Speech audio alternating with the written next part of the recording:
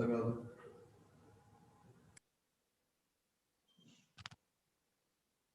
We are going live 3, 2, 1. We are going live 3, 2, 1. Here we go. We are live.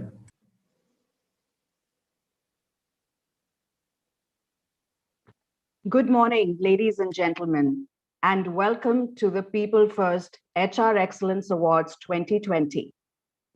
The People First HR Excellence Awards are the most coveted, sought after, and the longest running awards in the field of HR.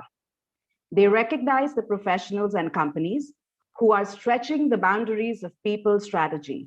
And today, albeit in a new and novel way, we celebrate the best. I am Nilakshi Mukherjee, and I will be your host for the awards for the rest of the day today. I would like to begin by welcoming Subbu Subramanian, Director, HR Excellence Awards, to say a few words and commence the proceedings. Over to you, Subbu. Thank you, Nilakshi. A very warm welcome to everybody and a good morning. It is indeed my privilege, honor, and pride to welcome all of you for another edition of the People First HR Excellence Awards. This is an event that we pride ourselves in ensuring that there is quality, there is discipline in what we do, and is something that we get a lot of feedback on the way it is conducted. So I'm going to be sharing a few slides to as I'm speaking about this.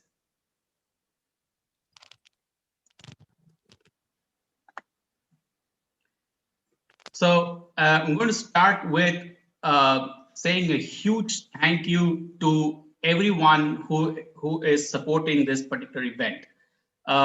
Thank you to all the people who believe in the awards.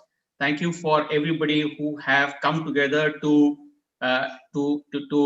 bring this all together at one place. Thank you to the faith and trust that you have shown to us to make this event a success year after year. This year, of course, we had the challenge. Obviously, as you're all aware, this event was planned for May, and we had already started off the proceedings or the planning for an in-person meeting or in-person event, and then COVID struck, and therefore we had decided to delay it a bit. Now, obviously, it didn't allow us to do this in person, while we always pride ourselves in doing it in person. But again, we had received so much of response. We had an overwhelming response even during the pandemic to be part of this, and therefore we decided to do this virtually. We thank all the participating companies. This is just a few of them who have managed to put over here. But every organization, thank you so much for taking the time. I know it took a lot of effort to pull together the nomination stories, and also once shortlisted, you had to make the presentations to the jury. So I know a lot of effort went by. I had gone through each of your presentations, and I thought that some of them were world class, and each one of you must be extremely proud about what you have achieved. A quick thank you to the jury members who spent 2 full days in evaluating all the presentations, especially the in-person presentations. And they were meticulous to make sure that they are looking at each one of them, and the constant engagement with the presenters made sure that the process was well covered. Just a glimpse of what really happened this year. So one of the things that we noticed is that greater than 50% of the nominations were revolving around managing and motivating talent. So the number of entries in those categories obviously were far higher than some of them, which also meant that during the pandemic, a whole lot of effort was made by a lot of companies in making sure the talent is managed, engaged, and also learning opportunities provided. So that was very heartwarming for us to observe. We of course received a whole lot of nominations from various industries and sectors. And so pretty much we are very clear that it has reached to almost every part of the industry. A word about all the winners. As I mentioned, the format of the awards is such that the nomination stories get validated by a preliminary jury first, and then a short list of the entries go in for the in-person presentation. Today, as we will call out the winners, please know that each one of you is already a winner. So the fact that you have made a presentation, which means the preliminary jury thought that your what you have done in your organization is good enough to be a winning entry. Now, obviously, the jury was looking through the presentations and seeing who among the presenters were relatively or slightly had an edge over the others. Otherwise, each one of you is a winner. And as I said, as I mentioned before, every entry had the right amount of quality and really substance in each of the initiatives that you have taken. I'm going to give you a quick overview of PeopleFirst, the background. PeopleFirst is one of the largest executive coaching leadership development firms in Southeast Asia.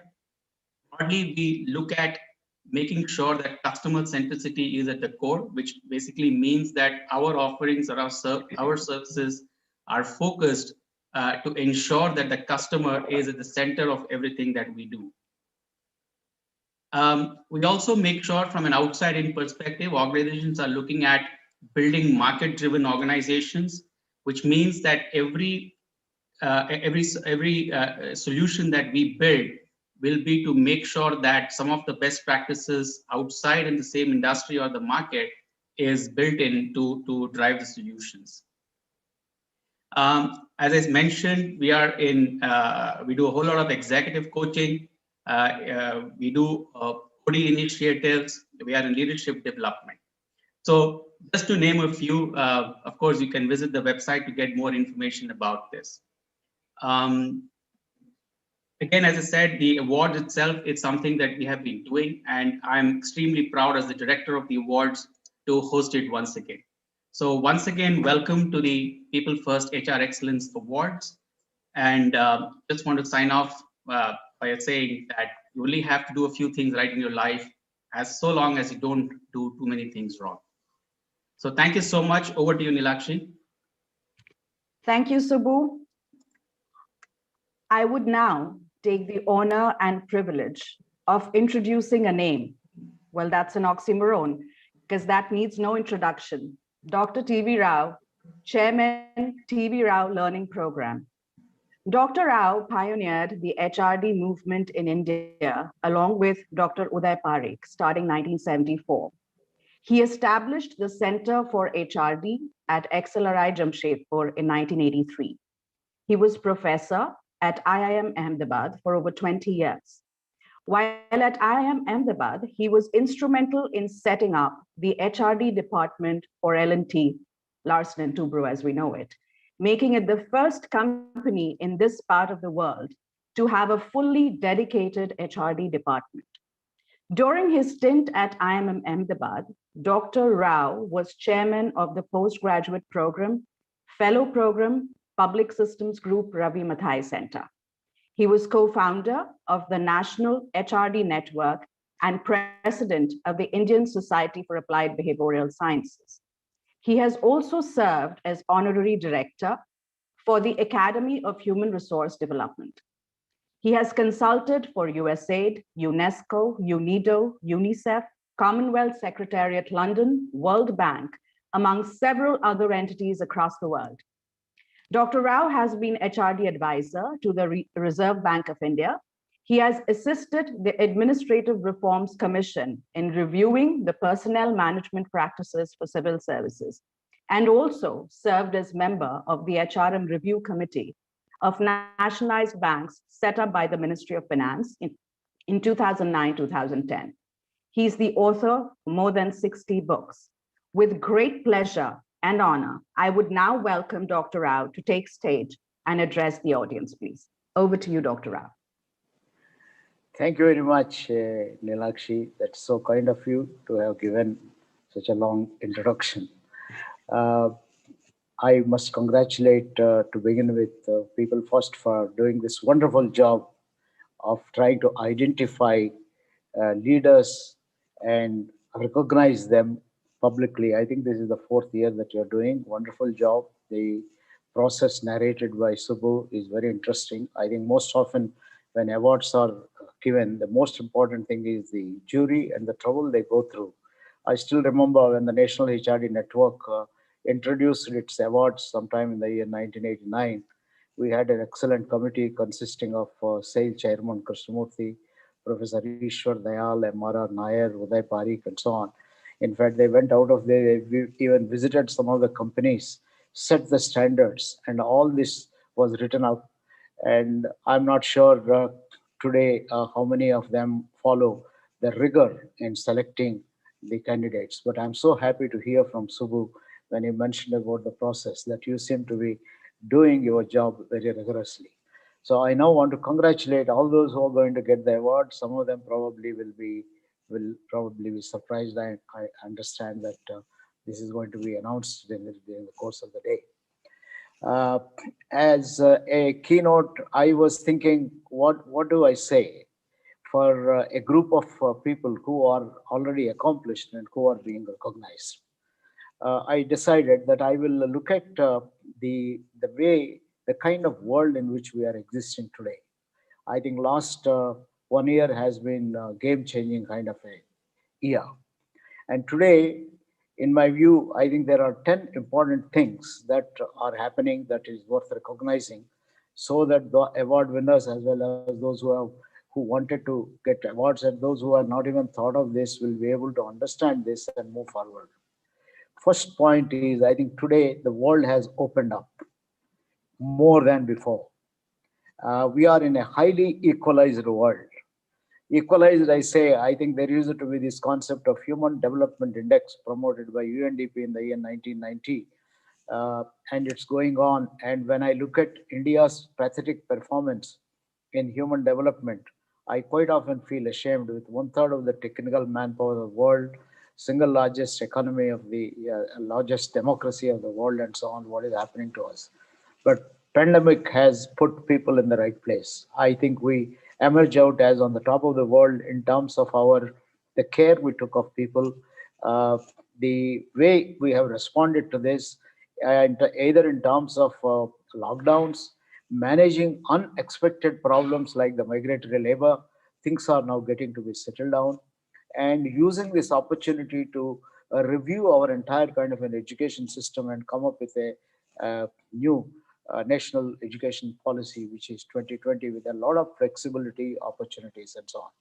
So today's world, the point number one is a more equalized world. Uh, in terms of, I think you can say, if you are susceptible to virus, I think everyone is susceptible to virus. If you have a need for self care, everyone, starting from the president of United States of America to the lowest country with small population, everyone has to wear a mask, everyone has to wash hands, everyone has to maintain a physical kind of a distance, and everyone has to care for themselves. This is a more equalized world, and you cannot flout the norms. If you flout the norms, it is your own kind of an audience. So we are existing in a lot more equalized world. Of course, we are talking of gender equality, we are talking of diversity, and all lot of things. I think all these are moving towards even more equalized world. Second point, we are today in a world where talent expression has gone up. I think the number of webinars, if you have witnessed in the last several months, and the number of leaders that have come up, I am amazed. I think any website you open or any award ceremony you go, you find that there are hundreds and hundreds who are expressing themselves as leaders. I think right today, you can see at least about a dozen webinars going on, and each one of them addressed by a large number of leaders. So I think with the world opening up, the availability of talent expression has gone up. So leaders are everywhere, innumerable websites, webinars, leaders and leaders. I'm so happy to say this.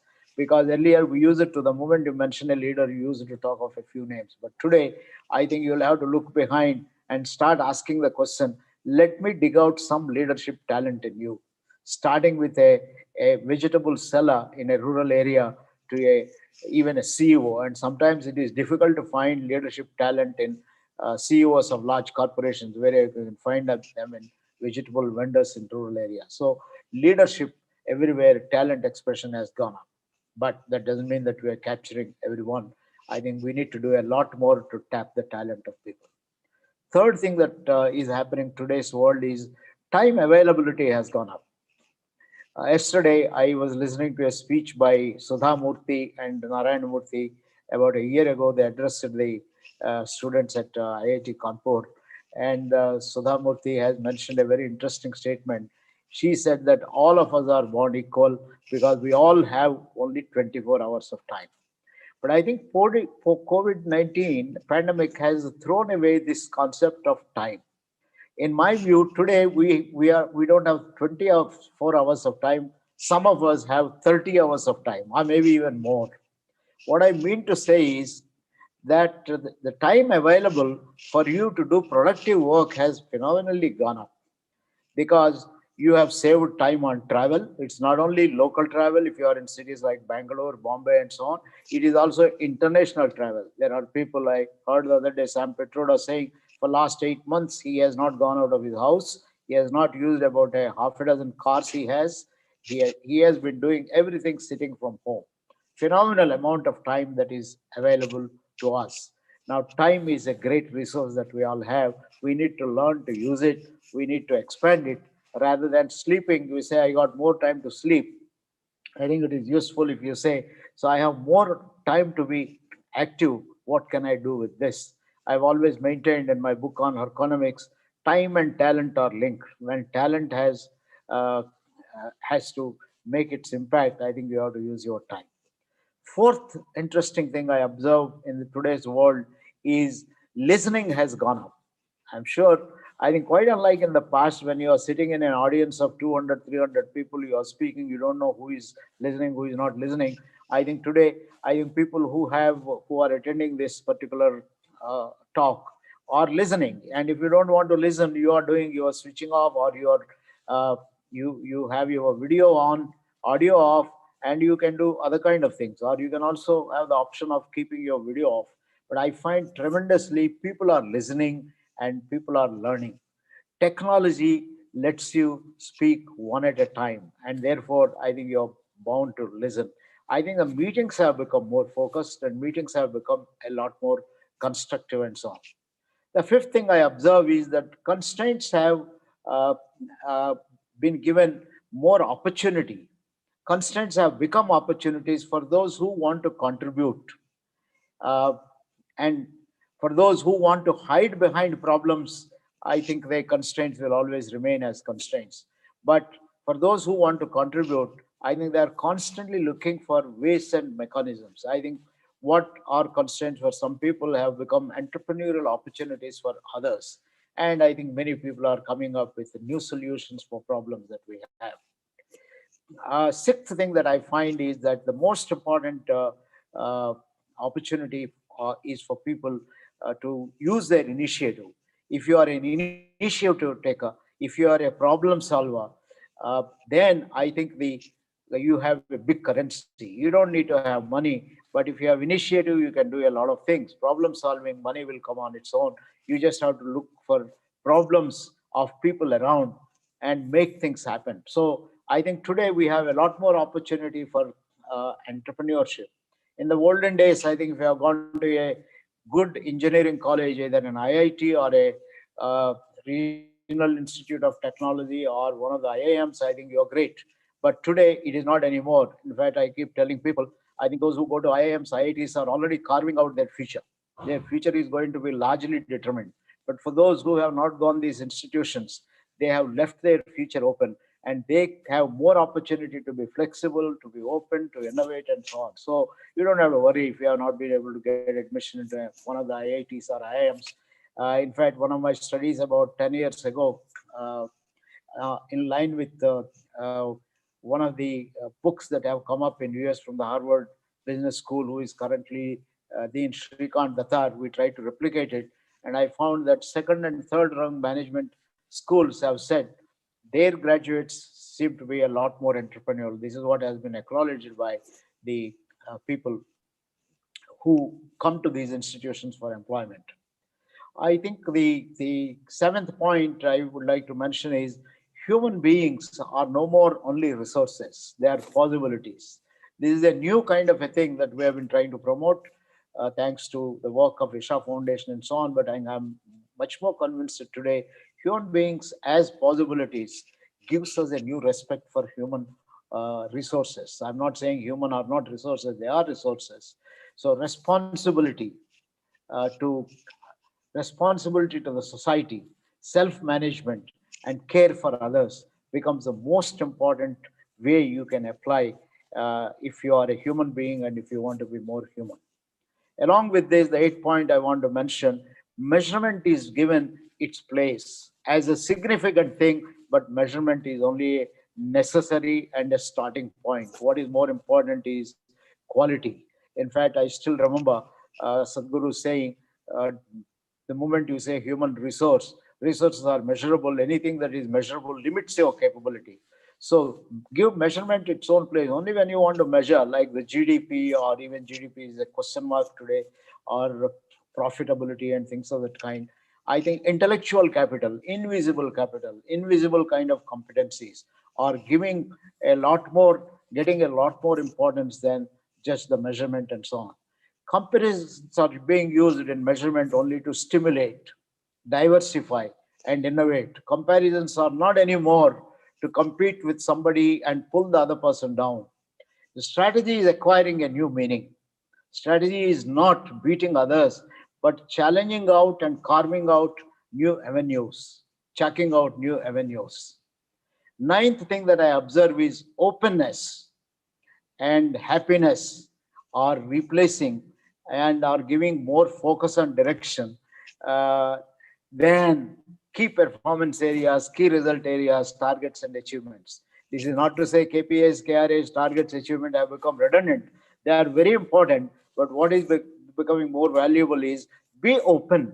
A person can have a lot more capability than achieving merely KRAs. KRAs could be limiting, KPIs could be limiting. If you believe in the person, I think have faith in the person and let the person do a lot more. Don't direct the person to such an extent that he or she has no opportunity to do things that he or she is capable of, and so on. So openness and happiness are replacing a lot more of KRAs, KPS, and so on. And the last point, 10th point, I can go on with a large number of points, but I wanted to limit myself to 10 points. The 10th point is a role of employees, CEOs, CXOs, and of course, largely to this community, CHROs and HR is changing.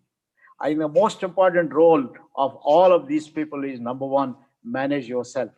You take care of yourself. If you are not going to live tomorrow, you cannot accomplish anything. So make sure that you survive a little longer. You use the 24 hours as 30 hours and make use of every point that you have. So first thing, I think today we are telling all CEOs, CXOs, CHROCs, please take care of yourself. And immediately after that, we are saying, in order to care, in order to build your future, take care of all those who matter to you. Be it your family, or be it the employer, be it your department, any one of them. I think they are the ones who, in sequence, you have to care for them. If you don't care for them, there will be nobody left for caring for you. And in the context, I think the HR role has changed. I have been saying to HR people, and this will be particular relevance to most of you who are getting uh, awarded today. And this is what I have been saying. HR in the past pretended to be employee champion, but really has become an employer champion because they had done what the top management wanted to do. Nothing wrong with it. I think we were in a survival period. That was a different period. But today we are changing. We are in a different period where we have to deal with 3 to 4 generations of people under the same roof. And a large number of them are going to be millennials. And millennials are born talented. a 5-year-old kid. I'm observing my own uh, grandson who is 5 year old, and just about a week ago, he happened to look at uh, my iPad, and for some reason he asked me to open it. When I opened it, he straight away just spotted some game. I don't play games, but I think he went to somehow he figured it out and started playing games, which I think neither uh, my son, who is a PhD in management, nor his father could explain, but he figured out the games, and immediately his finger movement was so wonderful. So you can see the kind of talent today we have to deal with. These are the people 10 years from now, 15 years from now, millennials who are extremely digitally savvy. And if you are backward, if you don't continuously learn, you're going to be left out. And you cannot be constraining them by saying that, look, this is the target you have, this is the career you have, you're meant to be only an IIT chap or an IT chap and things like that. I think the world is wide open. So I think today HR people will have to say that human resources is meant for all. You should first of all become an employee champion. First, you should be your own champion. You should manage yourself. You should exploit your talent. And most of the time, our talent is directed only by the textbooks we have read. I think we need to go beyond the textbooks, and you should become a thought leader. You should constantly think. I mean, textbooks are meant to stimulate you to think. They stop somewhere, and then you have to build on it, and you write your own kind of a textbook. So you are your own textbook. I think this is the most important thing. So you have to manage yourself. This is number one. And number two, you have to, therefore, you are a champion of your employees. Every employee is a leader in the making or already a leader. If you cannot recognize, and if you think employee is a person who is meant to achieve my targets, I think you're being too selfish and you are limiting your own company's capabilities. You'll have to come up with a totally different orientation. Then you certainly are an employer champion, because if the company is not there to uh, pay the bread and butter of the people who are employed, then they are not going to survive. So certainly you should help the company to balance the short-term goals, long-term goals, and take care of the human resources and so on. So then the third thing, you are also a champion of the stakeholders, other stakeholders. I think in the US, they always measure the efficiency of a company on the return on investment, particularly by the shareholders and so on. India, we have not, except I think uh, a few, I think yesterday, for example, I was listening to a talk where he said how many, I mean, Sensex goes up, everyone is happy, but how many people have really contributed to this? How many people are investing in shares? I think the world is large, thousands and thousands, millions of times larger than those who just invest in shares and be happy. So you have to care about the society also.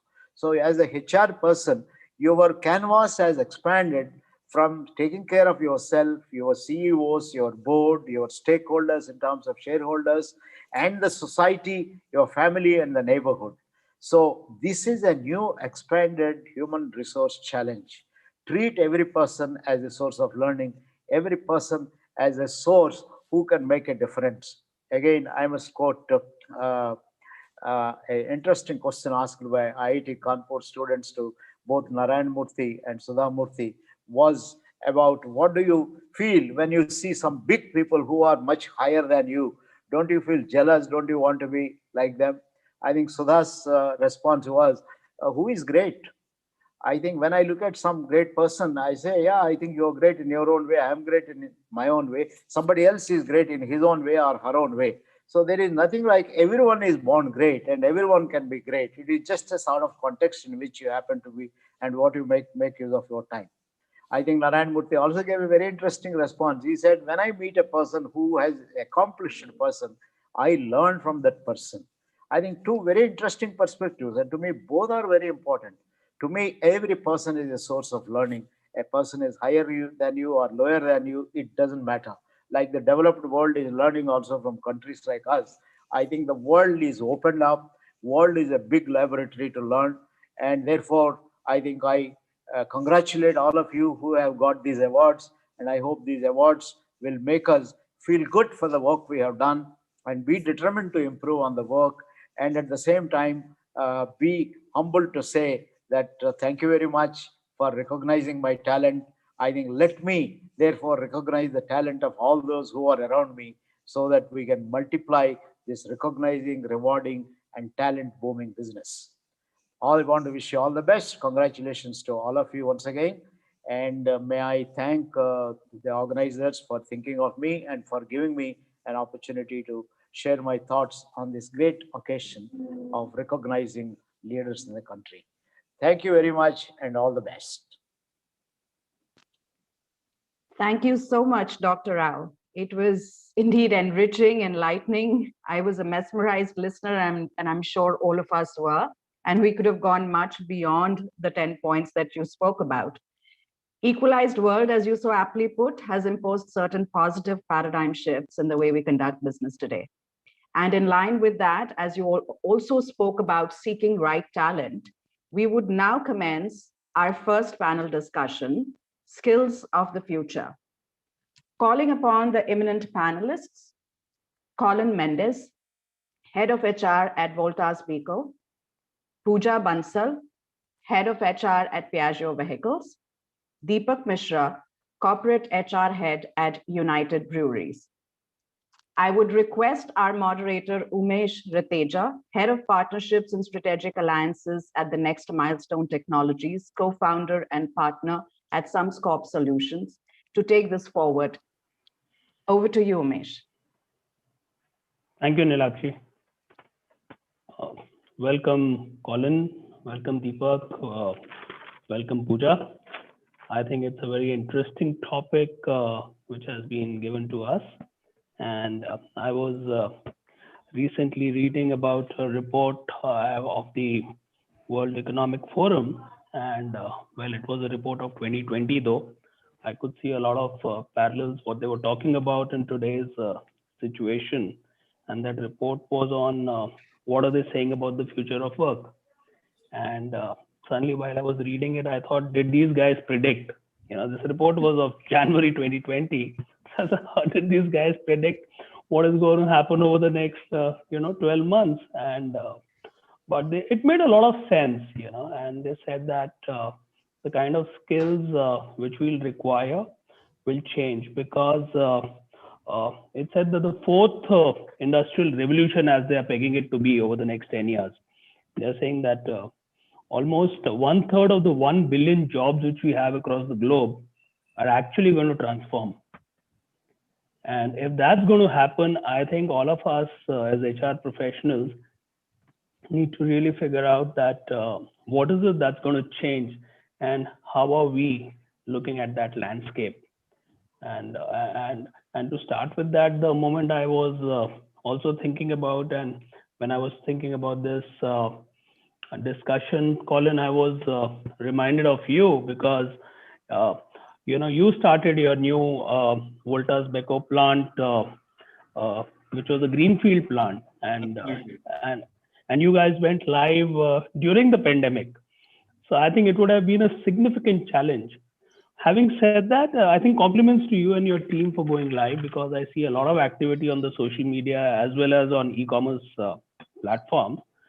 But tell me, the way things have changed over the last, 8 to 9 months, Colin, what are the kind of changes which you are bringing in from a skill point, and what do you anticipate, the changes to be, and hence what are the skills which over the next 12 to 18 months you're going to be requiring to effectively run your operations profitably? Absolutely, Umesh, and thank you so much. It's good to catch up with you once again. And firstly, I must say this is a great forum to, that you guys have brought together to ensure that there's such beautiful sharing that takes place. Let me jump in straight into your question. And yes, we had a brand new plant which we inaugurated last year on the 30th of January, a very high-profile inauguration that took place.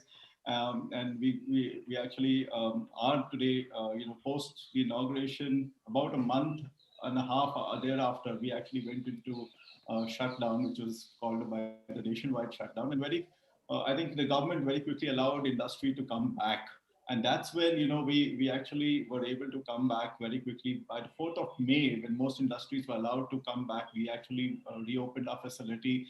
And by the 15th of May, I'll tell you, Umesh, we actually were able to get back the entire workforce we had before. And I think a lot has gone with effective planning that has taken place. A lot has gone into ensuring that we are in constant touch and dialogue and so on and so forth. In July, we actually commenced the second shift. So we actually ramped up in that sense. We went into the second shift, and in January, okay, I have commenced the third shift. So we one of the few companies in appliances that are actually running a 24-hour operation. Yeah, and today we're churning out close to around 2,500 refrigerators daily. So that's been the kind of scale that we have really effectively moved. And thankfully, so in a pandemic like this, we've actually managed to scale up to that extent. Coming to your specific question, Umesh, on skill, and what we actually needed to do in terms of building skill. Being a new setup, I think a lot had to do with acquiring the right skill, because that was very relevant. Yeah. So we put in a lot of instruments in place that were able to filter the right skill and get in the right skill that was relevant. Having brought in those skills, we actually sent some of them, early. Most of these skills were brought in from campus. We sent them for extensive training at Beko Thai, which is in Thailand, where they manufacture refrigerators, and we were able to bring in that skill into the country. And today, I'll be so happy to tell you that these youngsters, these bunch of diploma engineers, are actually managing lines and are actually become more people managers in that sense. So that's, I think, the biggest plus point that has taken. It has enabled them, it has brought them to that level that has enabled us to differentiate. Being a new factory, I think the important point that I wanted to also mention today, Umesh, is being a new factory, there have been a lot of teething issues. Yeah. And coupled with these teething issues, I think the ability to deal with ambiguity, I think is one important area that we had to be focused on once we reopened the facility. So how do people handle ambiguity is very, very important. How do people focus on flexibility and adaptability also was very key. And I think what we did is we introduced a very interesting program during the pandemic. I must tell you this because I think that's very important to mention.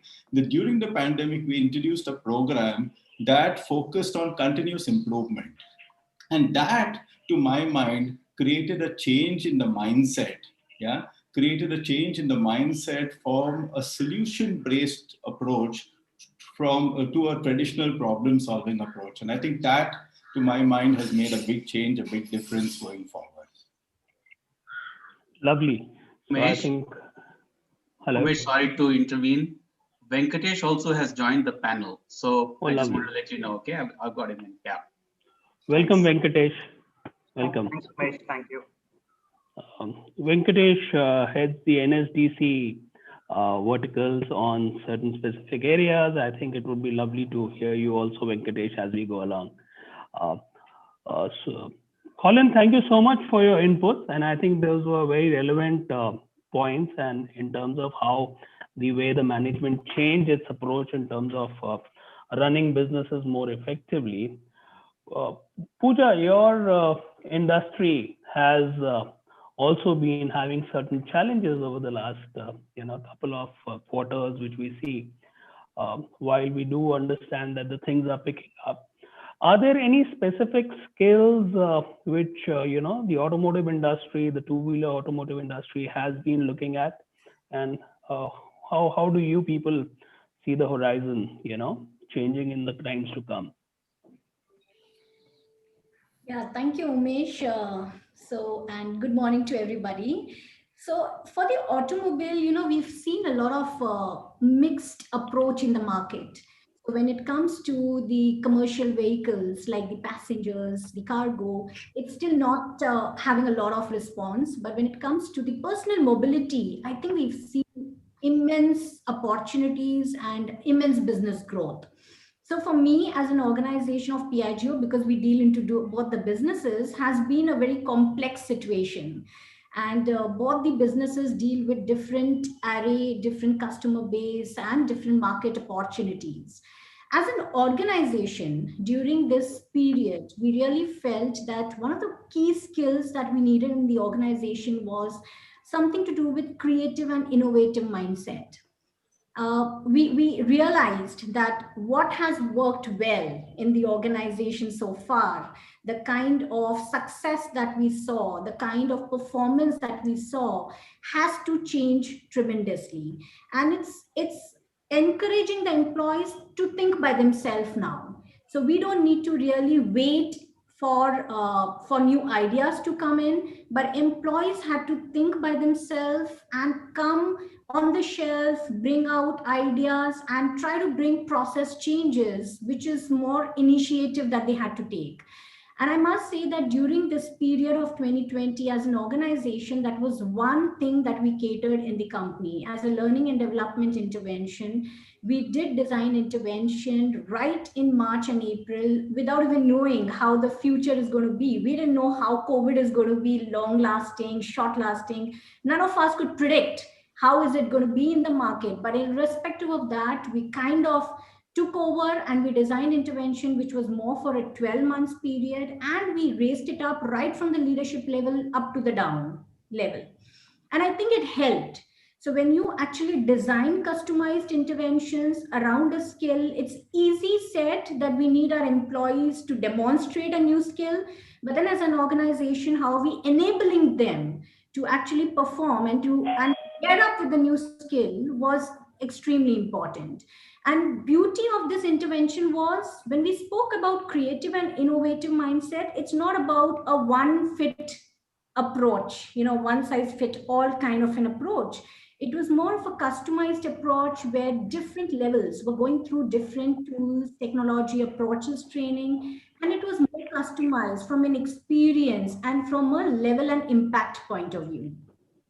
I think another thing that really was important in the organization, and especially I'm referring to the automobile, because we all know that how traditionally and how an automobile industry works and the kind of employees we have and the mindset we have, we really felt digital literacy took it over. Up to going to e-commerce, where we are now selling our vehicle online, which was not something that we saw prior to COVID. And in fact, 82% of work opportunities that we have in the market today, we know that most of them require some kind of the digital skill. And this was another skill that we actually revamped, and we ensured that our employees are geared up with the skill in the organization, which is digital literacy, depending upon the role that they perform and the kind of digital skill that could enable them to perform better. So that was the second skill that we think was extremely important at the moment. And last but not the least was the cognitive flexibility. We are all aware of the plethora of information that we have today available. But what's important is the employee's ability to actually question that plethora of information available and then make informed decisions. And important is being flexible in your cognitive ability.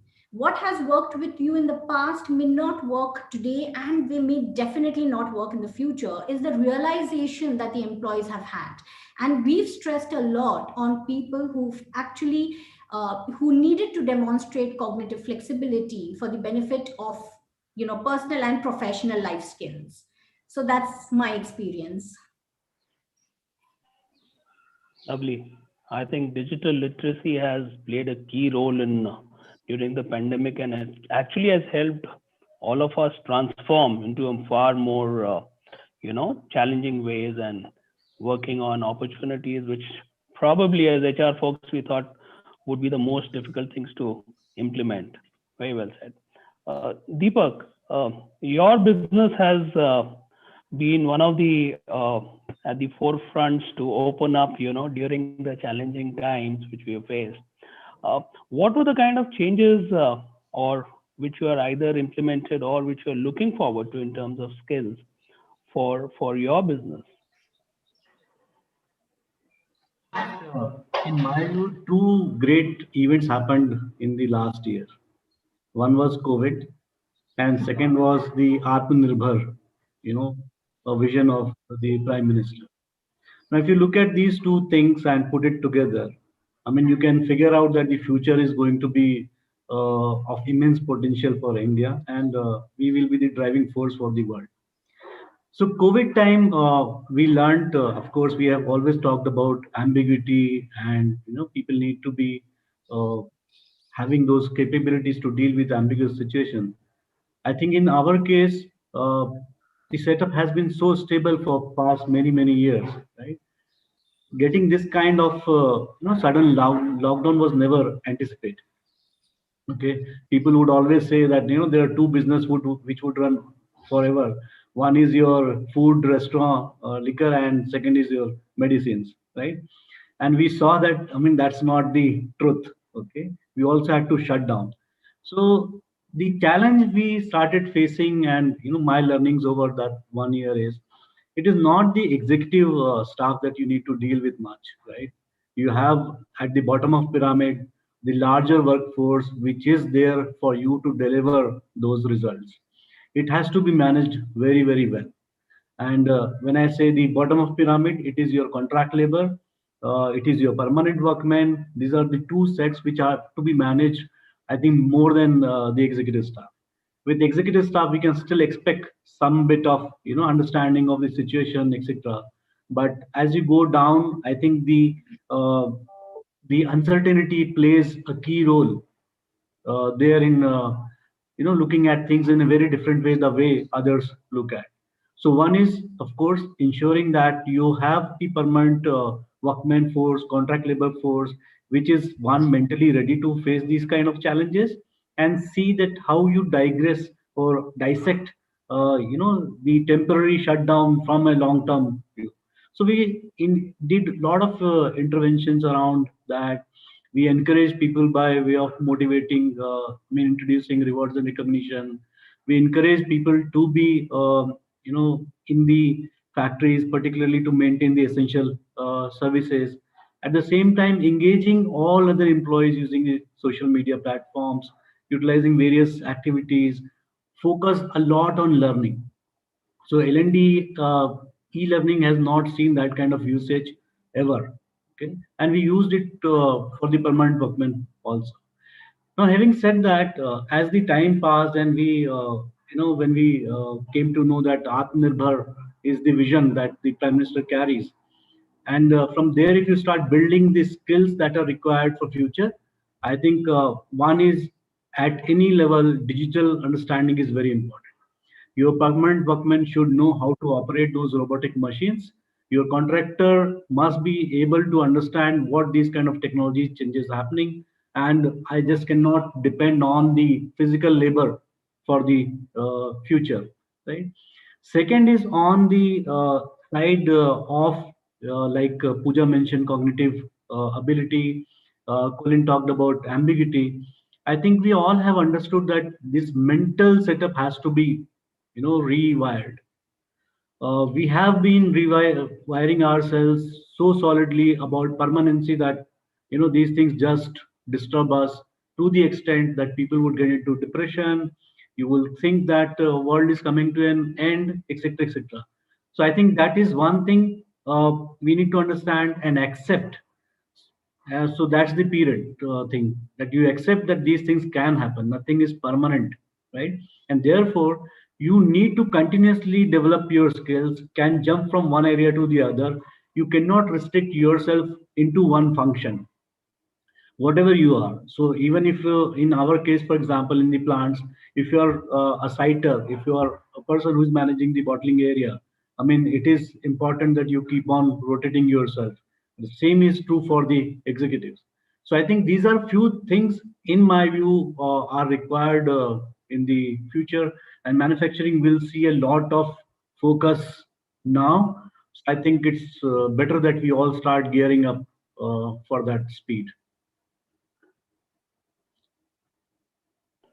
Very well said, Deepak. I think it's very important that while we lot of things have happened and a lot is said and done about the workforces, I think it's the bottom of the workforce which needs to be spoken about, because they are the true champions who actually sort of trailblazed entire thing.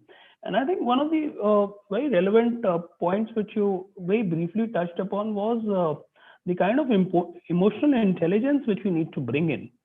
I think you did speak about the kind of burnout which people are going through and the kind of stress which people are actually going. I think one of the skills I personally feel is over the years which we'll need to build in is the emotional intelligence, because of digitization, because of automation, the kind of technology which is going to be used. I think there's going to be less and less human interaction, what is anticipated, and hence the need for emotional intelligence. Venkatesh, as per you, you probably see far more number of organizations as a part of your NSDC role, and what do you think, as per you, what would be the top 2 or 3 critical areas which organizations are today speaking about from some of the skills which are required? I think for us the situation at the Ministry of Skill Development and Entrepreneurship is very different, because we look at the skilling at the bottom of the pyramid, and that's a very critical ecosystem which is required. If I look into NSDC as an apex body in the skilling ecosystem, we have 3,400 job roles. So the challenge for us is much bigger and wider. To the level of even honeybee keeping is an job role. So there are people, there are lakhs of people who actually earn their income by this profession, which falls under the agri sector. So just to give you a perspective to all of you, the way we work at the Ministry of Skill Development and Entrepreneurship, we have 37 sector skill councils. And each sector skill council is led by very eminent personalities. For example, the healthcare sector skill council is led by Dr. Naresh Trihan, the founder of Medanta, or an Satish Reddy, who leads the pharma kind of an sector skill council. So, all the, if I take up a sector skill council like healthcare, you have Dr. Naresh Trihan, and then of course you have the Fortis, Max, and Apollos, and Just Lobes, and all of the relevant, CXOs onto that. And every month, these sector skill councils meet up in terms of defining the demand and the supply gaps. What roles are getting created? What roles are getting obsolete? Because their roles getting obsolete also with the technology and interventions and disruptions. So, and all these sector skill councils actually throw up a dashboard. And in fact, at an NSDC, I lead various functions. One of the functions I lead is I'm actually nominated director for 5 sector skill councils from the government side. I sit on the media entertainment, I sit on sports, I sit on the logistics. So in each of the sector skill councils, we actually look into the supply demand gaps, and these gaps across various cities, various states, and how do we refill those numbers? How do we skill people? And new areas which are getting created. For example, there's a lot of work happening in the EV space, electric vehicle mobility space. The way the transportation in India is going to have a drastic shift in the next 5 years. And everything would be moving towards the electric space. A lot of things will change. Some industries gear up to that change, some industries are left back. And there's no surety that the leading automobile players may be able to make the shift. Like Kodak, which started with an camera, today doesn't get anything out of that, right? It's completely thrown out of the system, and it's not a small company in one country; it's a global company. So the threat remains equivalent and equally placed across all. In fact, I see in the electric vehicle mobility space, a lot of emerging startups are doing fantastic work, right? So it's a time to for the large manufacturers, whether they are heavy vehicles or whether they are 2-wheelers or 3-wheelers or 4-wheelers, to gear up to that change and drastically shift, because competition is so intense and disruptions happen so fast that some of these organizations, unless they reskill and upskill their employees, they will not be able to sustain the competition. So and that actually happens at the sectorial level for us. So each of the sector level, the 37 sector skill councils, whether it is BFSI, retail, manufacturing, healthcare, agri, green jobs, they actually conduct these board meets every now and then, every quarter, every month, and they throw up a dashboard to the PMO's office in terms of how the overall structure is looking like and where the interventions are needed. So NSDC comes into the play in terms of creating those new job roles, building those qualification packs, building content and curriculum around those, certifying those, and then quickly aligning with our partners. So if you look into NSDC and the scale at which the Ministry of Skill Development and Entrepreneurship operates, we have the Pradhan Mantri Kaushal Kendras, which are called the PM's Centers of Excellence, spread in every district. Out of 855 districts, we have coverage in 800 of them, and in the rest of them, we have our large ecosystem of 20,000 plus training centers. So from a Ladakh to a Meghalaya to an Kerala or to an even Andaman and areas like these, we have our training centers and presence like an Indian postal office. And I don't think that kind of a scale anybody can match up to, because the reach is very, very important, especially in the COVID times. We have used leverage technology, and for us, operating with these so many centers across every district in physical lockdowns was the toughest thing. So one of the things that I also lead at NSDC, because it's just been in 1.5 years, I moved into NSDC. Before this, I was heading one of the country operations for Deloitte, and before that, I was the Microsoft Innovation Center head for Southeast Asia. So one of the things which I leveraged in the last 8-9 months between March to December or January, and I'm still leveraging, is the beautiful collaboration we brought between various entities and organizations and stitched them together. So between March and December, I think the most uncertain times, in fact, we operated with a lot of certainty in certain areas. The certainty was actually establishing technology partnerships, establishing people from these organizations come together, collaborate, create task forces, and we pulled off 34 partnerships, which doesn't happen even otherwise. So those 34 partnerships are with who's and who's of the world. When Satya Nadella has announced the global skilling program from Seattle, India was the first country, and NSDC was the first organization to partner with them to skill 1 lakh people, global youth, on digital skills. And then we extended further to 1 lakh people on women, especially at the bottom of the pyramid, creating a diversity and inclusion program. Similarly, we brought Amazon, at an India level, and we felt, when COVID was actually, really in the initial stages between March and April and May, and numbers were shooting up, creating digital awareness about COVID was very, very important. What does social distancing mean in multiple languages? What does it mean? What does it mean to be safe? How to use your masks? What are the various ways to use? And demystifying the myths around Corona. Very, very important situations. There we leveraged the strength of Amazon. Amazon today has coverage across many cities, many towns, and we felt partnering with them, giving it a vernacular touch, not just English and Hindi. India is a land of many languages. How can we bring that benefit so that we can create awareness using our Pradhan Mantri Kendras, the scale we had, and the technology and the digital aspects Amazon had. We together partnered and created a fantastic outreach program, which was appreciated by many in the ministry and also organizations. So I think in uncertain times we need to look out for situations, and rather than just running and worrying about it, there are opportunities to leverage. Similarly, Britannia has a fantastic reach in India as a company. It's a more than 100-year-old. I'm sorry to interject. I think it's a lovely detailed input which you're sharing. But what would be the top 3, sort of skills which you have sort of seen that organizations are going forward to?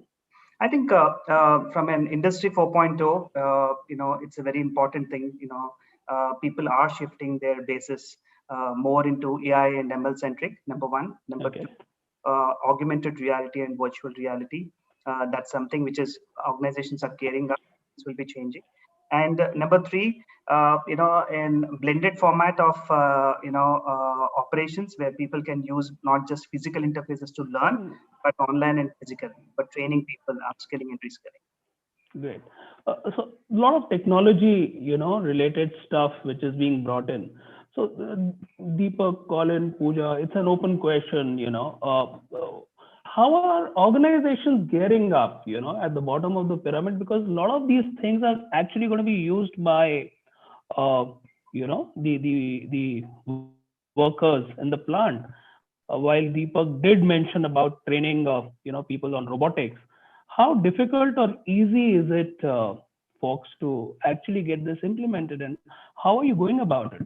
A little brief about it would really help our listeners who probably may not be from the core industry backgrounds to really understand how the core industries are really making this happen on the ground.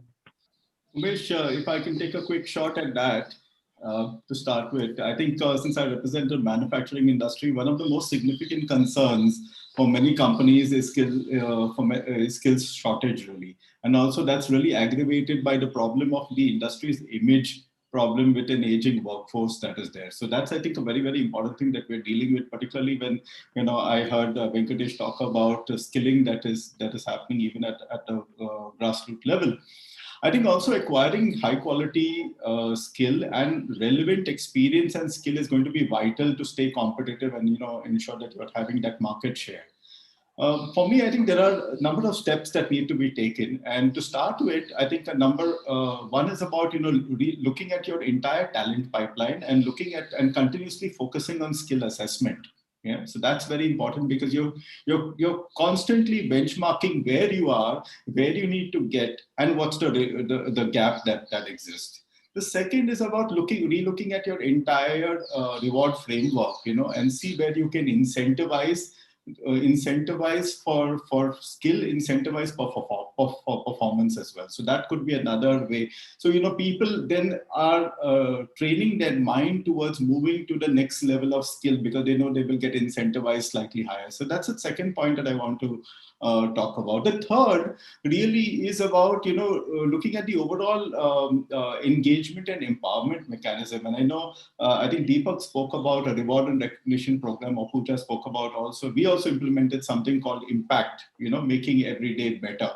Now, looking at that, so that will actually ensure that people have a voice. Every person on the shop floor has a voice of his own.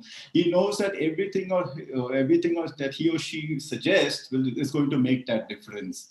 The third thing is about using a lot of data analytics. I know Pooja spoke about data literacy, using a lot of data to actually use and predict and actually convert that in terms of information that can be used for the long haul.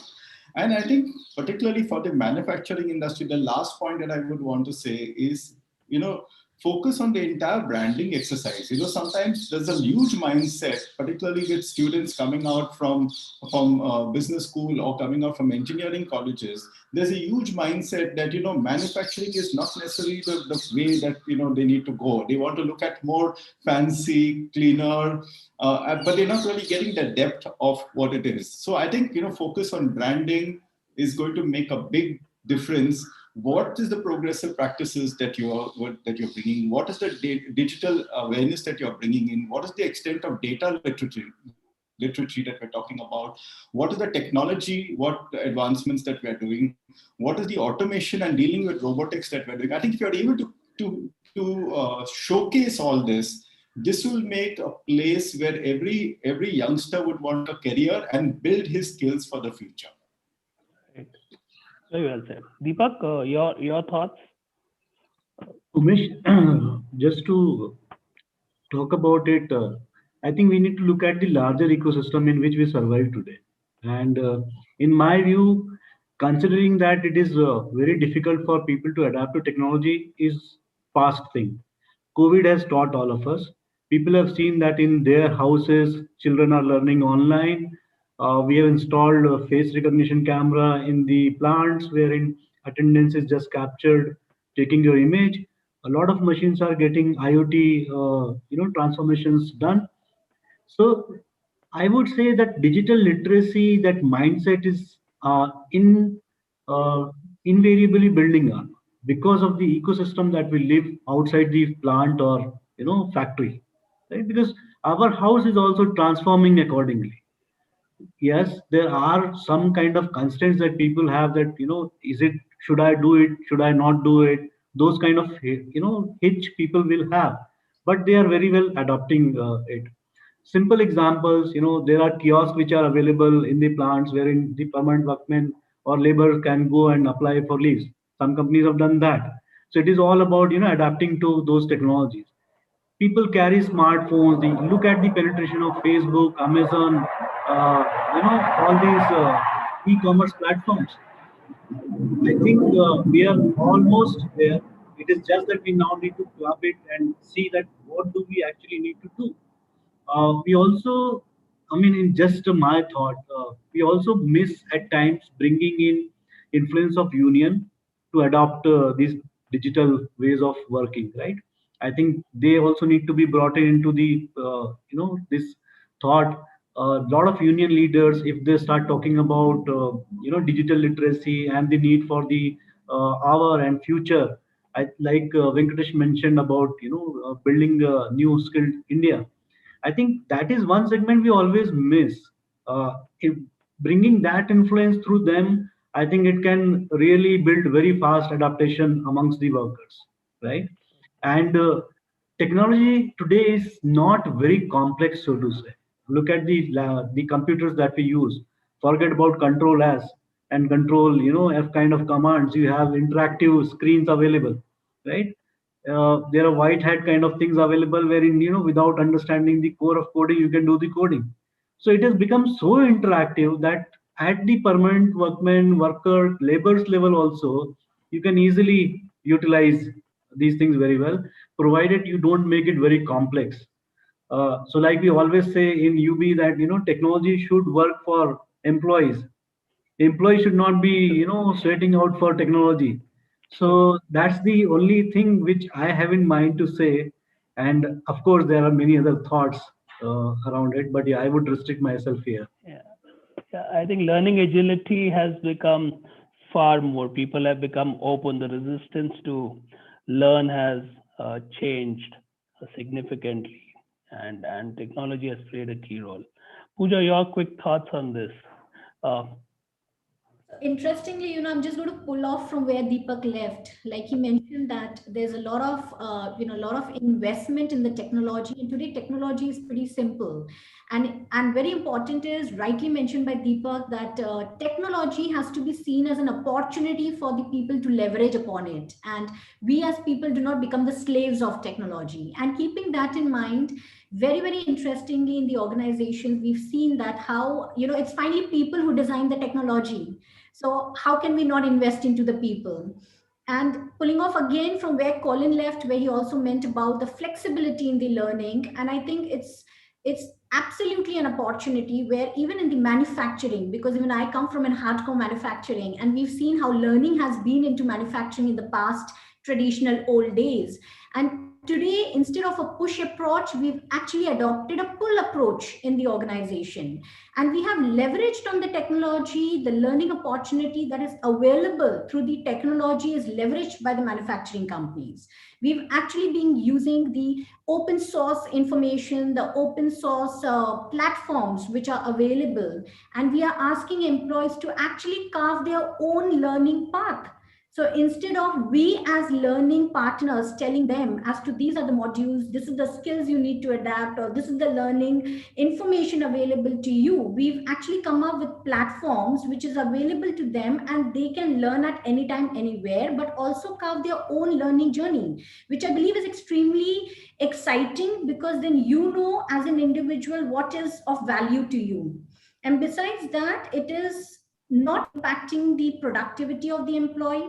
It is not really taking away the time from their important roles responsibility. So keeping the entire work framework in mind, your learning keeps going. Another thing that we do propagate a lot is today we are into a situation where we have to move from know it all to learn it all.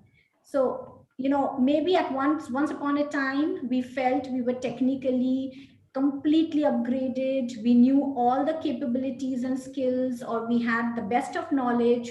But I think this is the time where each one of us has to move from an area from know it all to learn it all, and be absolutely open and adaptable to the new learning opportunities and information that is available. So that's my take on it.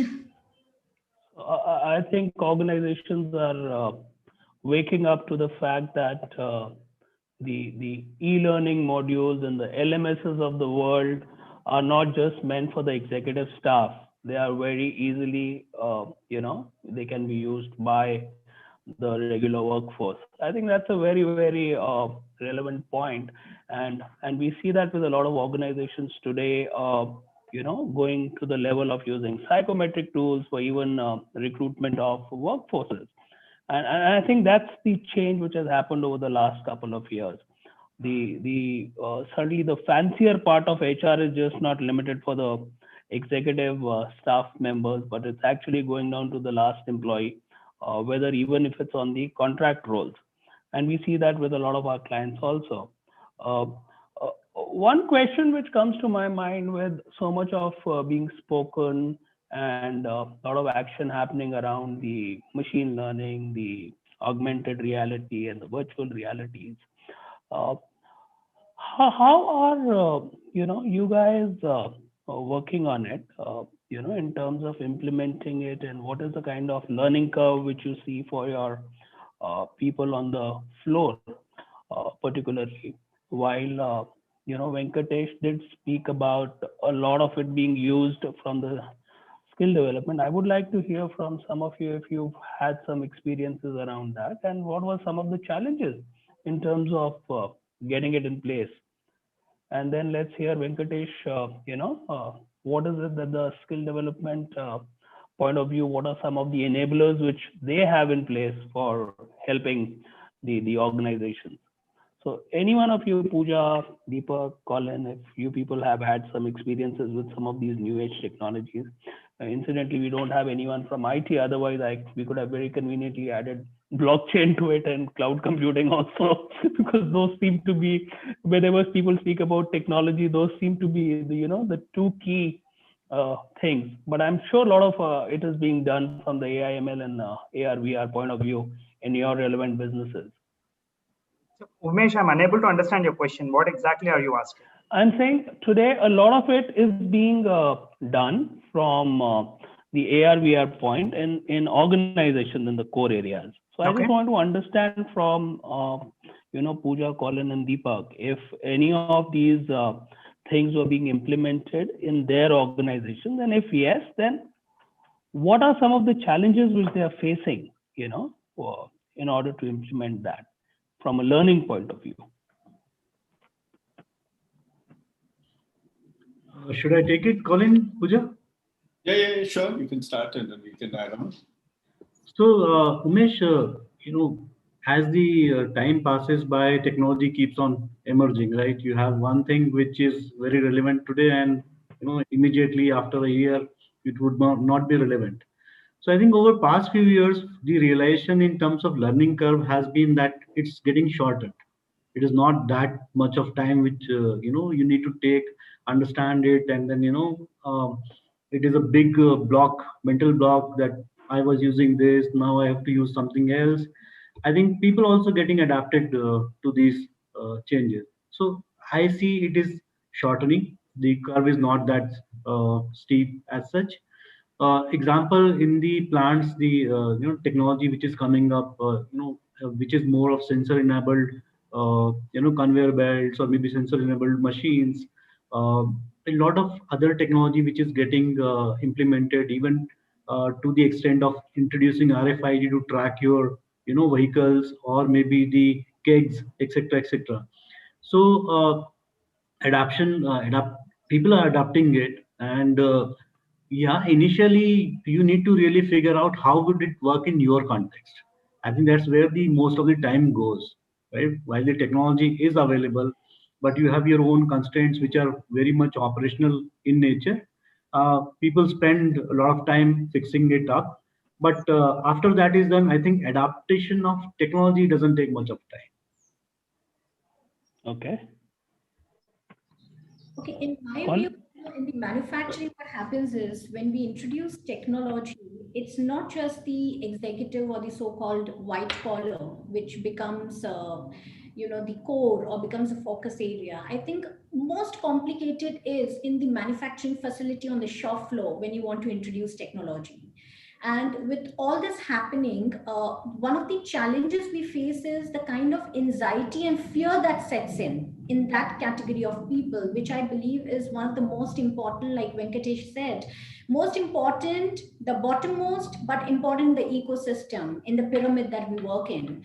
And before we introduce the kind of anxiety and fear they have, the kind of communication, collaboration, the conviction that we need to develop in them that this technology is not going to take away the jobs or is not going to make your life difficult, but this technology is going to be introduced to make things easier, to kind of reduce the complexities, or to reduce the non-value added time that you were spending. And we spend a lot of time there. Before we introduce something on the shop floor, a lot of time goes in negotiating, collaborating, creating conviction in the union, and then trying to drive it to the, to the rest of the people. Because when we work on the blue collar workforce, it's very complex. You have multiple category of people. You have people that are under government scheme, then you have people which we call as permanent blue collar, we have people from the agent workforce, which is now increasing, and the need of the organization, and then you have people which are more temporary, and you have a fluid workforce, I would say. When you have this kind of fluid workforce and they come from an arena where they are not fully exposed to how technology is going to be useful, is very, very challenging. And we cannot afford to have this kind of anxiety, fear, because that could disrupt the entire process of production in the work, in the shop floor. So I think that category of people becomes a focus whenever we talk about technology being introduced in the manufacturing companies. Okay. Well said. Absolutely. So if I can just quickly add a few points, I think Pooja's more Piaggio is more complicated in that sense in comparison with mine, because we're a fairly new company and so therefore a lesser aged workforce. But I think if you ask me, the youngsters that we have, and today the average age in our entire company is around at the factory is around 26, 27, so which is fairly good in today's situation. But I think the generation's ability to want to learn technology, want to understand technology has been phenomenal, and I think that's really gotten accelerated in this period of time. And similarly, even we have multiple categories of workforce. You have people under who are trainees, you have contract employees, you have people who hired from campus and so on and so forth, to graduate engineers, diploma engineers, and so on and so forth.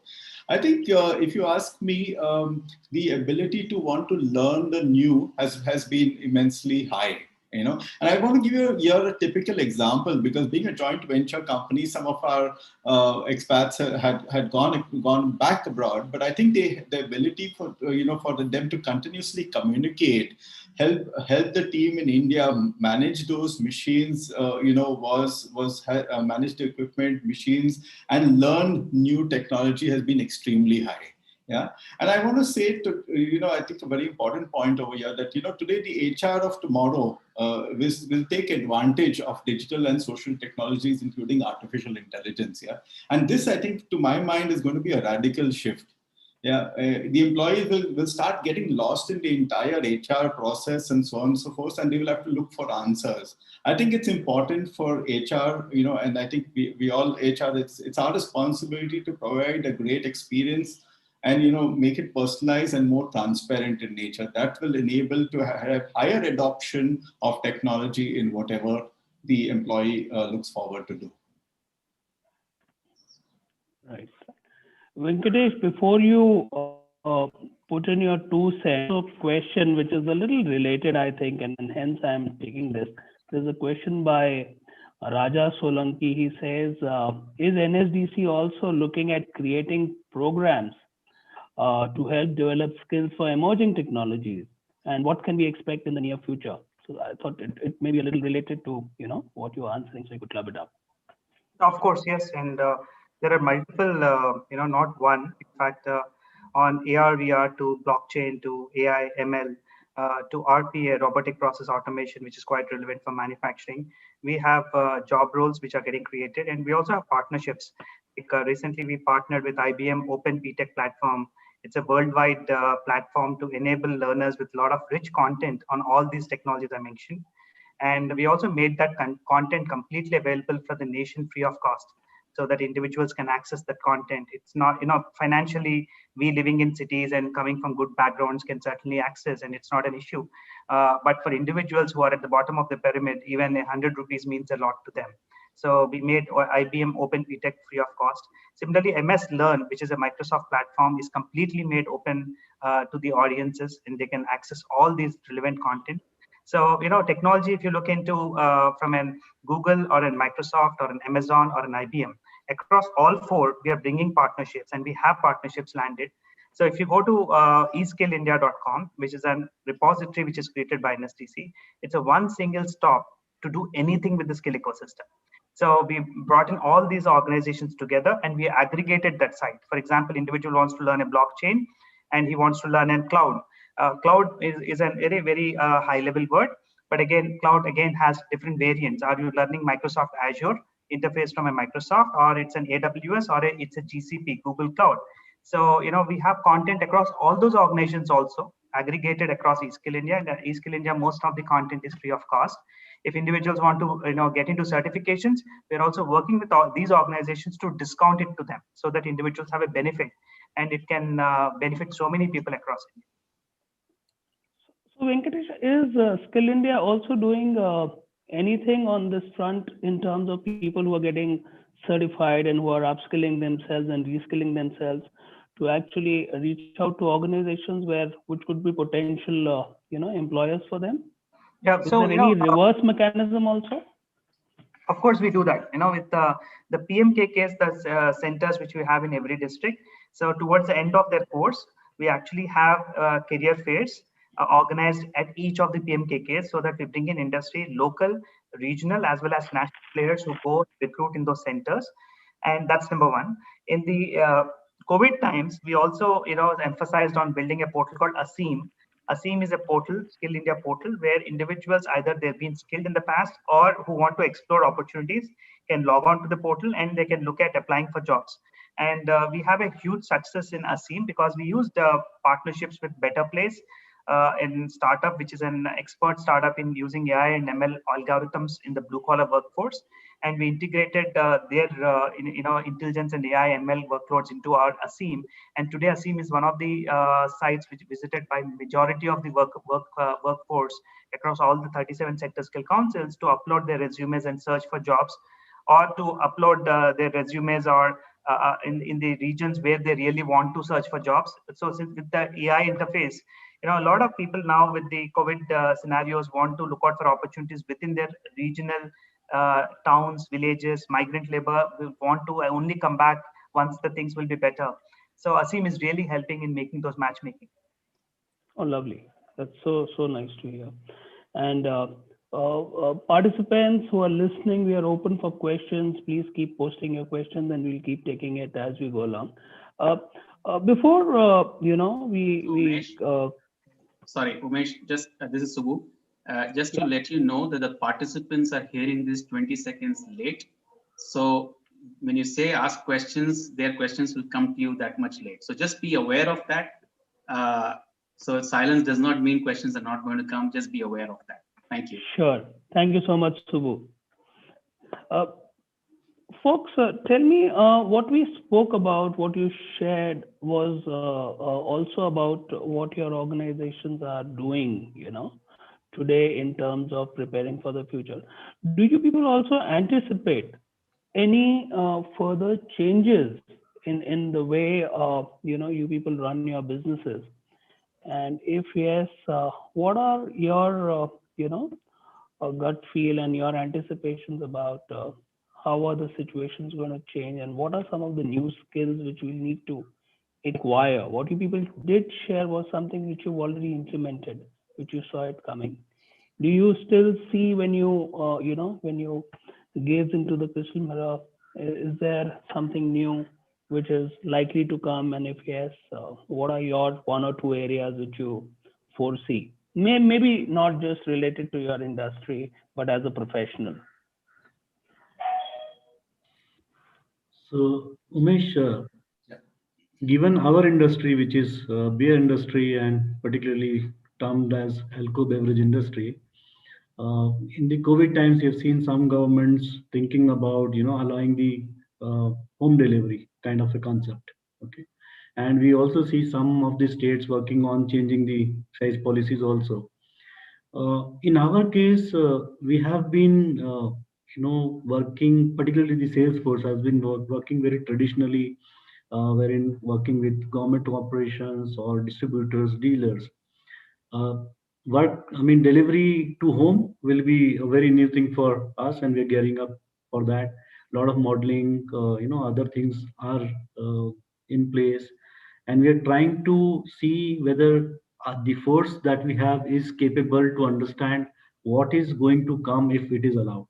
Okay, how much change can it bring into the business and the universe that we can cater to? Today, the outlet universe is limited to 85,000 outlets in the country. Okay, uh, and suddenly, if you open up or in all these states the home delivery, I think it will have a very different requirement for us to look at the entire distribution mechanism, and therefore the skills required in our sector particularly for that will be maybe we need to go and adopted from the existing e-commerce company. So that's one change which we think may happen if governments go aggressive on that particular side.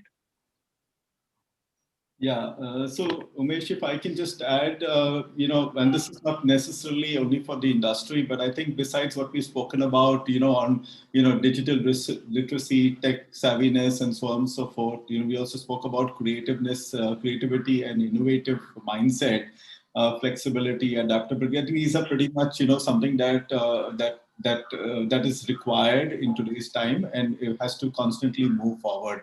But I would just want to emphasize on one point, and I think this will really underline everything that we do, is the love for learning. Yeah. And I think every individual today living should actually be a lifelong learner. Yeah. And this is one of the attributes that are not only emerging, but I think is going to be a continuous, which is going to be required on a more continuous level. It's important to also have people to start focusing on reorienting themselves in today's current scenario. So this will bring in a mindset change in everything that people really want to do. It will enhance creativity, it will enhance analytical and critical level of thinking. It will focus on decision making, judgmentation, and so on and so forth. Communication skills. I think it opens a Pandora box of various opportunities that are available. So I think, to my mind, the love for learning and everyone to be a lifelong learner is going to be most critical going forward. I think if I can add on, because there are a lot of HR folks and heads of HR, the way I look into, the next 5 years would be way different than what it has been the last 5 years. If you pick up any of the World Economic Forum, because I'm also part of the World Economic Forum Skill Accelerator, we're connecting with various countries and looking at the workforce development overall. In the next 5 years, belong to the gig economy. Individuals would be doing multiple jobs, maybe including you and me also. So working for one company, for a long time and stuck between that 9 to 5 kind of a thing will change. And COVID has actually accelerated the space much when compared with the the non-COVID scenario. So individuals in the coming time, maybe each of us also would flexibly operate for different companies, of course not with conflicting scenarios between those companies. And the Gen Z and the millennials are already doing it in a freelancer ecosystem. So the traditional HR and working for one company, rules and regulations, bonding, and then getting out of the company and then pay some lump sum amounts, which is done in IT sectors for individuals who are graduate engineers and all, with the bond system of 2-3 years. All of this is going to vanish. I think if you look back into the history, the industrial eras and all, to 1980s and 90s, where people really wanted to build something for themselves and they want to stick with one company for 30-40 years, my grandparents or parents and stuff like that, to individuals sticking on to company for 3-4 years and moving on, slowly will come into a very flexible model, wherein individuals will choose what they want, and they don't want to be stuck in an office from 9 to 5, and they want to be more productive. That doesn't mean they're not productive, and that brings in the responsibility of HR to create flexible models of working for individuals rather than time-bound attendance system. I think if you don't do it, the economy would not be excited, and of course the HR models have to change, because the ecosystem which is developing, the Gen Z, the millennials, and all are used to this kind of a model. And if you look into the gaming industries, Right. if you look into the tech industries, or if you look into any of the emerging industries, they are actually gearing up to that mode. For example, like organizations like Microsoft, Google, LinkedIn, they already are announcing saying that you can operate from home, post COVID, and it's not necessary for you to come to office. Tech Mahindra, TCS are thinking like that. Eventually, that will come to other sectors. Maybe tech would be the leader in this, Right. and eventually others will take up. I think HR has a But bigger role to understand. But Venkatesh, is NSDC doing anything on the behavioral front while you have 3,000 plus, job roles for which you're working? Because what we hear today is while there's a lot of changes happening in the tech area, there's a lot of expectation which a lot of folks have, industry has from a behavioral point of view. So is NSDC So working on those?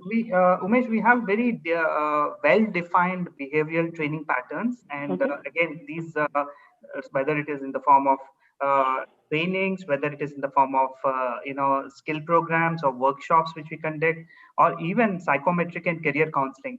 Especially at the bottom of the pyramid, career counseling becomes extremely important.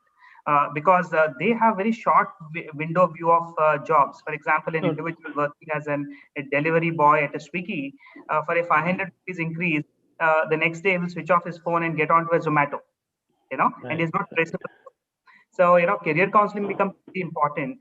And we work with multiple non-profits and NGOs and career counseling organizations at an offline mode very actively, because most of them don't get onto the online modes. But in the online mode, we have very well defined. In fact, we are working with Vadhwani Foundation, and we defined a course module called Triple E, English, Employability, and Entrepreneurship.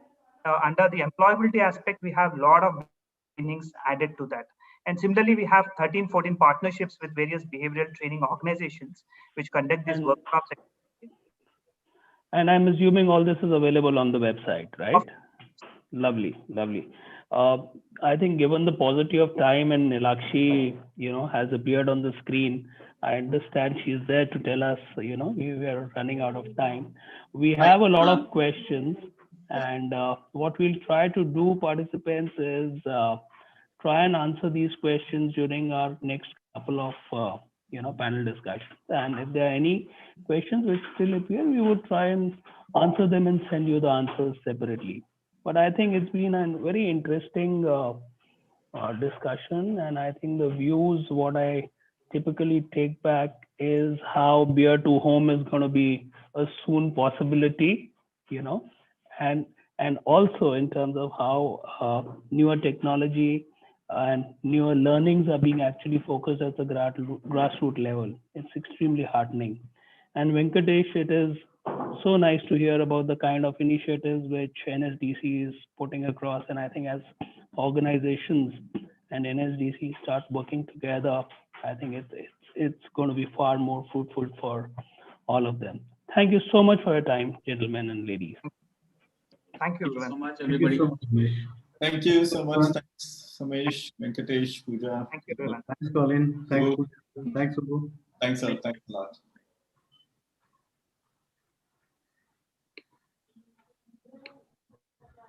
Nilakshi, your Over. speak mute. Thanks, Subbu, for pointing that out. I would like to thank Umesh for summarizing the discussion so well and putting it to perspective for the larger audience. And of course, we would be expecting those answers as and when we go through the day. Appreciate the very valuable inputs from the rest of our esteemed panelists and the informative and enriching discussion. Building skills across levels with technology as a key enabler, while being cognizant of EQ in these dynamic times, for sure is a reckoning that we will all need to rise up to. So thank you, ladies and gentlemen. We would now step into the first segment of awards. And I would first like to introduce the award that is close to all our hearts in recent times, and I think would continue to do so.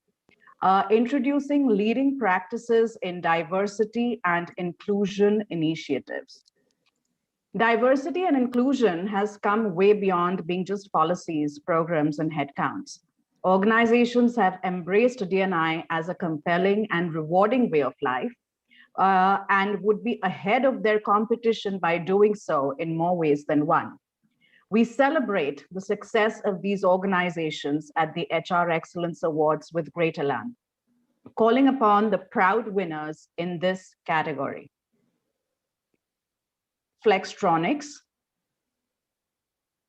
StarTech,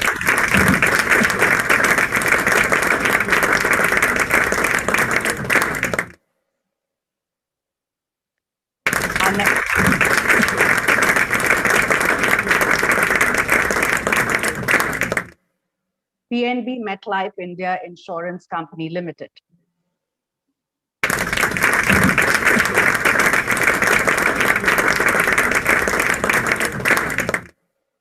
The organization which has steered a little ahead in championing the cause is Ericsson MOAI.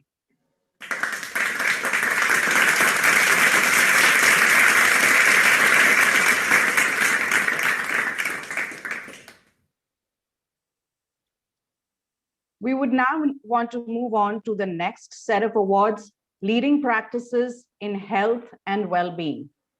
Health and well-being of employees is more pertinent than ever before in the recent times. Companies are struggling to create an impact in this space to be able to boost and in some ways regain employee confidence. The organizations which have done the same impactfully and are the proud winners in this category are Upside LMS,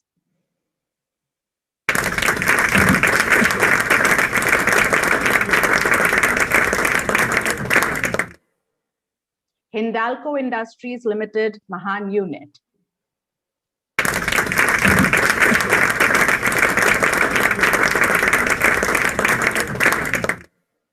Lalitpur Power Generation Company Limited,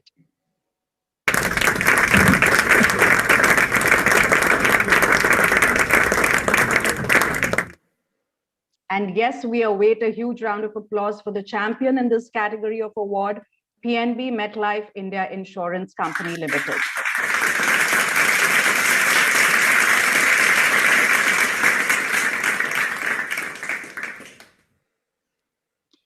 In recent times, this category has taken more precedence than ever, leading practices in employee engagement. A motivated and committed workforce is an asset to any organization, and employee engagement practices act as enablers towards the same. Calling upon the winners in this coveted category, Grant Thornton,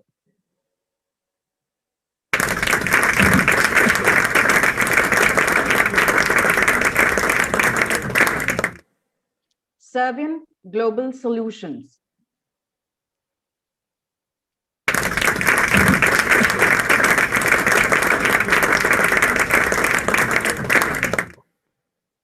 Prodair Air Products,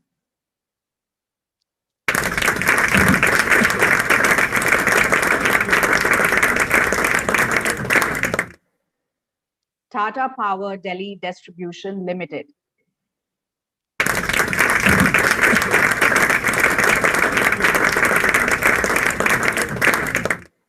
and with great excitement, I would want to announce the champion in leading practices in employee engagement, Piaggio Vehicles.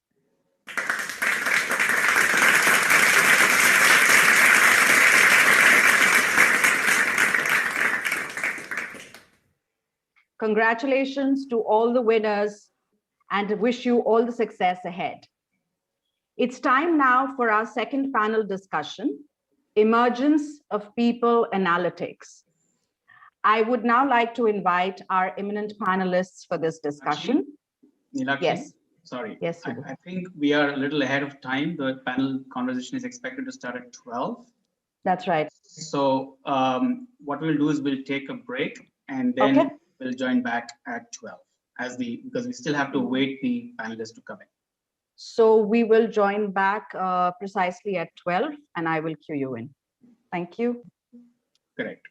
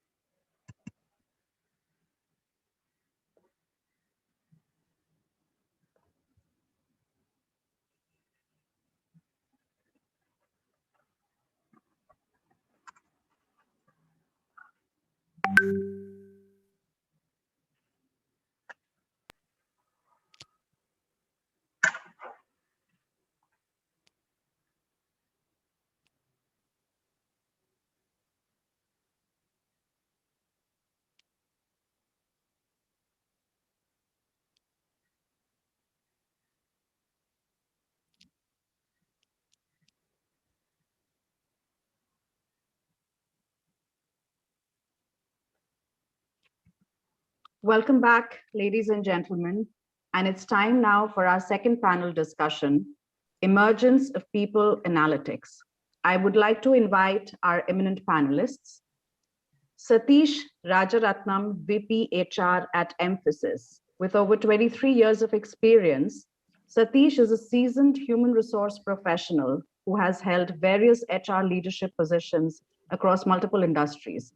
Satish has continually been at the helm of strategic resourcing, organization change management, HR business consulting, and agile transformation, as well as leadership and talent management. Welcome, Satish. Our next panelist, Shaurya Chakravarti, CHRO at Quality Kiosk Technologies. A senior HR leader with over 25 years of experience, Shaurya has successfully led strategic HR initiatives in various organizations. A senior HR leader and practitioner, we would give a warm-hearted welcome to Shaurya Chakravarti to be in this panel discussion. Our next panelist, Kashish Kapoor, Head of HR at NEC Technologies. A human resource professional with over 24 years of experiences, Kashish specializes in diversity, employee engagement and retention, corporate social responsibility practices, compliance and ethics, learning and development is close to her heart, and all areas of generalist HR. We would like to extend a warm welcome to Kashish Kapoor. Sandeep Seth, co-founder and CEO at Data Science Technologies. Sandeep comes with 24 years of experience and since last 5 years as an entrepreneur, building and selling AI-enabled products for driving effectiveness in sales and marketing processes for SMEs, building AI curricula for premier academic institutes. Again, a stalwart in his own space. We welcome Sandeep Seth. I would also want to invite the moderator, Jagmohan Bhavar, CEO at Talgrow Division of Next Mile Technologies. Jagmohan has been pioneering various HR initiatives and is the coordinator and founder of Human Resource at PeopleFirst, Southeast Asia's first master coach, author of books on Google, Microsoft. We would extend a hearty welcome to Jagmohan to moderate this session for us.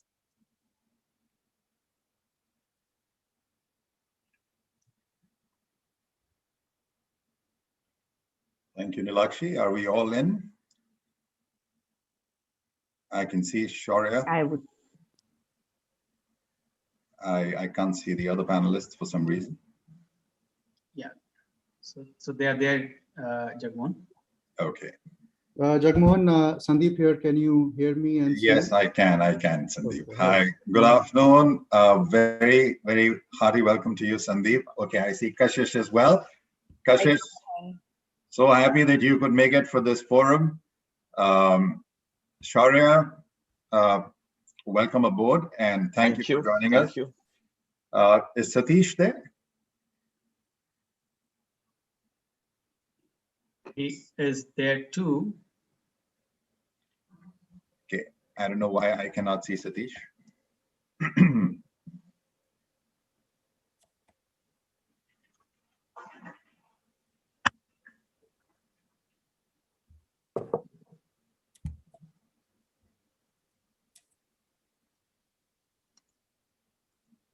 So perhaps the technical team could check with Satish, and in the meantime, we could perhaps use time to start off with the panelists who are already here. Whilst the tech team is checking with Satish, we'll start off. Kashish, Sandeep, Shaurya, again, warm welcome. So glad that you could be here. And people analytics is an area which is particularly interesting to me. I've seen this emerging over the years, and there's so much that's happening there, and which is why we wanted thought leaders such as yourself to be here so that we could have a chat around it and hopefully add value to all our stakeholders, including our audience. So when we talk about people analytics, we are saying employee insights and workforce insights are probably the greatest competitive advantage for organizations which are trying to deal with disruption and uncertainty out there in the marketplace.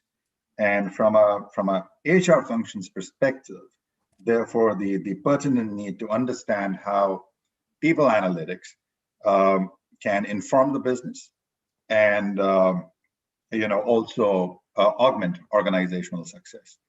So our entire theme for the discussion is going to be around how people analytics has emerged as an area of interest and what it portends for the future. So my first question let me put that to Sandeep Seth. So Sandeep comes with tremendous experience in the corporate sector, and of course, he's currently CEO of Data Science Technologies. There's a lot of work that Sandeep and his team do in this space. Sandeep, for the benefit of the audience, very, very briefly, what does people analytics mean to you? So if you had to explain people analytics to, let's say, my 16-year-old, how would you do that? My 16-year-old, I think, is a much more high IQ than I am. So which is why I said my 16-year-old. Yeah. So it's more for us, right? So, okay, let's start off. People analytics applies an industry standard analytics approach, which I call as the decision science framework, tool sets and theory for doing analytics work to meet the objectives of managing people at work. Okay, so there are 4 components over there, which I would want to spend a few seconds each on, right? So the first component is applying an industry standard analytics approach, right? So the decision science framework is a 5-step, highly iterative process, which guides us through understanding the business requirements through stated business goals. It helps us through the actual data cleaning, the data engineering, the exploratory data analysis, the model building, and then analyzing the output, and ends by clearly articulating where and how we as HR professionals can add value to the business through an analytics-powered, insights-driven action plan. Okay, so that is the first part of that definition. There are more parts to this. There are sadly more parts to it. I think since we're setting the context, it's probably good to just get the definition out of the way. Sure.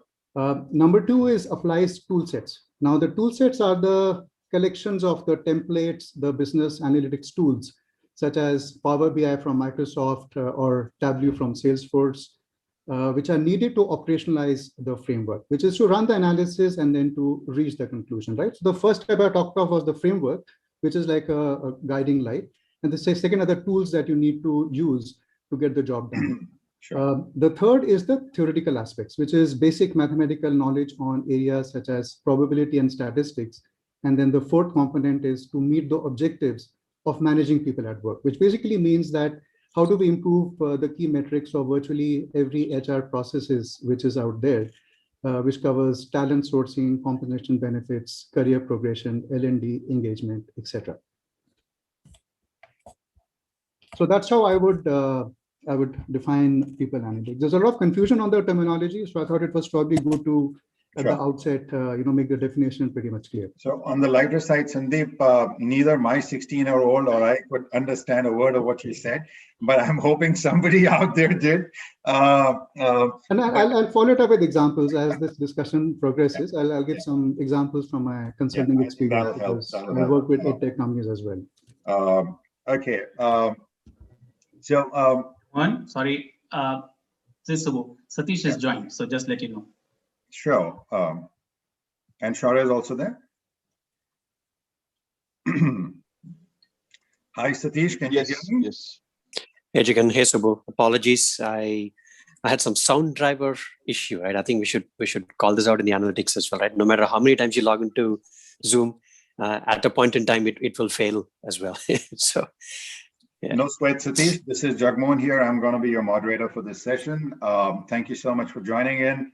For Pleasure. People who didn't hear Satish's introduction, Satish Rajaratnam is a vintage HR leader. He's currently Senior VP Human Resources at Emphasis. Prior to this, he was Global HR VP BFS at Cognizant. And of course, he has a lot more contributions beneath his belt. And I'm sure we'll all benefit from that experience during this discussion. So Satish, what you just missed is your fellow panelist Sandeep Seth's explanation of what people analytics is. That is the bombshell over my head, at least. But I think in terms of the framework and the tools you spoke about, that was really interesting, jokes apart. So Satish, my question for you is, and you could probably look at the top 1 or 2 areas. How is people analytics making a positive impact and contributions today, according to you? Okay. I know it's a most sought after other topic, at least in the HR fraternity of late. Sorry, I know I missed the first part of it, but just in my perspective, I'm gonna step back a little. I'm not going to restrict myself to by just saying HR analytics. I'm going to go back to people, or maybe organizational analytics, if I were to kind of coin a new term, right?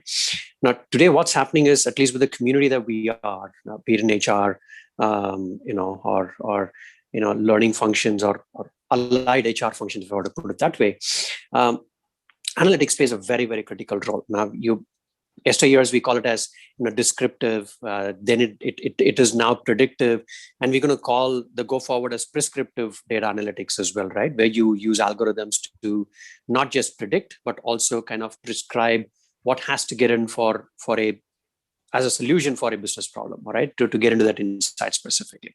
Now, in my world, I had the global practice for emphasis in terms of build, buy, borrow talent, and anything and everything that I touch is purely on data and analytics, right? If it were to be predicting what are the skill set that my organization would need for next month to next quarter to half yearly to next year, I use analytics to a large extent, right?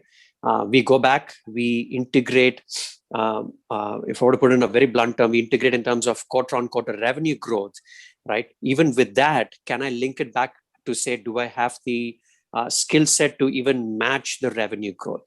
Do I have to build it internally? Do I have to common pool to build it? Data again would help me take a decision. Should I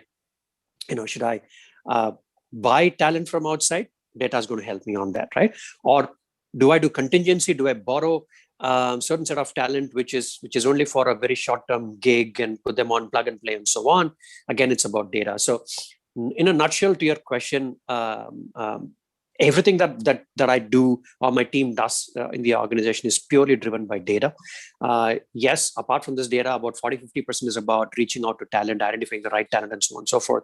Every walk of life from there on, once we decide on whether it's a build, buy, borrow strategy is done, how do we predict skill? What skill, which geography, use tools like Talent Neuron or insights from any other SEO for that matter, right?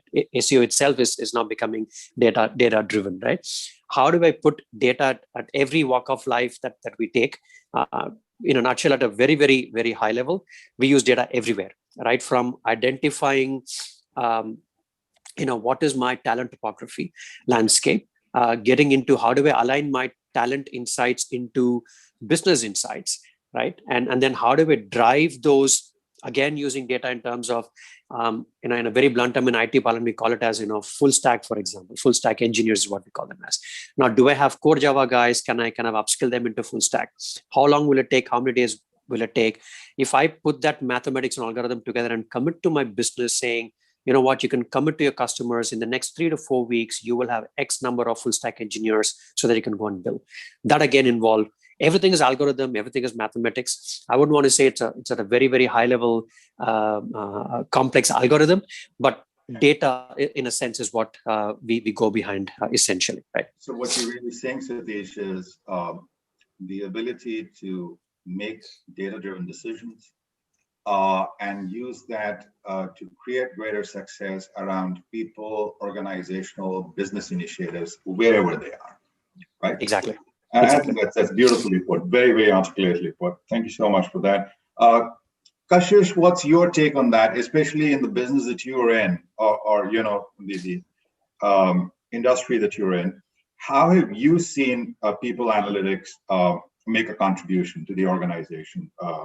And you can add to what Satish has already said. So thank you, Jagmohan. And would agree on, I think, everything that Satish had said. From the time, I think, when data analytics, people analytics started off, it was a descriptive tool that we all used to use. It's moved on from there to being predictive, and now gone on to a higher degree, a different level where it is now disruptive. So that is where you kind of analyze every aspect of the organization, the talent landscape, and that's how we use it to dissect and slice to see what is it that you have, how much of that matches into your growth journey, how is it that you can build onto that, what is it that I need to bring in terms of skill, competency, utilization, productivity. How do I measure that? How do I even measure the engagement of employees, and even the dynamics between managers and their team members? So a lot of softer issues are something which also get encapsulated into what the data throws up to you. So a very, very, I think it's today becoming the fulcrum of how HR functions, a very pivotal and focal point from where, a lot of my initiatives get driven to see. And I think a lot of what we were able to do in these last 8-10 months of the pandemic, I think what the one and only thing that enabled, I think I would give and grant that wholeheartedly to the data and the people analytics. That was the only thing that threw up the challenges that were coming up, how we need to put our BCPs into place, how is it that we need to plan for our talent, where do I need to go to campus, how do I need to hire which interns. So a lot of these decisions are driven from this network. Sorry, I'm interrupting you, Kashish. To make this more meaningful for our audience, would you want to take one very brief example, let's say during the pandemic, of how people analytics was used to create greater stakeholder value? Okay, let me, how we drove employee safety. I think that was so there were two critical pillars. There was the BCP and there was your business continuity and your employee safety. How you drove employee safety, having to monitor people suddenly getting into a lockdown, having to monitor an entire workforce from across different locations, ensuring that they continue to skill and upskill during that period, ensuring that they stay engaged. And I think those were tough times. Resilience was something which we needed to build, engagement, which was very, very critical. Both these extremely important from a business continuity perspective. I think the one and only thing that got it all ticking and going was the data. The reports that the data on the reports that used to come in, which used to show which employee has logged in for how much period of time, what is the utilization happening there, where is the disengagement happening, who do I need to connect with.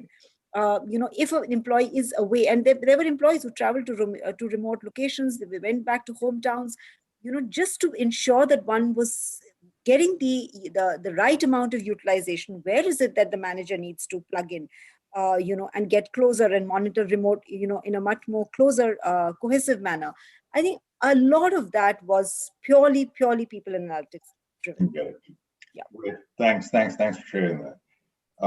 Shaurya, you worked in the education sector. I understand you were earlier CHRO at Aptech, and now, of course, you're working with Quality Kiosk Technologies. What is your experience being with workforce analytics? How have you seen this, especially in the education or the edtech space? Or how have you seen this contribute, if at all? So, I would say something, and it's like, earlier when we would look at making a decision, whether it be people or something, we would largely say, it's my gut feel. So the analytics has actually replaced the gut feel, because it's throwing up so much data on various parameters, not just on people, but a lot of business decisions are being made today on the data which is being thrown up by the various algorithms. And as my co-panelists have said, going ahead, it's moving from predictive to prescriptive. Sure. And that is where the challenge will lie, because what I see is a lot of HR professionals themselves have to scale up. Today, analytics is seen something, in many places, it's not at the core of the function. You need analytics, so you have it, but it has to become the fulcrum of how you run the people function or the larger business function. That's my take. And I think that that's a very pertinent point. And to that point, therefore, my next question, and that's open to all the panelists out there, it's new skill, right? I mean, we've been talking about it, and in some sense, it's been around for almost 100 years, right, or more. But new emerging areas like people analytics require new skills, and some of those skills may not be pre-existing within organizations. How are all of you handling that part? So, for instance, who's running people analytics within your organizations? Do you have in-house teams which do that? Do you work with consultants, for that? How is that working for all of you? And anyone could take that up, actually. So, if I were to take a jab at it, right, I'll let fellow panelists also add on to it. At least data around this space, right? I'm throwing some numbers to this as well, right? The research suggests only 50% of organizations have COEs at an HR level or at a people analytics level, which is alarming, right? Everything is driven through people and talent these days, but it's alarming to see only 50% have data COEs within organizations, right? Keep away the data consultants away that do it for revenue, but from a people perspective, that's a pretty low number, right? One. Second, only 25% of org or functions that produce data consume for their own, right? That's another number. I mean, take HR, for example, right? We churn a lot of data. How much of those that we use to take, like one of my panelists said, to drive a specific business decision? Do we drive a cost advantage if we go to a specific location? Do we drive a geographic advantage on taxation using this data with, again, people data and so on and so forth? How much of it that even we utilize our own data from an HR perspective? So that's something which is interesting. And to your point, these are skills that has to be submersive in my view. Today, there is no one school of thought saying, hey, you go learn data structuring, data modeling, do understand mean, median, mode, standard deviation, variance, correlation, do a p-value greater than 0.7, whatever it is you've done. That is academic. But how do you coach, mentor our budding HR professionals or talent professionals for what do? Can we get them into data sciences? How many of organizations have people data science as a function? We do not have, right? At least a couple of them are experimenting. I've just ventured into it as well. I put in a team to let's do some data science around our people data, right? What talent, how long is it taking to groom, build adjacencies, and so on and so forth, or build by borrow strategies and so on and so forth that I spoke about. But we're only venturing it on it right now. So if you ask me, yes, there are so many courses available. There are a lot of massive universities saying, we will get you data science and certified. But how much of those are going to help solve practical problems that we are going through in today's context, at least from an HR world that I'm talking about?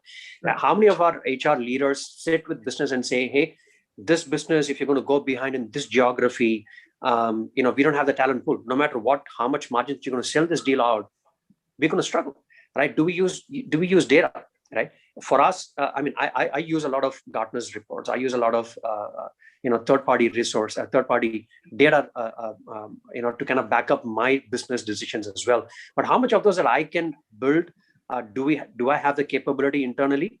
Honestly, there's no single silver bullet for that, if I want it. No, I think that's a very candid and honest response, and I hear where you're coming from. Also, while there are a lot of courses out there which are focused on building skills at an analyst level, I'm not sure how many there really are which help mid and senior managers understand how they could build strategy around the entire analytics. Exactly. And that's really where the gap could probably be existing today. Great, that was a great point there. Kashish, what about you? Do you have the requisite skill set in-house, or do you take external help for some of your data-driven decisions? So we do have a shared services vertical, but is that equipped to handle this kind of a data, a futuristic people and analytics thing? No, we don't. And what I think for us, it's rather than doing courses, what the mode that works for us is to get more. So one, for example, people shared services in HR or people analytics team in HR cannot work in isolation. It has to work, it has to have interlinkages and connects and work together as a task, as a part of a task force, which has finance, which has operations, which has business. And all of that together, you need to look at that entire all that data collectively to build your story and drive your inputs from a strategic point for the future. So that becomes critical. So I would tend to disagree a little bit that I would not disagree, I would be of the belief that going to university and doing a course will probably not get me the kind of output that I'm looking at. I don't have that kind of time. We are on a 4x growth journey. I don't have the time to send somebody, pick up the skills and then come back and then try to dabble with it and find their ground here.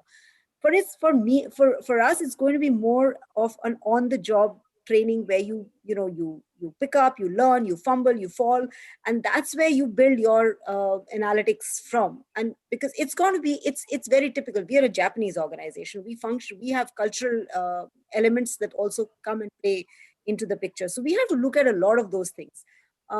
So yes, basic analytical skills, yes, but does HR analytics, can I pick up an HR analytics person from a university? No.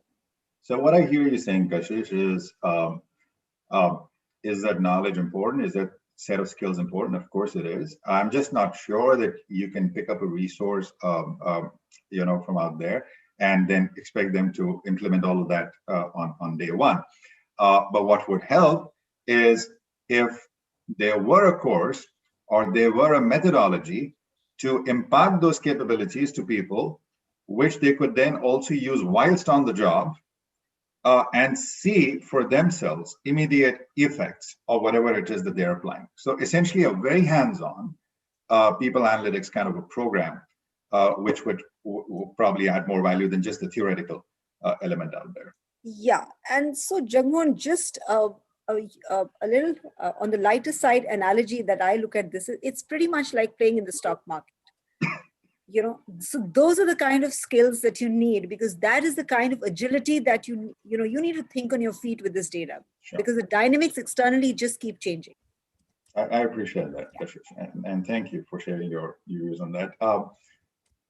Shaurya, a slightly different question for you, and then I want to come to you, Sandeep. I can see you itching there with a whole lot of comments, and I have some special questions for you. But before that, one for Shaurya. Shaurya, especially because you've also worked in the education space, I remember Dave Ulrich commenting a couple of years ago that people analytics is fast becoming the next big fad. Okay, and then he also corrected himself. He said it's not because it is a fad; it's because how it is being perceived and used that it could become a fad, right? And one of the reasons he said is because HR professionals tend to become too inward-looking when they're looking at people analytics, whereas what would really help is if they were to use it as an organization guidance system and see how they could use this to deliver value to initiators at a much larger level. Now, I see a lot of people trying to pick up courses around people analytics, and there are different reasons. In your opinion, do you think knowledge of people analytics, or let's say workable knowledge of people analytics, could that really help differentiate HR professionals out there in the market? So from a career perspective, would knowledge of people analytics be a significant feather in the cap? I would say yes. An understanding of people analytics and a knowledge of people analytics, and both are slightly different, they would definitely hold HR professionals in good stead, because the future is all about not just the data, but how you're going to use the data. Sure. We struggle, many companies would say my attrition percentage is this. Why is it happening? One is, okay, you want it to happen is fine. Maybe your business model is such. But if you don't want it to happen, what is it? Again, there are many loose ends. Everything probably today happens in pockets, you know, whatever initiatives get done. So this whole thing of people analytics would actually form a thread which flows through various functions of the organization. And yes, HR people have to be more savvy to the analytics, and the knowledge, yes, is certainly required. I mean, just a superficial knowledge won't suffice. Sandeep, to Shaurya and Kashish's point, and somewhat also linked to what Satish said a while ago. Sandeep, you headed analytics for P&G for several years. You've led innovation teams over the past few years. I know you've been doing so much of consulting work around data science frameworks and so on. I understand you're also working with people like Dave Ulrich and others to create the first program on people analytics for managers around the world, and that program's done tremendously well around the globe, and you're bringing it to India now. I'm throwing a bit of a reverse question to you. Given all that we've heard from the panelists here, how is that program going to make a difference? I mean, how do you address Kashish's point in terms of workable knowledge, skills which can be implemented right away? People can actually see the change happening. How is this program going to be different? Right. And Jagmohan, as you might be aware, that I was leading certain competency programs when I was in P&G as well. Sure. And when I shifted back to India and specifically to Bombay, it was after I had sold this concept to our leadership team in Cincinnati, that analytics needs to permeate virtually each and every business process in the organization.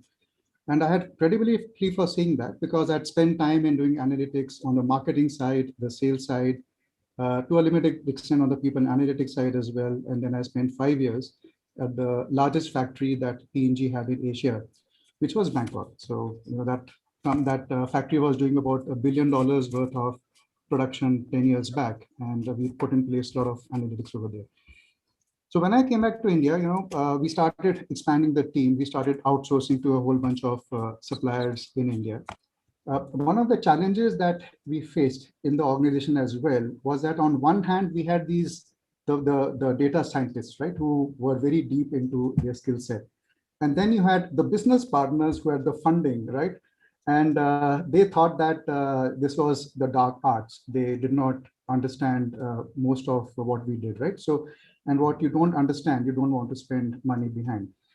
So that is when we actually created a training program, a 15-20-hour training program, which was called Business Analytics for Managers. Okay, so it was a techno-commercial program that we made. And at the heart of that training program was this decision science framework, which I talked of at the beginning of the program, which is where we connected to the business partners. We said that, look, the starting point for us to do any analytics work is to understand what your objectives are, what your goals are, what your strategies are. And then our analytics work is going to help you understand how to achieve those goals. And as we understand your business deeper, we will even give you feedback on what goals you could actually set for your organization, right? So for example, if the sales director who was setting sales goals for India was doing it based on some basic Excel spreadsheeting, we told him, no, you can actually do a much better job of doing your sales targets higher for the Maharashtra region. And here is the reason why.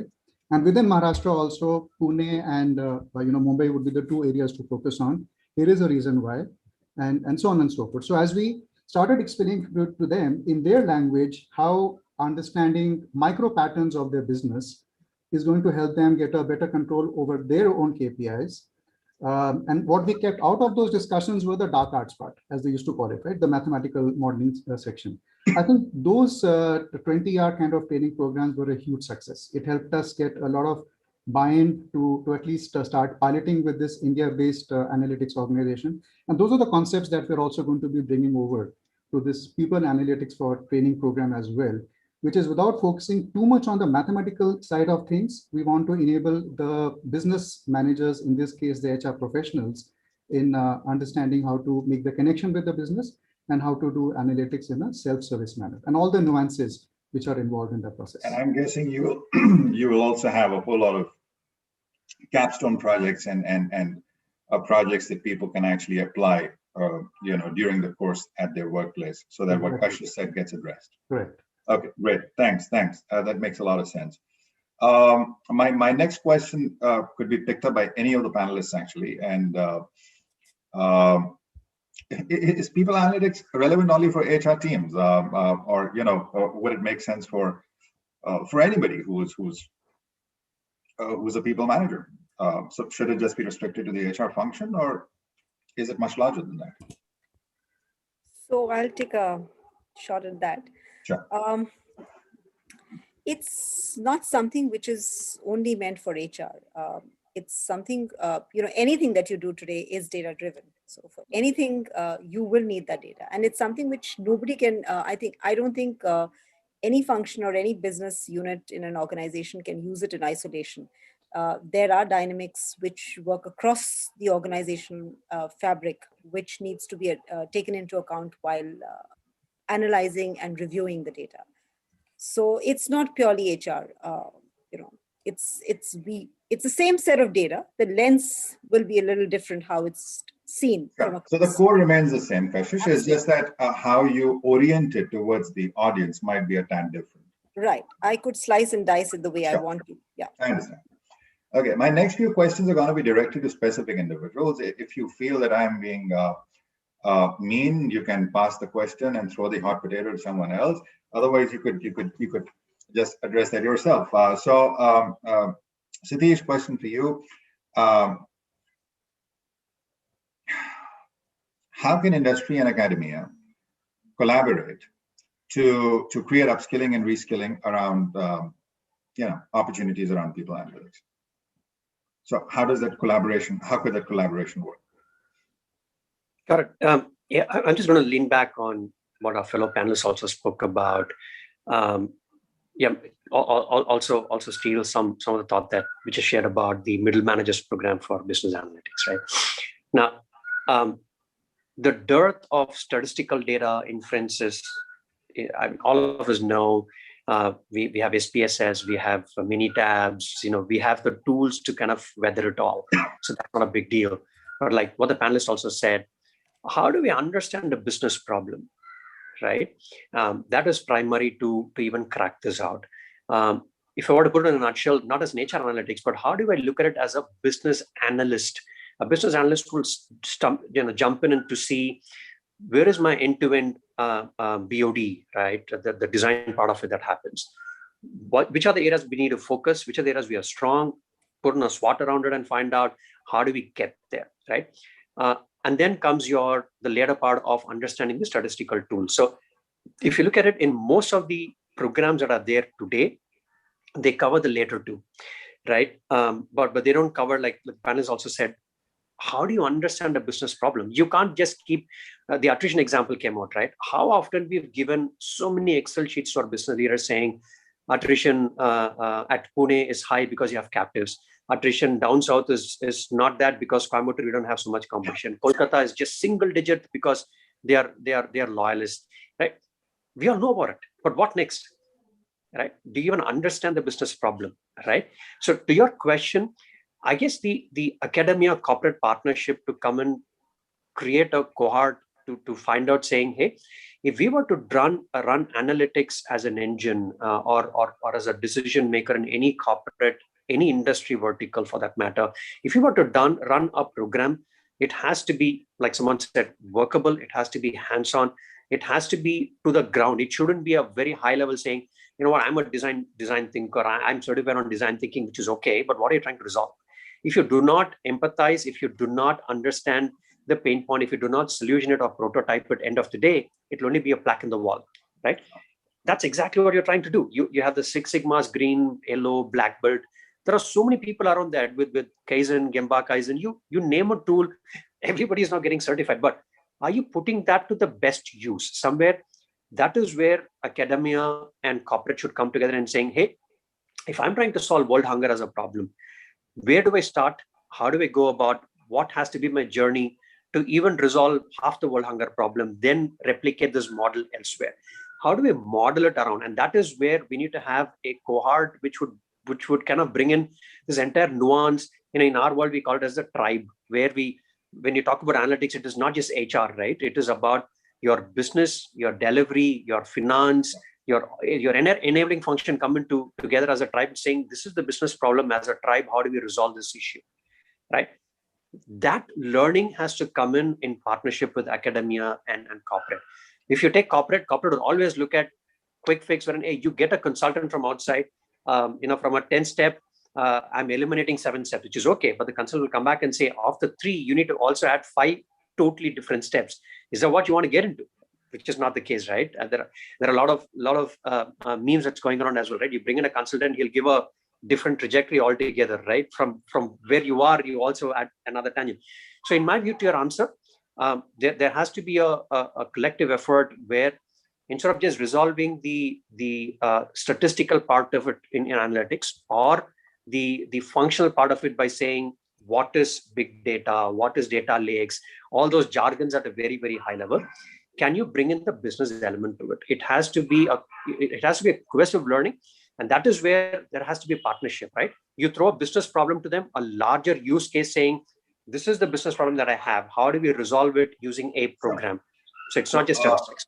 A highly involved collaborative approach, more long-term, working with the academia or the academic partners over a long-term, evolving solutions that could therefore be relevant to different parts of the industry. Segments, exactly.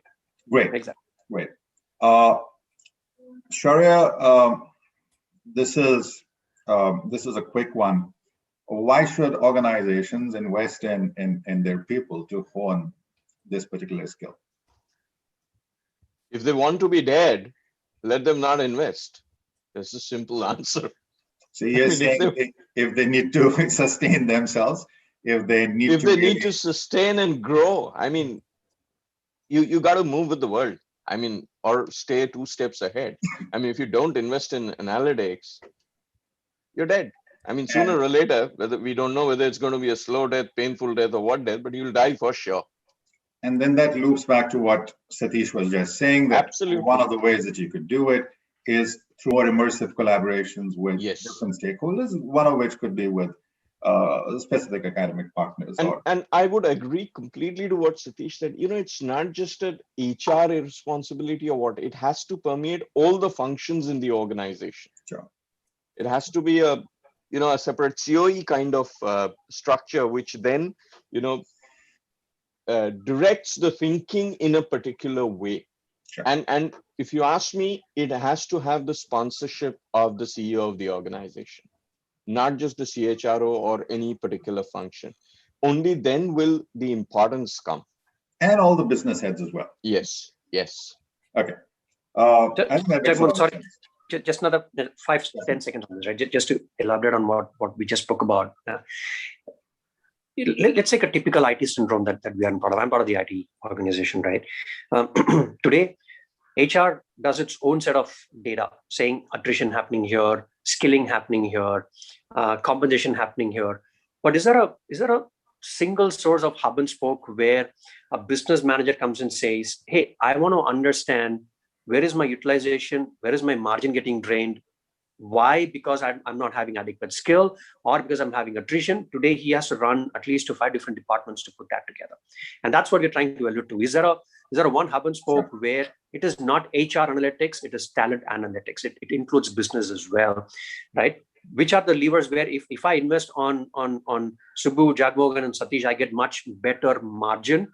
That is what the data has to suggest. But there is also data also suggests, hey, we've invested a lot in Jagmohan, Subbu, and Satish, and they are high probability of attriting as well. So that insight is where a leader in an organization should have at a click of a button. But today, Unfortunately, everything is siloed, right? Operations does their own set of data to look at where is utilization, pyramid, margin drainers, and so on. HR looks at it from where is the compensation, skilling, upskilling happening, right? A leadership at a larger level saying, where do I put my money on to grow my new business, right? Which geography, which region?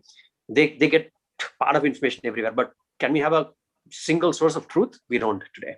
And therefore, what we're saying is we are able to use this to bridge a lot of those silos and create much greater transparency and visibility between different functions, including HR and all the business functions.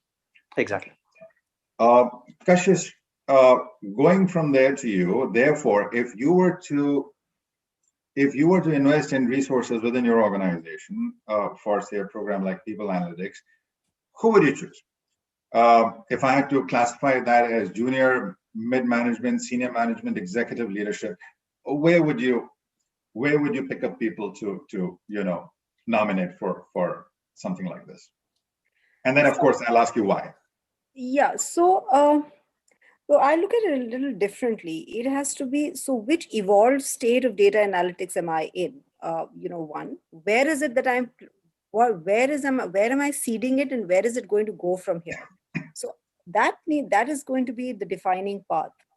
Which level doesn't become that important. What skills that they bring in, I would definitely not want somebody who is only a pure HR person doing this. A person with a business framework, with a business analytics, prior business experience and operational exposure would be a skill set which would do justice to this role, because otherwise the tendency is to look at it purely from a talent perspective. Data and people analytics may be people analytics, but it's not just talent. There are multiple wings to it. Makes sense. Yeah. Makes sense. Very important. Before we open the session to our audience, and we have a tremendous amount of people sitting out there, question to Sandeep. Sandeep, very quickly, is there a specific approach to learning people analytics? I know you started talking about it in the beginning, but if you had to briefly summarize it, how would you respond to this? Right. So yes, we believe there is a specific approach to learning people analytics. Let me go back to the earlier comment which I made, that what are really the 4 components to learn people analytics, right? So there is the framework. I think the panelists also touched upon the need to be very tightly connected to the business requirements, to have something like a hub and spoke model where all the requirements come in and all the analytics processes basically follow a business problem where the problem definition is very clear. And then analytics are downstream activities which help in proving or disproving the hypothesis or the educated guesses which come from the problem definition phase. Sure. So the 4 components, one is the framework, second is the tool sets, which are the templates and the business analytics tools like Tableau or Power BI. Third is the theory, and we need to be aware of the bare minimum theoretical concepts, whether we like it or not. If you're talking of things like attrition modeling at an employee level, we need to be aware of at least the basic concepts of probability, which we obviously cover in the training program. Number 4 is application, of course, to the HR processes, which is you really map out all the HR processes at a very micro level of detail, document the KPIs, and then look at what is the business problem we are addressing in terms of the KPIs which need to be then improved. Now, these 4 components need to be learned, and they need to be learned in a structured and sequential manner. You don't want a situation where all these 4 different components come together in the first 3 to 4 training sessions. Then that is too much of information for an HR professional or for any business professional to absorb. Sure. So that's what we do. We basically give these 4 different components through a structured training program, which covers, I think, about 34 hours or so. So, okay, I'm going to come back to you on that. But before that, I want to open the questions to the audience because we have very little time remaining. So, in no particular order, New aged, this is from Deepti, new aged HR decision needs to be more data driven, yet the blended with human element. Okay, so I'm guessing what really Deepti is trying to ask is, while the data is important, should we not look at a high touch, come high tech kind of an approach? The simple answer to that would be yes, but if one of the panelists would want to comment on that, please feel free to do that. Data is, sorry, go ahead. No, go on, go on. So data is, it is human. It is telling you what, what, so if it's my skill, it's the competency where the investment is going to be. It's very, very human. There's a very high touch point. That's where the organization, for example, if it's skill, if it's competency, that's where the organization is investing in you. If it's engagement, or if it is the kind of skill, whether I'm hiring a Java or a Python, that's your growth journey. It links to your career. It's how you develop. So it's absolutely human. It's not numbers. Those numbers translate into very, very high engaged employees. I think very valid point, Kashish, and that really addresses the question. Just to add to that quickly, I think, Deepti, it also depends on the orientation that you're bringing to that data. What is the intent that you bring to the data? What is the data being used for? And at that point itself, you could really define how you want to blend in the high tech versus the high touch approach. But high tech does not necessarily mean, as Kashish said, that it has to be devoid of the human factor. In fact, it could very well add more value to that. Thank you so much, Kashish. Another question is, how integral is the uptake of people analytics by business leaders? Is it pull or push? It's a struggle. If I were to just take it, I'll let panelists also add on to it. Data also suggests, very recent data suggests only 52% of HR analytics is used to solve a business problem, right? That answers most of it, and only 50% of the managers use HR data to drive their decisions as well. So these stands testimonial, right, to the question that's been asked as well. And speaking about data in itself, how many in the management take decision based on data on hand, right? Most of it are gut feel. We spoke about it as well. I'm trying to club one more add-on to the previous question too. All that you're talking about today in terms of AI, ML, insights driven, Power BI, whatever name that you want to put that into, but eventually the decision has to be taken by one of us in this call, right? That there is a human element towards. So in my view, the data is going to be there. Again, the decision, it's more like calling it as a bot and a cobot, right? Today, a bot can be there for a very, very transactional stuff where we don't need a human interference, right? But of late, most of the organizations are switching to a cobot where it is an aided decision, right? You see a data that's transforming into some form of the shape, and you use the data to bring in your human touch or human element to it and take a decision along with it. So in my view, that's the way that I want to approach this entire scenario for this question as well, right? Yeah. Thanks, Satish. The next question could be picked up by either of the other two panelists, Shaurya, Sandeep.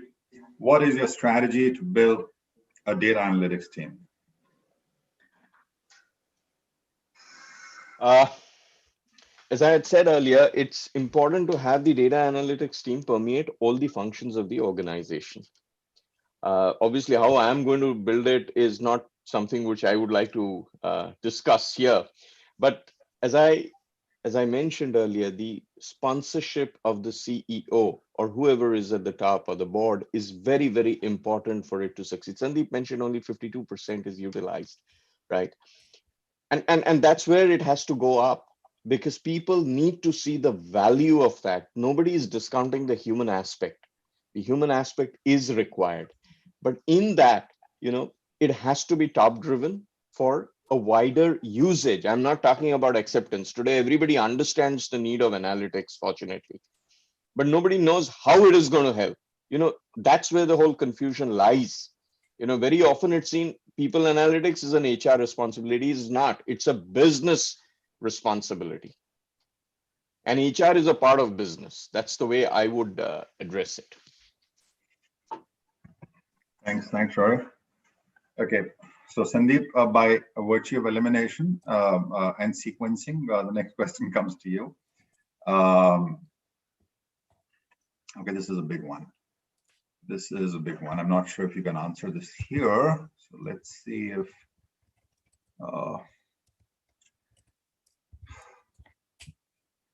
Okay, I'll pick up the next one.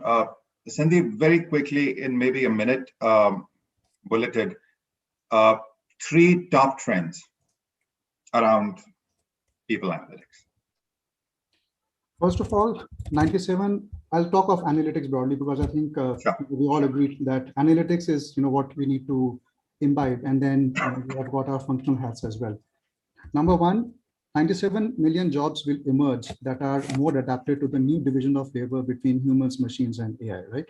Anybody who is not cognizant of the massive transformation underway, is probably going to lose his job or is going to decay, right? So number one is that. Number two, 50% of all employees will need reskilling by 2025. That is number two. Number three, critical thinking and problem solving is now topping the list of skills employers already believe is topping the list of skills that people need to have, right? So the 3 things, 50% employees need reskilling, 97 million jobs will emerge based on the trends that we are seeing, and critical thinking and problem solving top the list of skills that employers need. So looking at those 3 things, I think people need to reskill themselves in the formal processes of doing analytics. Okay. I'll pass on the message to my kids as well, Sandeep, since we started with that one. We don't want them not being employable enough, right? Absolutely. Yeah. And us too, right? Yeah, us too. We don't want to get defunct either. So, okay, there is a question in terms of, can you cite some end-to-end case examples of decisive people analytics implemented in your experience? What kind of tools did you use to create the same? What was the impact in business? Mr. Solanki, that's a brilliant question. I'm not sure if they'll be able to cover all of that in the next 2 minutes. What we will do, however, is we will be putting up a recording of this session on YouTube as well as on the HR Excellence Awards page. And we will put up this question there too, and we'll request either one or more of the panelists to respond to that. So I would urge all the people in the audience, including the ones who asked the question, to check that out sometime later today or tomorrow. And all the questions that have been asked, we would endeavor to respond to those, including this one. Sandeep, you mentioned prior to this session that you brought this course to India along with Dave Ulrich and other HR and business thought leaders. This program has worked immensely successfully across the globe, across markets, across more than 100 organizations. You also said that we can offer a special offer to all our audience here today. So I'm taking the liberty of doing that. So for our audience, you're welcome to check out the course in People Analytics for Managers. The gentleman you see on the screen, Sandeep Seth, former global head of analytics and innovation at P&G, is one of the core faculties. And of course, you have Dave Ulrich, who is a legend in the industry, also as part of the faculty, and so is Dr. Rao. I'm personally going to be taking that course up, Sandeep. And if we don't like this course, we will ask for a reimbursement from you. And we have enough witnesses out here for that one. So I'm just going to try and put in where you can go and check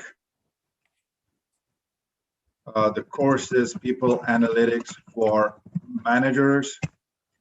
And you can also speak to a program advisor. on this number.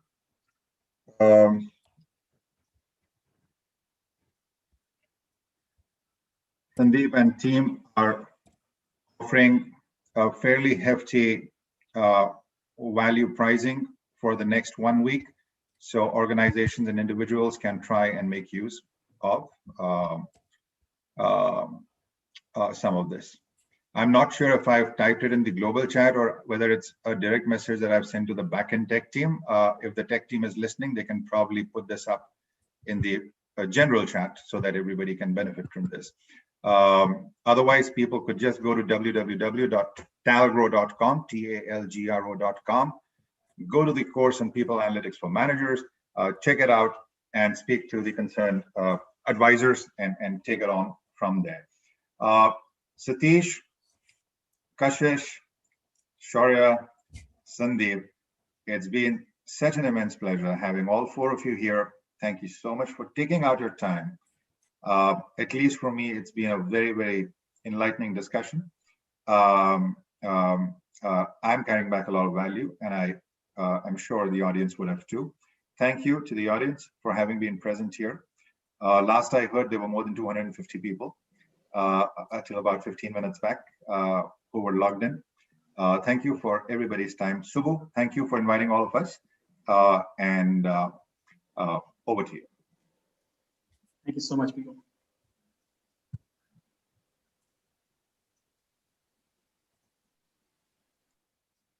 So I'll take that up from Subbu. Subbu, in case you have a word for the panel, and Jagmohan, then I'll give it a minute. Nilakshi, one, please. So thank you all. It was an extremely immersive and relevant discussion, which helped demystify an otherwise fairly complicated area of analytics and how to put the same in meaningful use by organizations.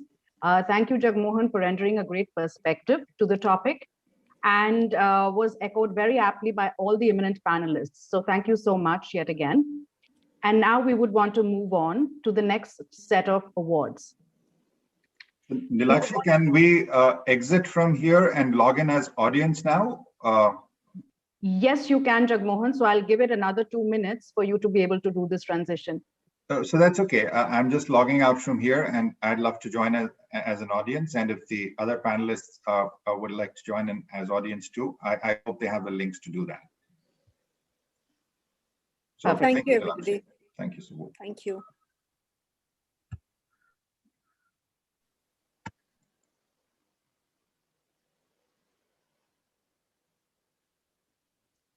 All right, I would pick up the thread from there and begin the next set of awards. And we would like to begin with leading practices in talent management.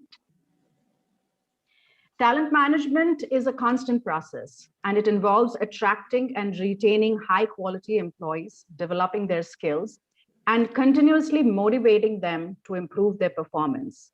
The primary purpose being to create a motivated workforce who will stay with your company in the long run. The organizations who have excelled in this endeavor and are winners in this category are Servian Global Solutions,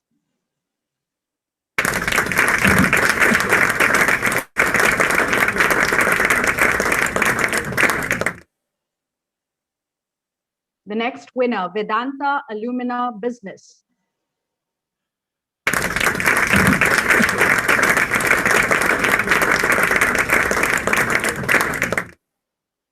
Our third winner in this category, Spark Minda Technical Center.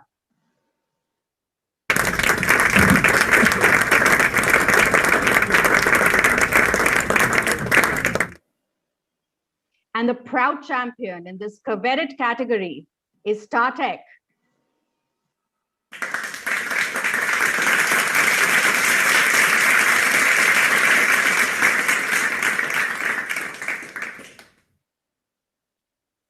We would next move on to leading practices in talent acquisition. Organizations have long moved from the concept of recruitment to that of talent acquisition. HR leaders have played a critical role in acquiring key talent and contribute towards profitability and sustainability of their organizations. Calling upon the winners in this category of leading practices in talent acquisition, Adobe.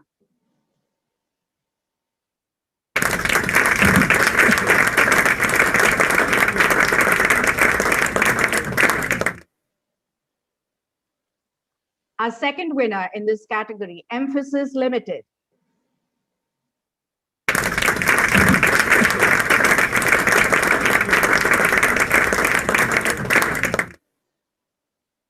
Happiest Minds Technologies Limited.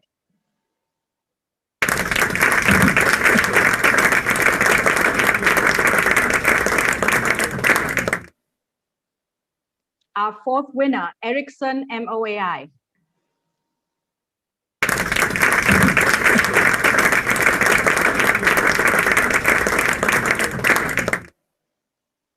Championing the leading practices in this field, I would like to call upon Fidelity National Financial India.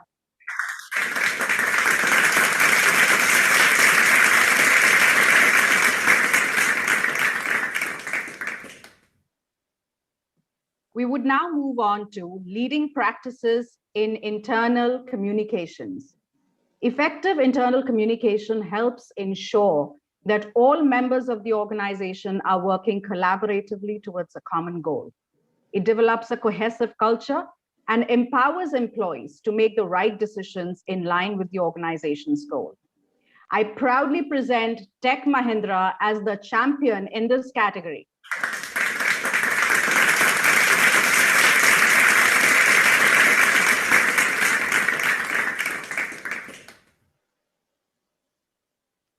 Our next category, leading practices in corporate social responsibility. The relevance and importance of corporate social responsibility, or CSR, is highly significant in today's world to ensure sustainability of life and business in the future. The organization which has championed the cause and has emerged as the winner in this very coveted category is Piaggio Vehicles.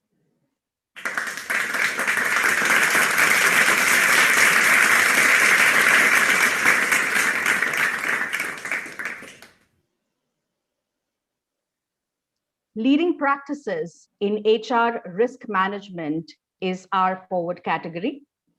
In today's world of uncertainty and dynamism, the role of HR in risk management is far enhanced than ever before. The ability to foresee human capital related risk and contingency planning has become key to the success of organizations. The champion winner in this category, Oakwin Financial Solutions Private Limited.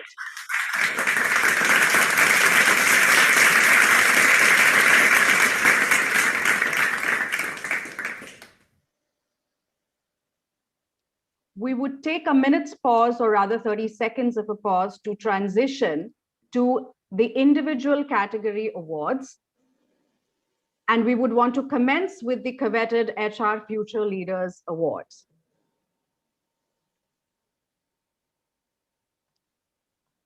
I would like to introduce Ganesh Iyer from Automatic Data Processing.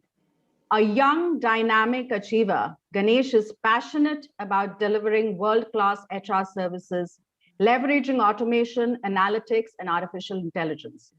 Ganesh has a diverse exposure in all spheres of HR and possesses strong skills in stakeholder management transition. We would be very proudly presenting the HR Future Leader Award to Ganesh.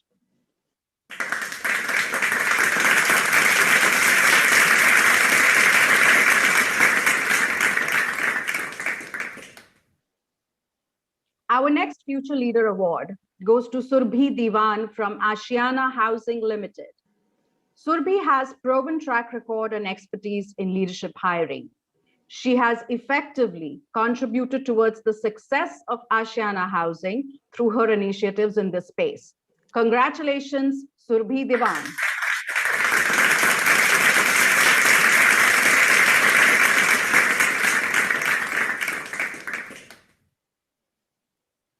Moving on to our next young and dynamic HR future leader, Dr. Sachin A. Verma from Goldie Solar Private Limited. Dr. Verma started as an HR generalist and has gained valuable cross-sector experience along his 14 years in the space of HR. He is appointed as an honorary member advisory board and honorary mentor for Atal Community Incubation Center, Niti Aayog, and Education Board for the Government of Odisha for skill development under the concept of Atmanirbhar Bharat. Congratulations, Dr. Sachin A. Verma.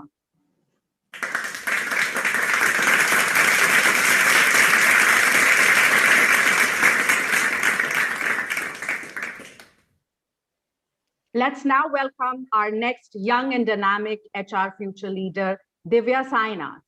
Over her career span of 11 years, Divya has consistently been recognized as a top performer and has managed various domains within human resources. She has been with Ocwin for the past 9 years, managing various roles effectively, and her journey goes on. We wish you all the best, Divya.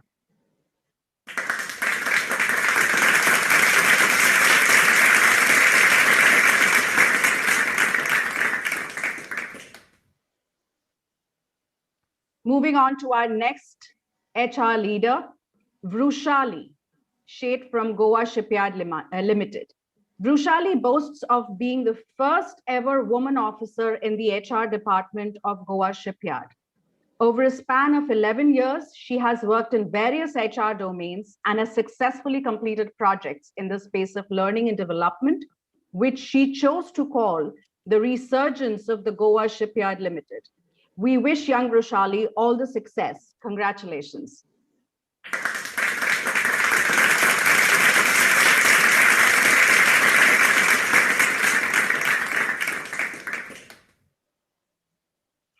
An astute professional specialized in driving organizations from inception to growth, we would now present Pradeep Kumar Bonda from Altrusta Health Services Private Limited for the HR Future Leader Award. Pradeep has developed expertise in designing HR strategies that promote organization effectiveness and employee engagement. He led the transformation of human resource function from a support function to a strategic business partner. Welcome, Pradeep, and congratulations for this achievement.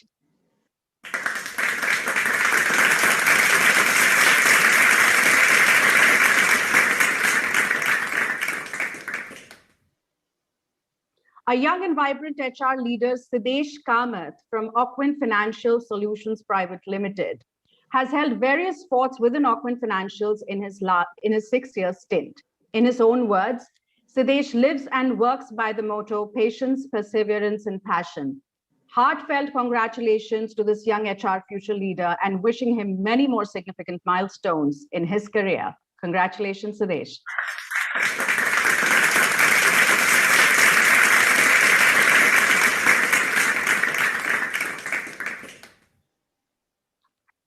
Our next HR future leader, Deepti Hegre from Dow Chemical International Private Limited. Deepti is the strategic business HR partner at Dow Chemical International Private Limited, overseeing operations in India and Bangladesh. A passionate HR professional, Deepti believes in being the voice of the employee, strives towards building an inclusive and diverse environment, keeps focus on employee development, and tries to create positive employee experiences through all HR touchpoints. Let's congratulate this future HR leader for this marvelous achievement.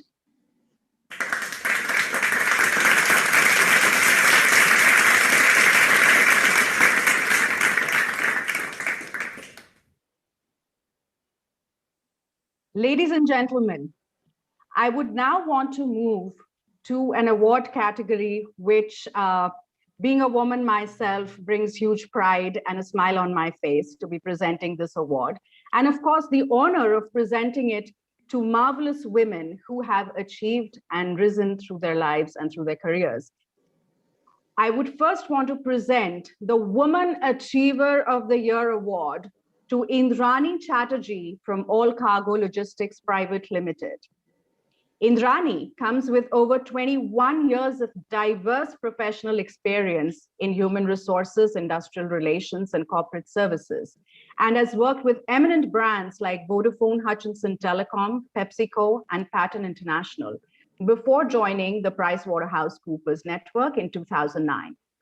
As the Chief People Officer and Director Human Resource of PwC Service Delivery Center in India, apart from Human Resource Department, she also led the Brand and Corporate Communication, Resource and Workflow Management, CSR, and the Administration Department of PwC Service Delivery Center in India.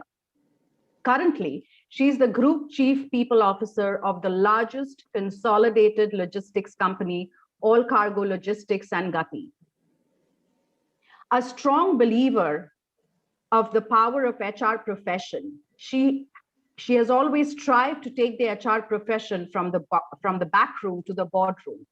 Many of her initiatives have been awarded as the best practices in both the PwC network and also in the industry at large. She was the Chapter Vice President of National Human Resource Development, Kolkata chapter, and the chairperson of the Women's Networking Forum for the NHRD Kolkata. She is also the advisor to some of the organizations for their POSH committees. Heartiest congratulations to Indrani Chatterjee, the Women Achiever of the Year.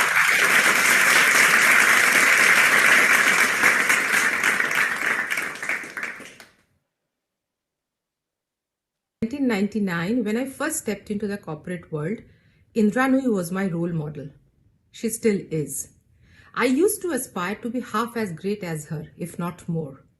Now, when I accept this award, I truly feel somehow I have achieved that milestone, even if it is by fraction. There are millions and millions of girls and young women out there who aspire to achieve things above and beyond. Now, when I see my 16-year-old daughter looking at me, I see the same ambition, same aspiration. And I want to say to her and to all the young girls who are stepping into the corporate world, it would not be an easy path, but if I can come this far, so can they. I dedicate this award to all such young girls to aspire big and dream big.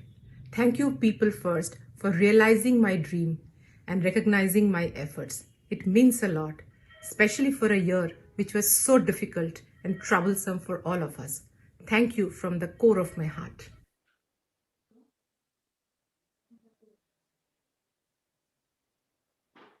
That was a beautiful address.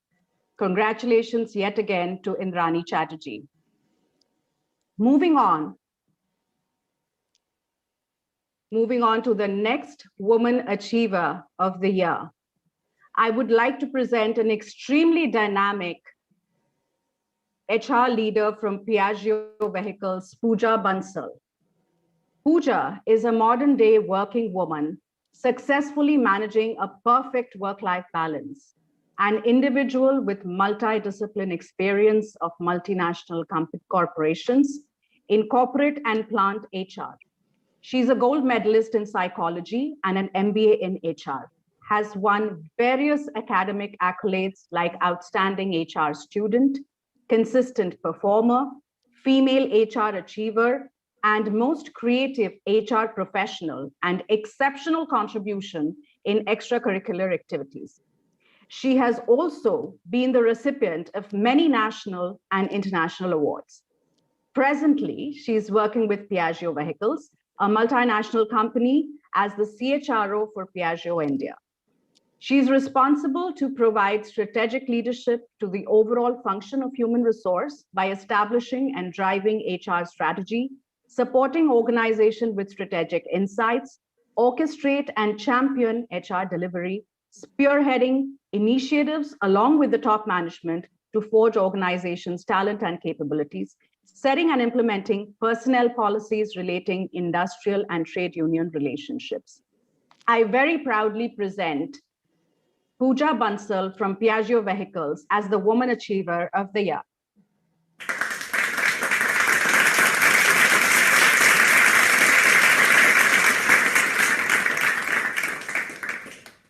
A very good afternoon to everyone. I'm extremely honored to be the recipient of this prestigious award called Global Women Achiever of the Year Award. I want to begin by thanking my organization, the management of Piaggio Group, who gave me the right environment and the opportunities to strategize and execute the best in industry policies, practices, and benchmark activities. Without the support of the management and my coaches and mentors within the organization, this journey would not have been possible. So I take this opportunity, this moment, to thank each one of them who have mentored me and who have inspired me to reach at this level. Last but not the least, thank you PeopleFirst HR Excellence Award, jury and committee for bestowing this honor on me. Thank you and have a nice evening. It was wonderful to hear Pooja Bansal again. Congratulations to the lovely ladies and wish you all the success ahead in your lives. We would now take a couple of minutes before we move on to our third panel discussion. The topic of the third discussion would be bridging the employability gap. I would first want to introduce the panelists and thereafter move on to hand it over to Subbu as the moderator of the discussion. Actually, we'll take a 10 minutes. It's supposed to start at 1:30. So we are awaiting all the panelists to join, please. Fair enough. Okay. Sure, so we have Subbu, 10 so minutes. we will start in 10 minutes time. Sure. Right. 1:30. Yes. 1:30. Yeah. Yes. Okay.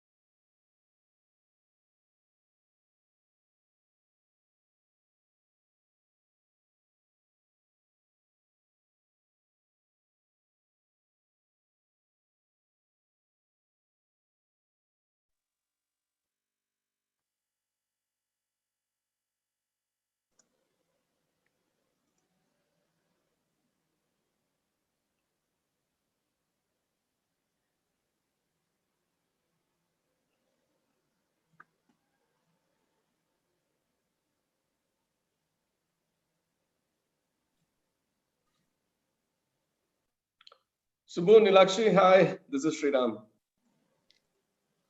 Hi. Good afternoon. Hi. Good afternoon. Good afternoon. I think we are awaiting Indrani. Okay. Subir, hello. My name is Sriram. Subir, I guess you're muted. You need to unmute. Yeah. How are you, Sriram? Good to see you. I'm doing very well. Good. Good to see you too. I was going through the slew of awards and everything, so I thought it's important to let you know that one of the things that I plan to talk about is something we did this year, and on the same initiative, you were the winners and we were runner-ups sometime early this year on a totally different platform. I think we were recognized by the government of India. So this is a topic, Subbu, that's very close to my heart. So fortunately, we've been able to do a lot of very interesting things here in StarTech. Talk about it, and I'm sure get to hear what Subir is doing, and share a lot. Sure. So by the way, we are live, okay? So whatever we are saying is actually being heard by people. So we already had the conversation. Yeah, which is great. Yeah, I don't say in public I don't say in private what I can't say in public. So what I say is what you hear. At the cost of getting into trouble. Sorry, Nilakshi, you were saying something. No, I was just going to congratulate you in person, Sriram, because with the new modalities, we hardly get to see when the award is getting given out. So many congratulations. Thank you. Thank you so very much. Thank you so very much.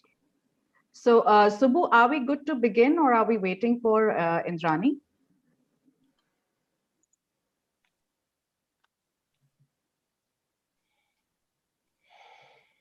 Just hold on. I'm just trying to get my voice.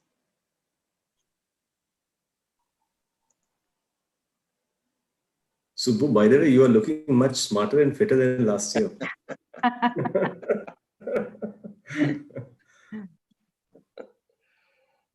Thank you so much. You're able to hear me, right? Yes. We can hear Yes, we are. Yeah.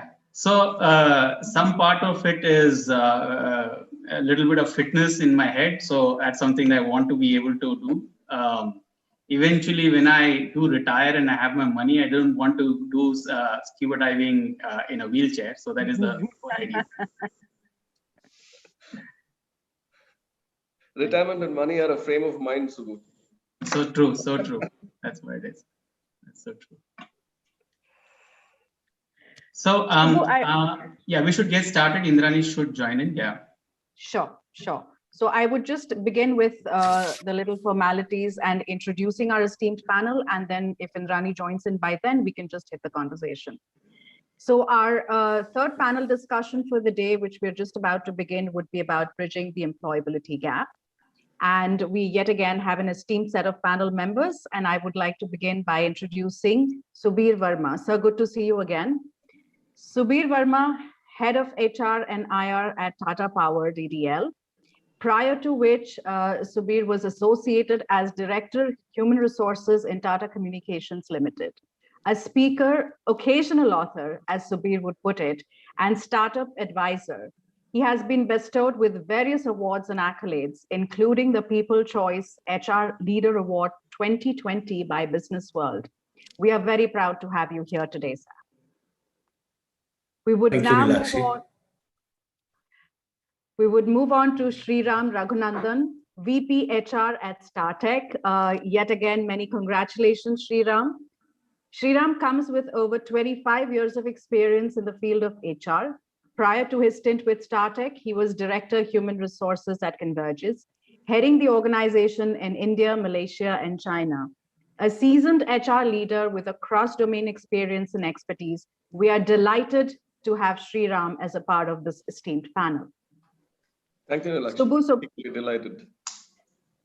Subbu Subramanian, moderator, co-founder, director and CPO at the Next Milestone Technologies and director at PeopleFirst.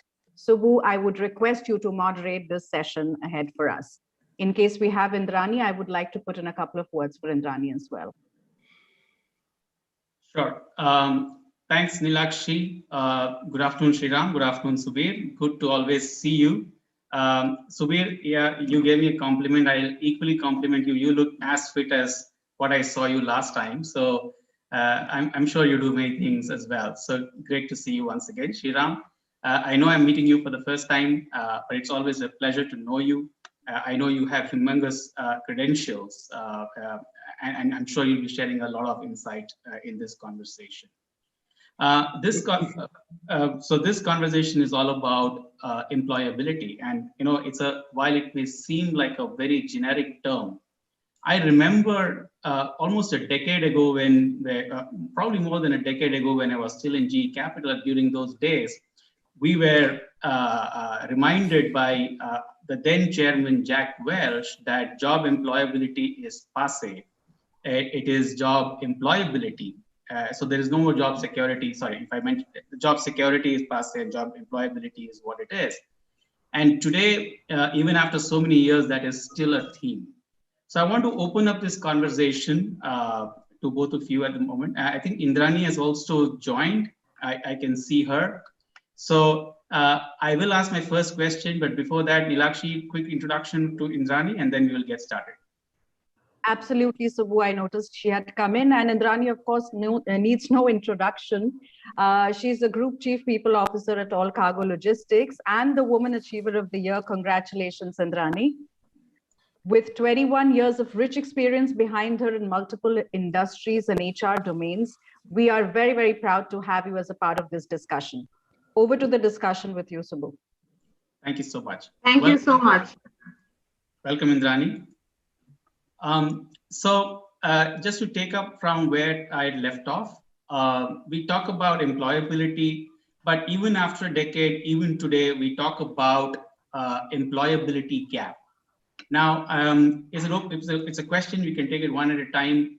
What does the employability gap mean to you? We can start with Shriram, then Indrani, and then Subir. So yeah, Shriram.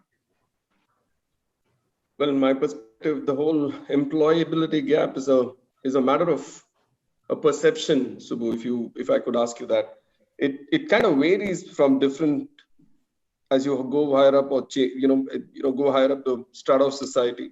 So go back to my days in 98, 99 when I used to be employed with Sasken, and one of my first experiences going and interviewing at the IITs, for example. And I was told we are a day zero company. So I've heard day one, day two, and I've never heard anything called a day zero company, right? And then so it goes. And then we used to be day one, day two, day three in different universities and so on. The one thing that caught my eye was this typical be a doctor, lawyer, or scientist, or an engineer kind of a mindset that we're born and brought up in.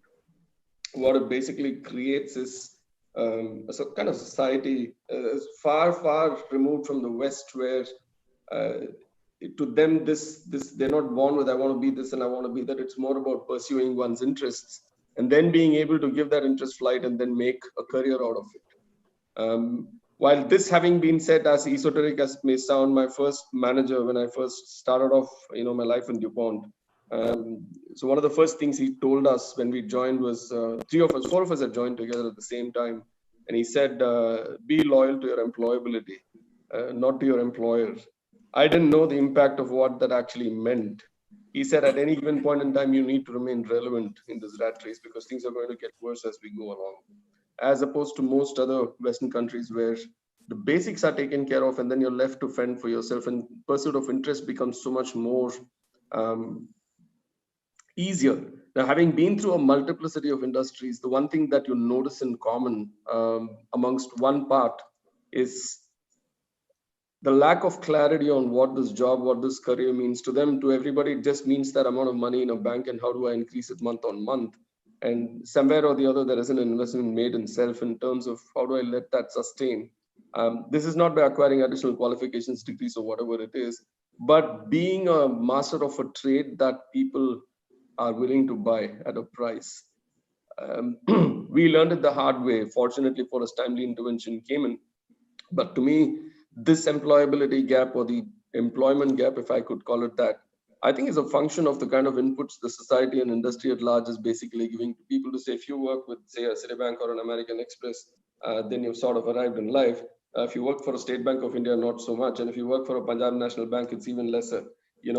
The prestige associated with job, role, title, bank balance, I think somewhere or the other, that's causing the big gap, if I could call it that.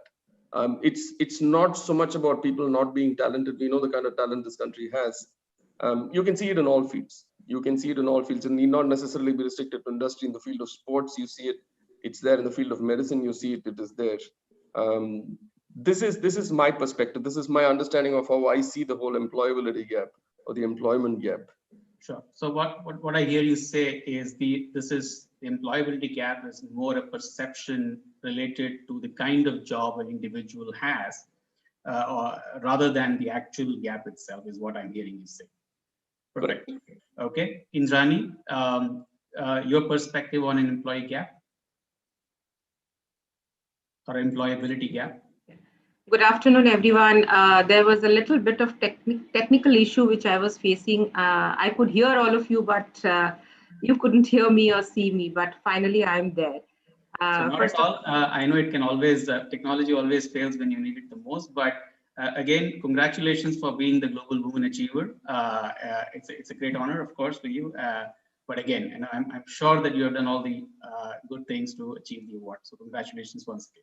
Any recognition is always a pat on the back, and more we go up, even the people think that we don't need this kind of recognition. I think people at the top requires the pat on the back occasionally. Sure. So thank you very much.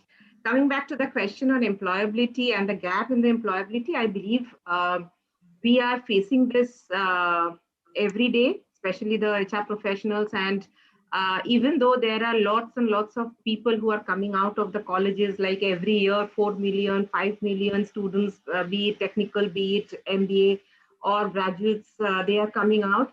But still there is a gap between people who can be employed and the people who are not employed. So the equation is always skewed. So even when people ask me, especially from the international organization, that India is full of students, still you say that you don't get talent. The gap remains because of that particular term that you are using is employability. The skill sets, the competency, the attitude, the personality, the communication, all of these are extremely lacking along with the technical competency. So I think this is a very interesting topic that we are going to discuss today, and we are definitely going to try and see how we can bridge this gap, because I think a close connection between corporate and campus is something that is required. Every HR person is talking about this for last few years, but it's high time that the courses in the campuses are customized based on the industry needs. I think that's where the foundation should start. Before the corporate actually goes to the campus, they should find people with the relevant courses that they have been trained for 2 years or 3 years or 1 year. So I personally feel the start point should be at the campus, where campus should reach out to the Indrani? Sure. I'm sorry, I didn't mean to stop you, but again, we are coming to that on the solutions. Yeah. At this stage, we're just talking about what employability gap is as per you. So that's really what we're looking at. We'll come to that stage. I'm sorry. Sure.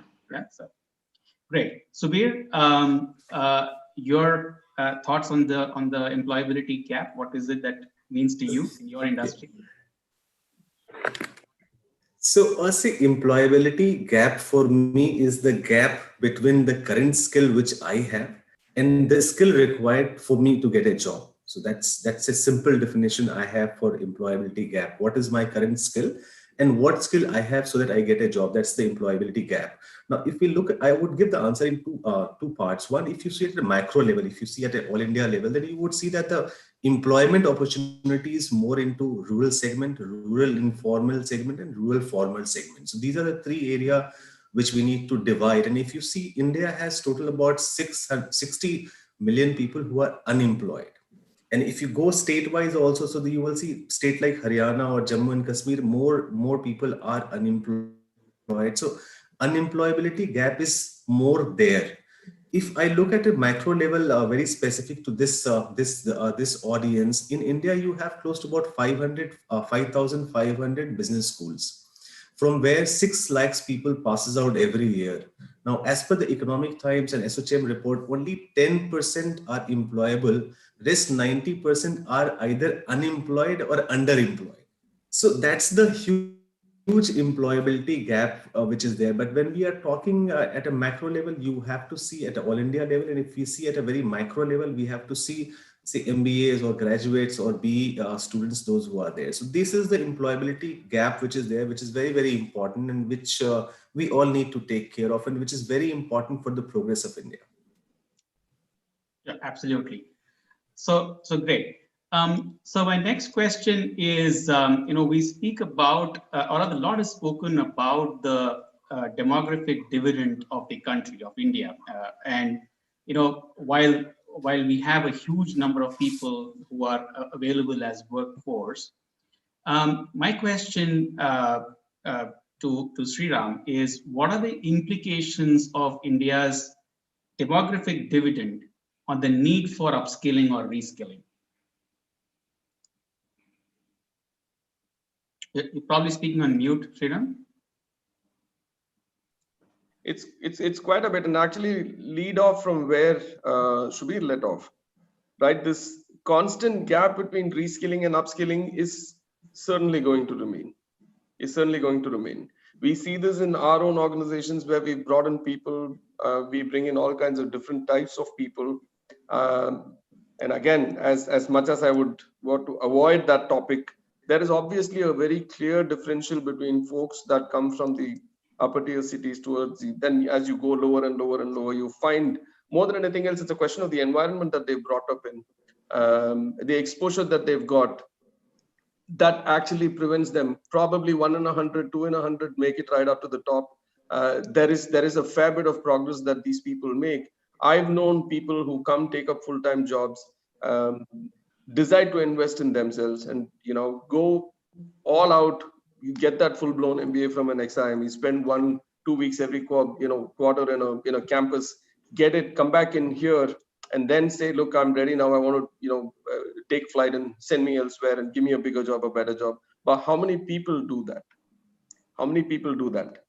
Again, the point is, while there is thousands of universities, colleges churning out millions and millions of people, how affordable is it for somebody to be able to go get himself or herself that sort of a education? Probably, I don't want to call it education, that sort of training or skilling that's going to take him or her up the next level, right? I think here industry plays a very, very huge part in telling folks that, look, you know what, come in and join us. There are streams that you can pick up, you can work your way up. And today is a very materialistic world, mind you. So everything is instant coffee, instant gratification. It's full of T20 matches. The day of the test match is gone, because I want to, if you actually sit across the table and talk to folks these days, and say, what do you want to do and how do you see yourself going in the next 7 years? You'd probably want to be president of the company. They don't so much give importance to what it goes into being president of a company. It's more about, like I said, aspiration, that the attraction towards the title and whatever it is. I think industry here plays a very, very large part. This is going to remain. This demographic sort of dent is going to remain. Right? India still lives in its villages for all practical purposes. There is a lot of migration that is happening. As much as we know of a lot of reverse migration that is happening, these are folks like you and me who decide to go take up farming, far and few in between, as opposed to the number of folks from down below who want to come up here, sort of upskill themselves, look at what's out there for them. So I think this is going to remain. This is going to remain for some time now. If you ask me if I have an answer, theoretically, there's a lot of answers. Is it doable? Probably not. Can we draw a line between what's doable and what can be sort of deemed to be pragmatic? But I still say, don't know. We are a very large country. Our population is our biggest strength and it's our biggest weakness as well. Yeah, I suppose that it's a matter of the population who's there, who has the will to possibly skill themselves, and also the ability to skill themselves, and how much of the mindset exists for them to become employable is something that is there in their hands and not in somebody else's hands. So that is something that they define themselves. Right. Terrific. Okay, so I'm going to move to Indrani, and taking up from what you had spoken about earlier. We all know, and I think all of us are aware, that on the supply side, so if you look into any portal, as HR practitioners, when you look at any portals, there are millions of people who are looking for an opportunity. There are CVs who are saying that they want to look for a job. And from a demand side, I also know organizations who are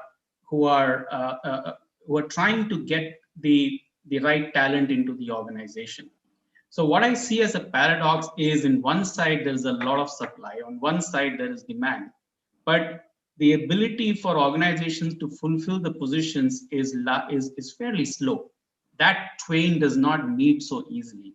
So in your reckoning, Indrani, what is your observation on that, and specifically to the organizations that you have worked, how have you looked into this problem? Okay, thank you, Subbu. I think this is definitely a very relevant question, and if this question is answered, this will potentially answer give a solution to the employability gap. Of course, there is a supply and then there is a demand. The demand is also high and the supply is also high, but somewhere there's a very big gap in the matchmaking, I would say. And the reason being, what corporates expect from the students is not available among the students. So students have the degree, students have the qualification when they come for interviews. And I'm talking about not only the multinationals, because I have represented big multinationals, big four consulting firm. Now I'm representing a big Indian multinational company, and I have seen this trend across. What is expected by the corporate people is lacking in the students. And I go back to my previous answer, is the problem lies in the way we are grooming the students from the institute. I'll give you one simple example and you will be shocked if I quote this. In my previous organization, as you know, I was with a big four. We used to hire chartered accountants in bulk. Like every year, we used to hire 200, 300, 400 chartered accountants. There were situations where chartered accountants failed a basic technical Excel test. So if you ask me, like, was I surprised? I was terribly surprised and shocked that I need to train the chartered accountants on Excel skills, because we expect that in a digital age, it is normal. But then I realized working on social media, working on Google is very different from working on Excel tips. So this is the difference that we are facing day to day, every day. If you ask me, I definitely would want people to start the grooming from the campus, not only from a presentation point of view, but from a knowledge point of view. I still feel that this demand supply curve can be actually, the gap between the demand and the supply can be lessened if that problem is actually addressed at the campus level. Great. So what I hear you say is, while individuals may have a lot of qualifications, high qualifications, some of the basic elements is something that they may not have, which almost forces an organization to invest time and money to get them up to speed. Absolutely. So yeah, absolutely. So Subir, I want to ask you, what gaps in skill sets do you perceive? I have a different, Subbu, thank you very much, Sriram and Indrani, for your perspective, but I have a strongly different and opposite view. Why not? See, India currently have about 60 million unemployed youth. And I can't believe that corporate India does not get the quality of manpower which they are looking for among these people. I agree that education needs to be streamlined and corporate needs to groom the students. But at the same time, corporate India is very finicky. They want ready-made paratha. I mean, they are not willing to take a roti and put some ghee on that. They want ready-made paratha, that it should come and it should be ready to eat. It should be ready to perform from day one. So corporate India too also needs to put some effort to find the right people. Right people are there in market. They may not be 100% ready. Nowhere is 100% ready. And I'll give you one example also. If our talent, or if our graduates, postgraduates and engineers in India are not good, how they are finding employment outside India? Every year, about 1 million people go out and find job in company like Google or Facebook and so on and so forth. There may be some other company also which are not very popular, but they get job. If they are not able to find job in India, if they are not skilled, if their competency gap is too huge that corporate India is not able to find employment to them, how they are finding job outside? So I feel the responsibility is from both the sides. The responsibility is among the students and the colleges also, that how they interface with companies more and prepare the students so that they are more industry ready. At the same time, responsibility is also on the corporate, that they put in more effort and do not expect a ready-made talent to be to come and join the company. Talent is there in market. You just need to go out and find them. No, so that's a great perspective and slightly different perspective from the others, Subir. And I do appreciate what you're saying. Managers, when I say managers, the hiring managers need to have a lot more patience to accept talent who may not be fully baked and be able to spend the time and effort to bring them up to speed is perhaps what you want to convey. And that is something which probably is low today because managers expect somebody who's pretty much ready-made. And what you mentioned about the ready-made paratha is incredible. So yes, so pretty much every manager wants a ready-made resource, especially at least I sense it in the IT world. Sriram, you may be able to share that perspective as well, and how managers expect ready-made resources. So this is to Subir's point. This is one of the things we keep telling our managers across different streams, be it in IT or elsewhere. In manufacturing, it is a lot more regimented. It's fairly straightforward and easy, the manner in which we've done things. But there again, it all starts to become very, very narrowed. And to Subir's point, right, Subir? So when we started off, I'll just go back very quickly about 25 years. We started off in a very large manufacturing outfit, one of the world's largest chemical companies. I know what we were doing, and almost 90% of them used to come from either Shriram Fibers or the like, right? And then started this view of the Pilkingtons, the Indosahis, the Mahindra Fords, and so on. And if you actually look at what went into a Pilkington, everybody from Granville Norton went into Pilkington. They wouldn't hire anybody else from anywhere else. Why? Because they used this industry. Anybody who used to work with the Hindustan Motors went to a Mahindra Ford, and from a Ford they went to a Hyundai, and from a Hyundai they'd go to a Toyota, and so on. I totally resonate with what Subbu was saying, because we get so attuned. In the end, you lose track of what the end product is. And this is, again, the T20 match that we play. I want instant success. This is the best guy for this job, and therefore I bring him on here. I try and buck the trend as far as my own team and department is concerned, as many different times as it's been possible. There are times when I've had people from hotel management, front offices being my employee relations managers. I've had a chartered accountant who was once my compensation and benefits manager. You try and look very differently at the same thing. We've done a lot of very interesting things here at StarTech, right? And it is not just the staff augmentation that I'm talking about, even the bread earners of the company. And I'll come to it on some of the initiatives we've taken, paid off in the past. I mean, it's a lot of questions being asked about the effectiveness of how this will all work out to be. We didn't cut corners, we didn't cut prices, we didn't do anything at all. But still, the only idea was, look, I need to bring in this whole employability gamut, shorten it as much as possible wherever I am. And if there is none that exists, go there and create something. When the time is appropriate, I'll talk about it, which is exactly what I was telling Subir as well. We, both the Tatas and us, we've been recognized on several government platforms for the kind of efforts that we've done. And in those, we probably are the only ITES company that's listed amongst the Tata Motors, amongst the Maruti Suzukis of the world, which is prim and proper, advanced industry in the manufacturing side of things. We're the only ones, and I think it's to do more with how an individual approaches things. Right.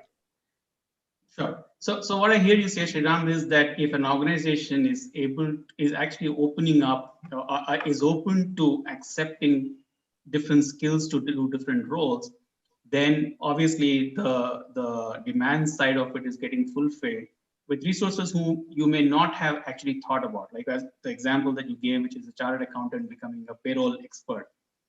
Those kind of things actually start becoming much better, is what I'm hearing. Okay, excellent. So So I'm going to move to the next question, and it's open to all three of you, and we'll take one at a time. In your opinion, what are the top skills that will be required for the future? Indrani, we can start with you, then Subir, and then Sriram. Okay, thank you, Subbu.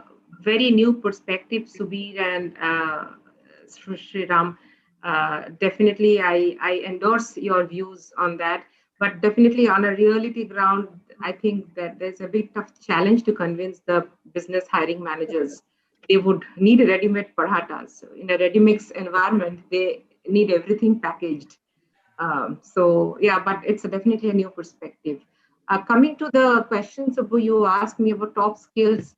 I think first of all, if you just talk about the freshers, I'm just focusing on the freshers, okay? Because after certain years of experience, I'm expecting people to actually get that kind of competencies. But the employability gap is very uh, eminent and evident in the campuses. So I think first thing that is very important is not to prove that I know it all. Often at time going to campuses and the students are trying to project many things which they don't know. I think it's also the interviewers who are intelligent enough to understand what they know and what they don't know. So I think have the right attitude, just be very honest during the interview, and be yourself. So that's first thing. Second thing, definitely of the technical competency. I cannot deny the fact that the technical competencies should be at a very high level, especially when somebody is appearing for interviews from campus.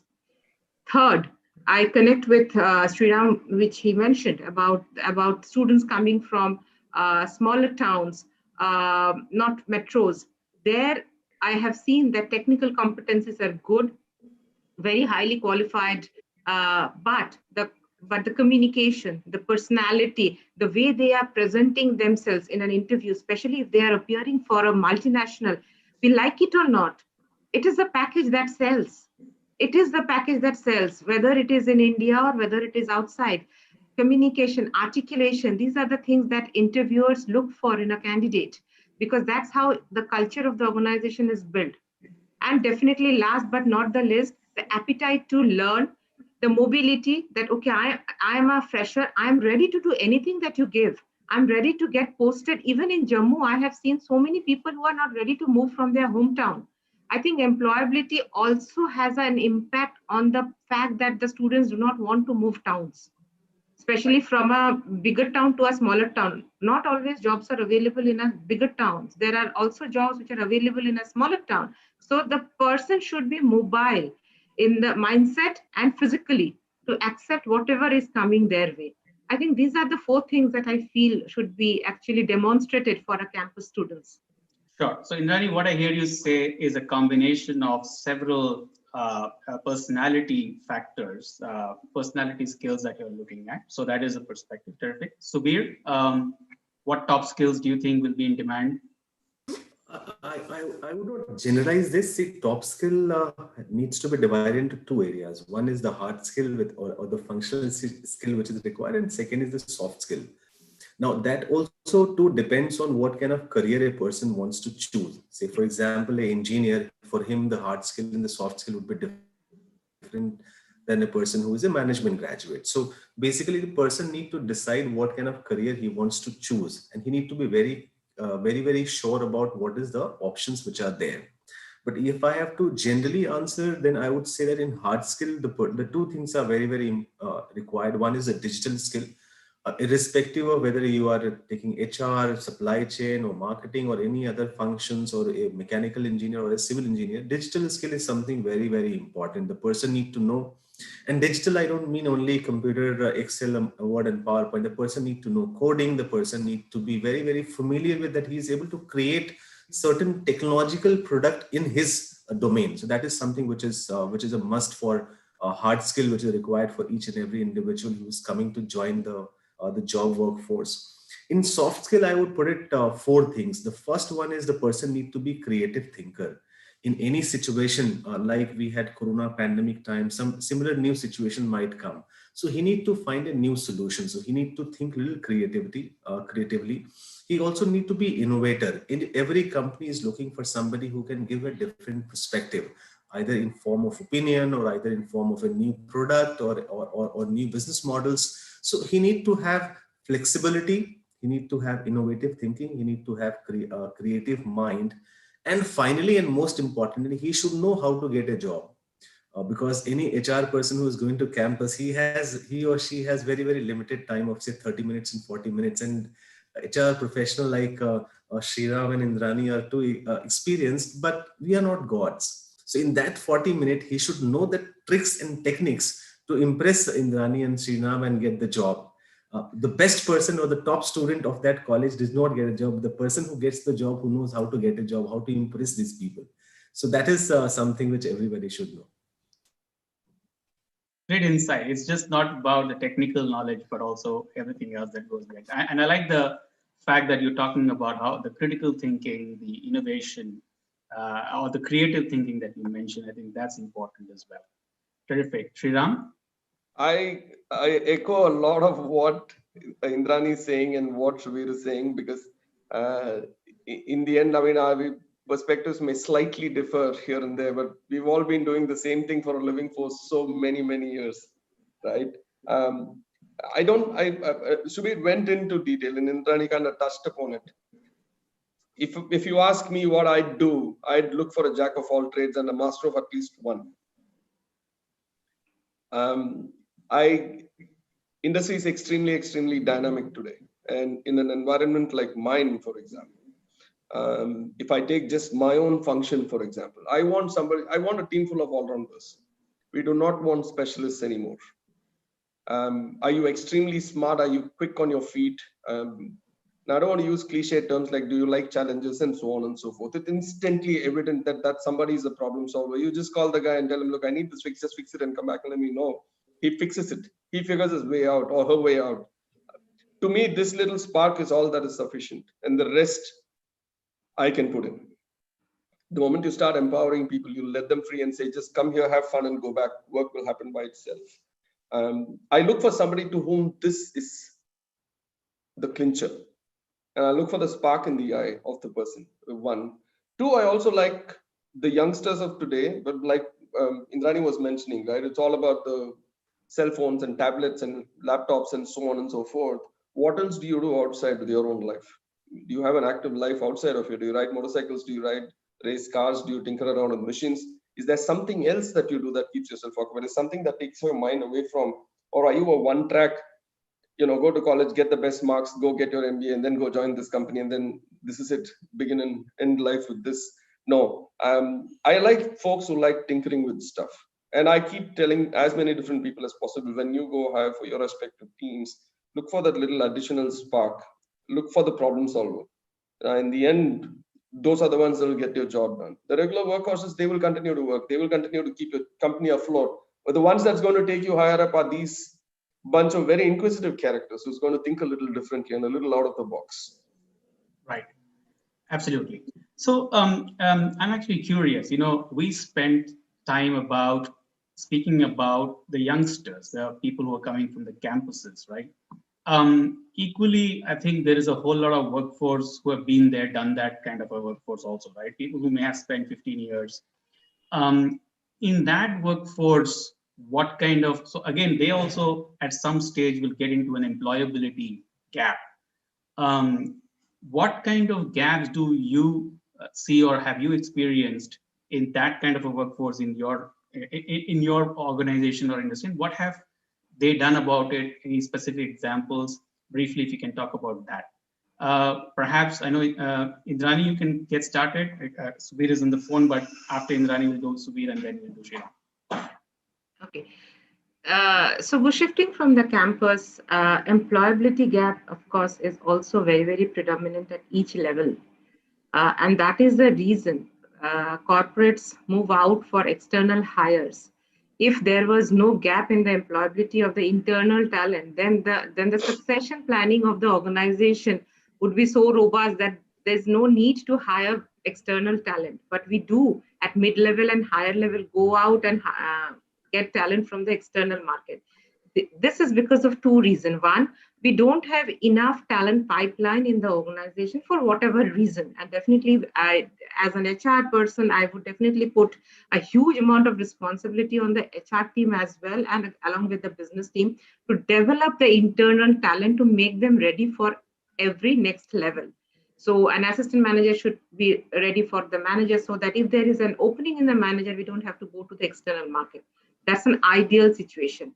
But when reality hits, we struggle to find the talent pipeline internally. And I'm sure everybody will echo with me on this aspect, because nobody wants to go and hire from external market. It has a lot of cost, a dissatisfaction amongst the existing employees because they feel there's a roadblock in their career growth. And then there is a time lag between the person leaving and the person joining and getting onboarded and performing.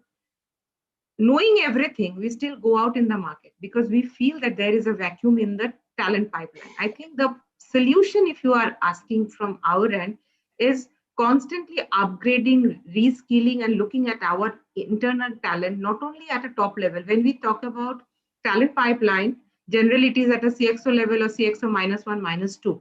I think the change should go down as below as executive and assistant manager, so that there is a constant cycle of talent in every level. Otherwise, at each level, there would be a stretch. Subir,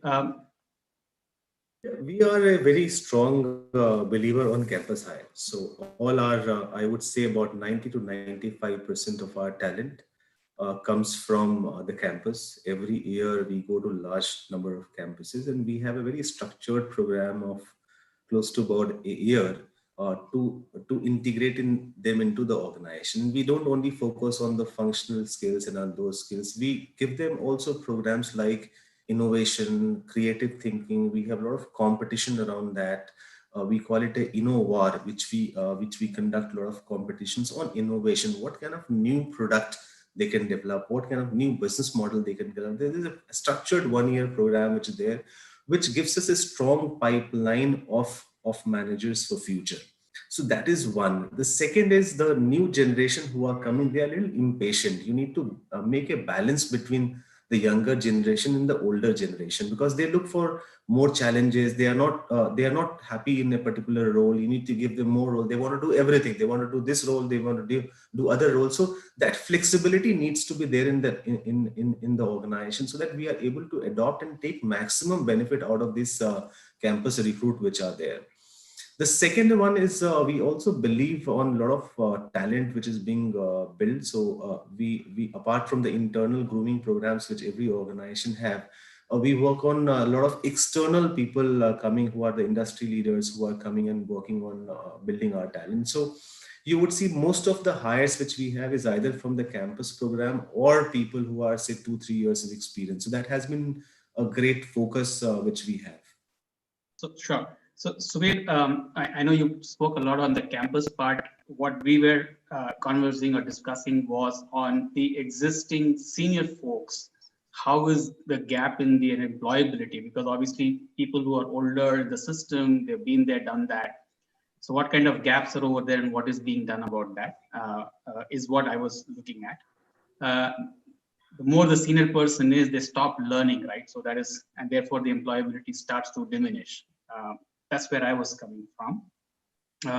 So I think it's yeah, go ahead. Sorry. No, I think, see, there has to be, I know there are so many, at least last 1 year, we have seen there is a challenge of people learning that.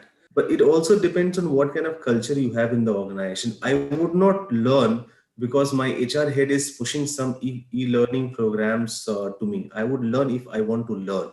So basically the career progression path needs to be very, very clear for each individual. And if I know that by doing this program or by learning this competency or by learning this course, I'm going to get ahead in my career, then only I will learn. So a sense of purpose needs to be created, whether it is a junior manager or a senior manager. A purpose needs to be created in that particular employee, that if you learn this, this is the benefit which you are going to get. So that sense of purpose is very, very important if we want to create a learning organization. So you're saying the onus of learning is a combination of what the organizational culture is, but also what the person or the employee is able to do on his own or on his or her own. That's what I'm looking at. Onus of learning is always on the employee. Organization can only be the facilitator, and the purpose needs to be integrated in that individual, or that this is the purpose for your learning. You will benefit if you learn this. Not if we put it that organization will benefit, we want you to do this because you have to take over this role. That's probably is not workable. The employee needs to be felt that he is going to get benefit if he learns a particular program or a particular competency. Absolutely. Sriram, before you start, I know Subir sent me a message that you had to leave again. I wish you can stay longer, but I respect your time. I know you tried to pack this. You were kind enough to accept this. Thank you so much. But again, as long as you can stay, you can. But we'd love to have you. We have about 15 minutes, so I'll leave it I'm to you. there for the next 5 minutes. Sure. Okay. Sriram, your perspectives, please. Again, I'll pick up from where Subir left off. One, I very firmly believe that the onus of learning, growing, etc., is on the individual. Now, this having been said, I'll talk about Startech just to give everyone a perspective. We are present in about 13 countries, about 50,000 people. 50% of the workforce is in this part of the world, India and Sri Lanka. One thing that Startech has done, today we call ourselves Startech, we were erstwhile Aegis, part of the SR Group's BPO. One of the things that was done way back in 2008 itself is something called cross-shoring. We put up a very, very strong global talent exchange program. So there are two things we do, both internally focused and externally focused. To your point, Subbu, my experience with the market per se, right at the entry level is where people find it hardest to find good jobs. Right at the highest level is where people find it hardest to find good jobs. There is this manufacturing date, and then there is this expiry date. And if you what happens to when you expire in the industry depends on what you do between these two dates, right? The more you put in, the farther you get. Some very simple programs internally that we put in. There are learning programs available all the way right at the bottom, down to the bottom, right up to the top. You need to score credits. You need to get your blue, silver, gold, platinum, black at the VP level, for example, cards for you to be able to apply for the next level. We make it a point that we will hire only from within. Like Indrani was saying, more than 67% current count is talent that's grown from within. At this point, you pick a site. I have people from different parts of the world having been posted to those sites. As we speak, for one of the world's largest, tourist cab aggregators, we do a lot of business for them in Malaysia. I've got about 30 people getting trained. Probably unheard of that call center agents are being sent from here to a country like Malaysia, where regular English is available. No, but we want to do it for you guys.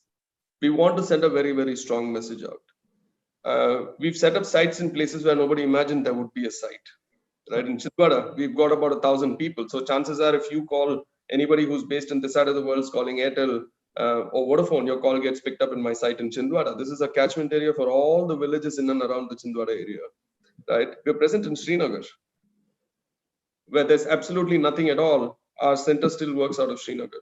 We're massive in Lucknow, for example. People talk a lot of tier 2 cities and etc. But in certain cities where we are the monopolists. What have we done? You want to go back and work out of Lucknow? Please do work out of Lucknow. You can support any site in India. You want to come and work in Delhi? You want to work in a metro? We do it, right? You want to go out of this country and work elsewhere, up to and including Riyadh, for example. I have people working there. I have people working in Australia. We have people working in South Africa. What we do is make sure that we want to send our people. It gives us a lot of pride in having done that. And we constantly keep doing it. External focus, Subbu, this probably should interest you and Indrani as well. Subir would already know. I was talking about the apprentice scheme. We launched it about 5 years ago. We've got 12,000 plus apprentices churned through the system. And with the system, as we speak, there's about 3,600 getting trained in our company. We don't differentiate them from regular employees. We don't pay them half the wages or anything at all. They are exactly the same as what they are. There is a structured training program, which is a little more than what a regular employee would go through. They are tagged as apprentices, but we continue to do it, which is why we've been recognized.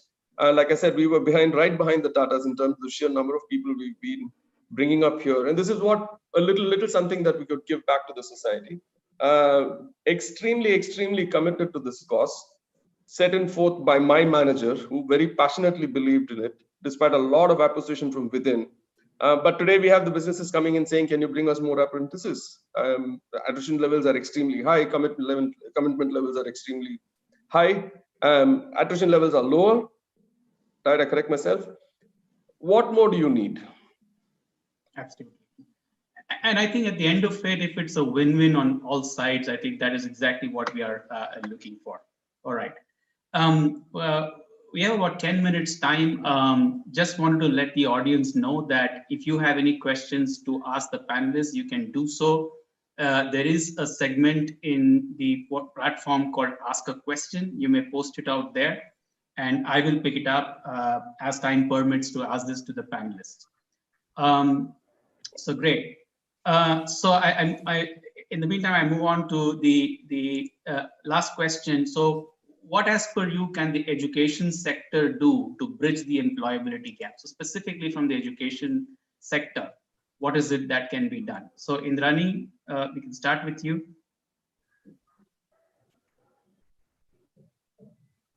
You're speaking on mute, I think, Indrani. It resonates with the proverb that charity begins at home. And for the students, I think the home is the institute. So if the foundation, and I keep on going back to this word, if the foundation is strong, I think it would be easy transition for the students from the campus world to the corporate world. The major gap that we always see in the employability is in this transition phase. Irrespective of the students that we are hiring from wherever, be it tier 1 or tier 2, at each level we see this gap. And campus has a huge amount of role to play. Today, only in the newspaper, I was reading that there's a particular institute in Chennai who is attracting more students than the IITs. And I was interested with the headline, and I went into that article. And I read that they are customizing the courses, especially in data sciences, based on the industry need. Now tell me, how many institutes, whether it is IITs or any tier 1 institutes of the country, which are like the most prestigious institutions, are now customizing the courses based on the corporates? We are still in a situation where we are continuing with some courses which were there for last few years, but we like it or not, but we have to accept in last 5-6 years, there has been a huge amount of paradigm shift in every aspect, whether it is in the analytics, whether it is in the robotics, the data scientists, everything. So the campuses needs to cope up with the changes that are happening in the corporate. They need to be ahead of the curve of the corporate requirement. That's when the employability gap will lessen, that the students are ready for employment. Of course, I'm not getting into the behavioral aspect that is required, but today I'm focusing on the functional requirement. Every company is requiring data scientists. How many institutes are having customized data scientist courses? So I think campuses needs to step up on customizing the course based on how the corporates are shifting their needs. Sure. And relook at the course curriculum. Absolutely. Subir, your perspectives. I know you have to rush, so. I'll just make my point and rush. Must thank Indani and Shriram. It has been lovely to be in co-panel with you. Thank you, Subbu. I just had 3 perspectives. One, the company need to be the colleges need to be the co-traveler with the organizations. What I means is that say every organization has a 3-year, 5-year strategy. Now, what is the company's strategy? So colleges need to work very, very closely with the corporate so that they know what is the strategy of the company and incorporate those things in their curriculum. And not only contact corporates at the time of placements and summer internship. So that is something which the colleges need to do. The second thing is they also need to focus on creating jobs. Instead of job seekers, they need to include entrepreneurship in their courses, so that their students also focus on a lot of startups and creating a lot of startups than only being the job seekers. And the third and the final one is that a lot of soft skill needs to be developed, so that student knows that how they are able to do well in an interview, how basically the strategy of how to get jobs. So these are the three areas which I think the colleges need to focus to be able to stay ahead in the curve. Absolutely, Sudhir. Thank you so much. Yeah. I'll just take 1 minute time. Thank you very much, Indrani, Sriram, Subbu. It has been lovely to be on the panel. I hope I added value. Let's be in touch. No, absolutely, Sudhir. Thank you. Thank you. Thank you. Yeah. Okay. So, Sriram, yeah, your perspective on what the same. Again, a mix. I'm lucky in that I get to listen to two people talk, and then lucky in that my ideas resonate with what they're both saying in more ways than one. I'll give you a classic example. So back in HCL, during my days in HCL, right, we'd set up a very large offshore dev center for one of the largest semiconductor equipment manufacturers in the world, the biggest in the world. Sure. Ever so often, we used to keep talking to the clients, the people who keep coming from there, several of them Indian, several of them homegrown Indian Americans, several of them Americans. So at a dinner party one day and over drinks, I had one of the top guys, one of the founders of the company sitting and saying, "Hey, Sri, you've been at it for a while, but something beats me, man." I said, "What is it?" I've been talking to these engineers, so damn good at what they do, just that they can't speak great English. They don't even speak good English, some of them.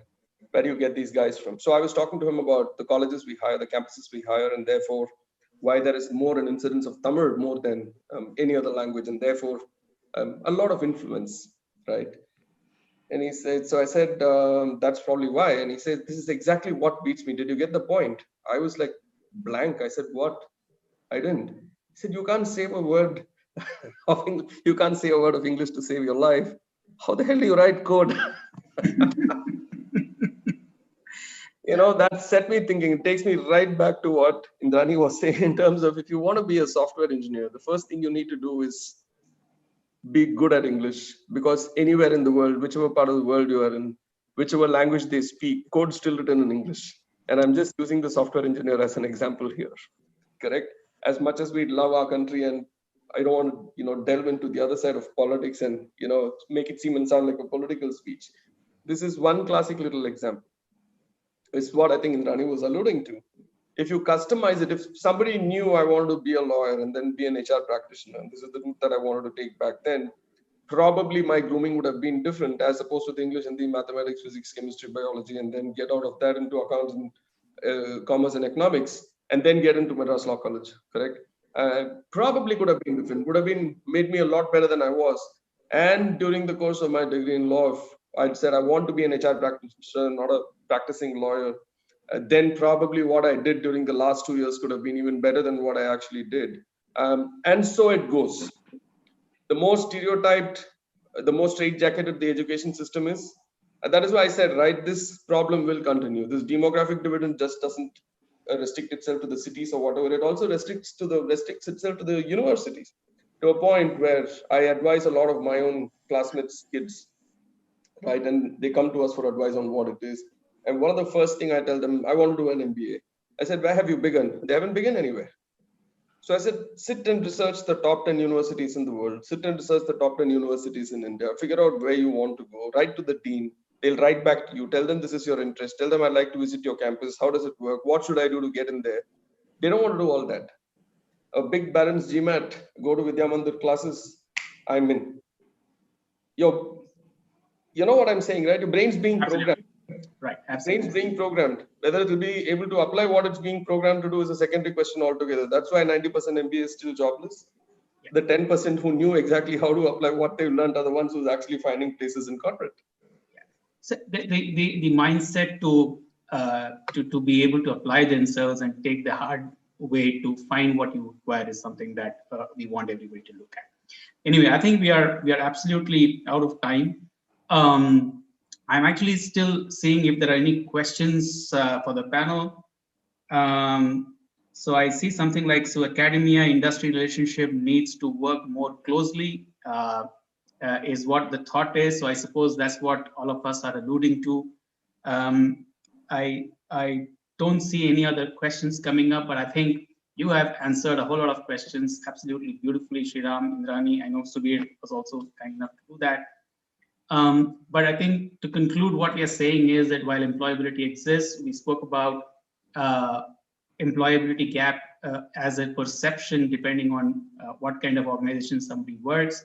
There is a challenge between meeting the demand and supply is something that we spoke about.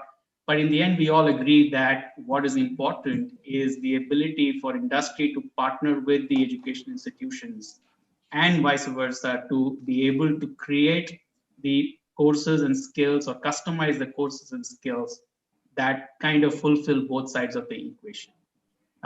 Thank you so much, Indrani. Thank you, Sriram, for taking the time out. It's been wonderful hearing your insights.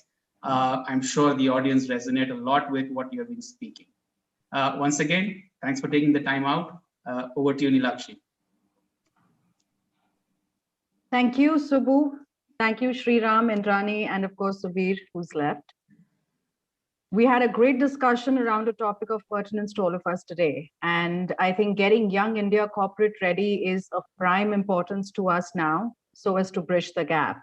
And the perspectives you shared is deemed of extreme value. Thank you so much. Most welcome. Thank you for having me on board. And, I had the pleasure of interacting with two very senior industry practitioners. Nothing comes close to it. So thank you, Subbu. I'll be in touch. Thank you, Sriram. Thank you, Subbu. Thanks, Nilakshi. Thank you so much. Had a lovely time. Thank you. Pleasure. Okay. So, Nilakshi, we will wait for a couple of minutes. So I suppose I think panelists can join the other link if they have the link to come in as the audience. Is that how it is? That's right. That's right. Okay. All right. Great. Thanks, Sriram. Thanks. Bye-bye.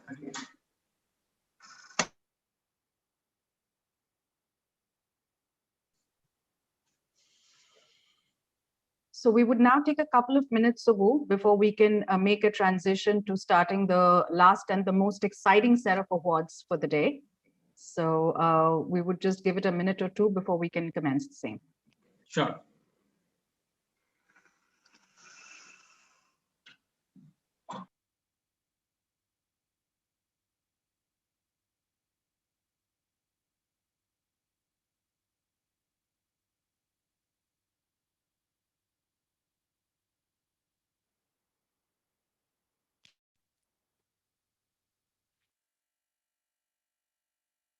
So ladies and gentlemen, we are ready to begin with the last and as I mentioned, the most exciting set of awards. And we would begin with leading practices in learning and development. An effective learning and development strategy and aligned practices are not just important, but vital to the success of any organization today. We are proud to announce the winners in this category who have made undeniable contributions by means of their learning and development practices. Calling upon the first winner in this category, Tech Mahindra Limited.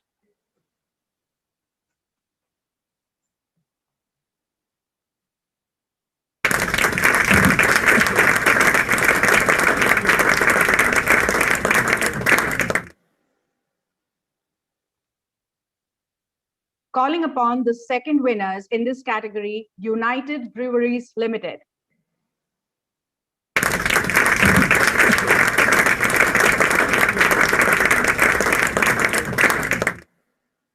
The third and proud winners in this category is Create Energy Private Limited.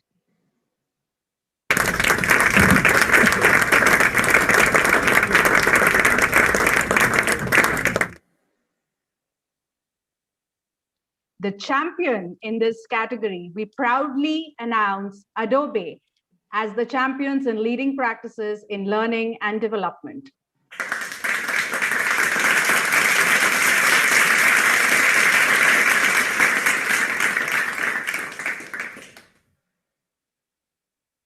Moving on to the next category of awards, leading practices in HR transformation. In a dynamic world, viewing human capital issues as business issues is a game changer. HR Transformation Awards aims at celebrating the organizations wherein HR has partnered effectively with business to be able to orchestrate the transformation, inviting the proud winners in this category. Piaggio Vehicles.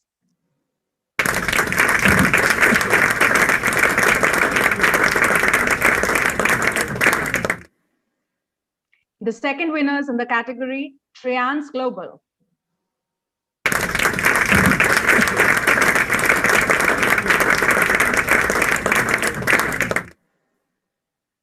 Proudly presenting the champion in this space, Grant Thornton US Shared Services, India.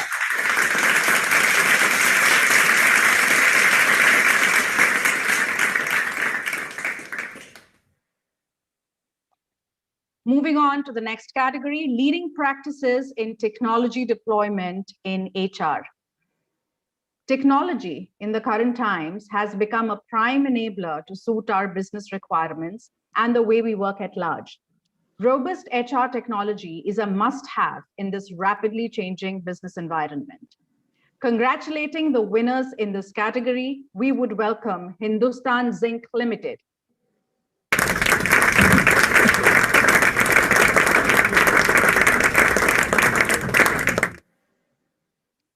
The second winners in this category, Vedanta Alumina Business.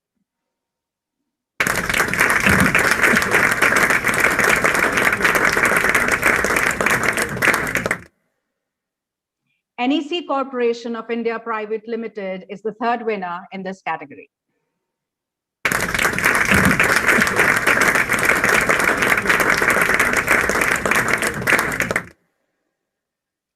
The champion in the coveted category of HR technology is Trians Global. Big hand for them, gentlemen.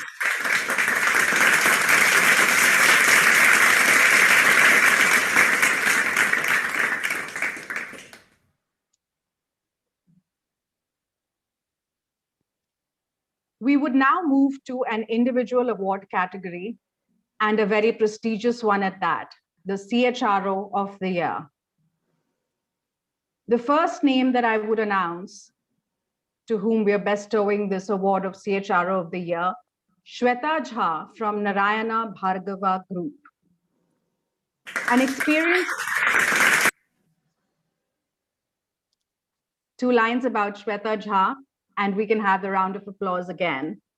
An experienced human resource professional with a demonstrated history of working in the information and technology and services industry, skilled in talent management, personnel management, payroll, and employee management, a strong human resources professional with an MBA HR focused in human resource from Dr. D.Y. Patil Institute of Management Studies and from XLR Jamshedpur. Big congratulations, Shweta, on being the CHRO of the Year. Let's hear it from Shweta.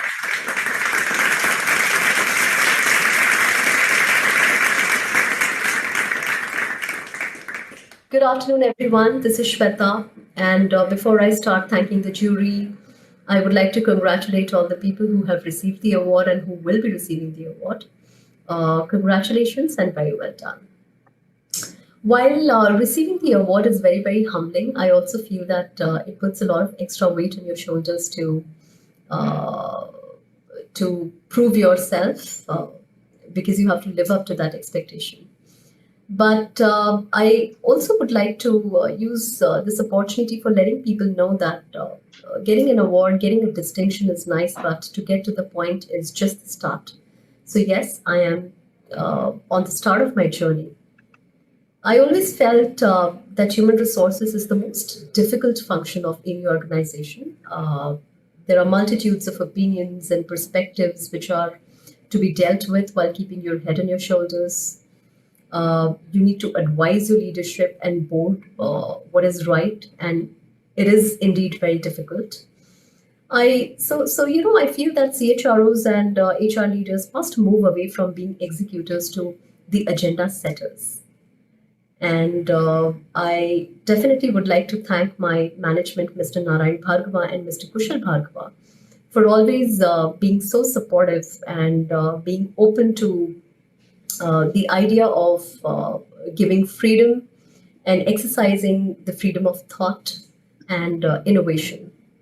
So thank you so much, Mr. Bhargava, for trusting me in my abilities and helping me reach where I am today. And because of this, we were able to achieve and get the change from what we were to what we are to what we want to be. Last but not the least, I would like to thank my team members for their tremendous support throughout, and the jury members for recognizing the effort that have been put to get that change. Thank you so much, and I wish you all a great day ahead. Thank you. Wonderful to hear from Shweta. Congratulations once again. Moving to the next CHRO of the year, I proudly present Mr. Sagar Vadapurkar from Dhani. Mr. Sagar Vadapurkar is an astute HR professional with over 20 years of work experience in some of the very renowned and legendary organizations spanning various segments of the industry. His career is a unique and rare combination of sales and HR expertise, where he has worked in companies like Procter & Gamble, Kellogg's, Bajaj Alliance, Future General in the past, and currently serving as the head of HR with Dhani Group, managing capital market, retail asset products, LED lighting, healthcare business, and construction equipment, leasing businesses with over 12,000 employees. We congratulate Sagar on being the CHRO of the year. Let's hear it from him.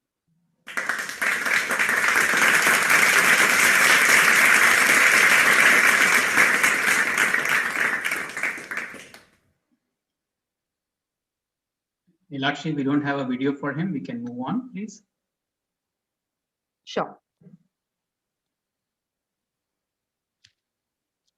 Our next CHRO of the year, Dr. Harry Seedy from Ascent Telecom Infrastructure Private Limited. Dr. Harry has been providing overall strategic direction, oversight, and leadership to the organization's human resource activities for over 25 years. He's been giving the direction in MNCs in India, APAC, Middle East, and Korean region. He has been overseeing the development and implementation of human resource policies, programs, and services, including legal compliance, employee benefits, employee engagement, employee relations, and many more. Let us heartily congratulate Dr. Harry as the CHRO of the year.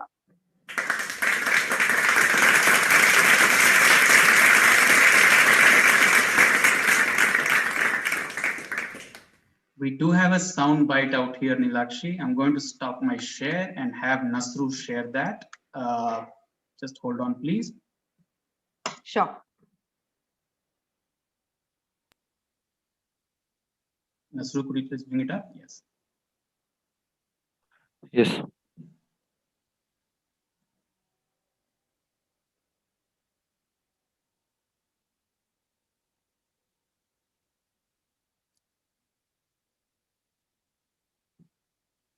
Nasru, we can't hear him. Have you enabled the voice?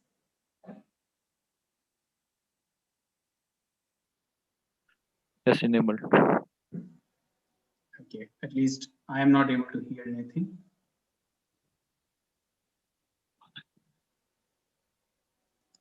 We might need to replay from beginning.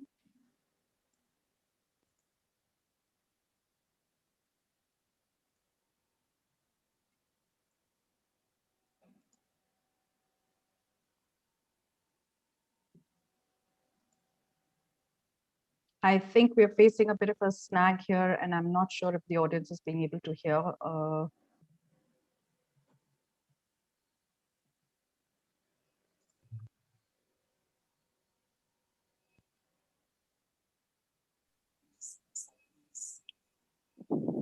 Okay, I don't think we can hear it.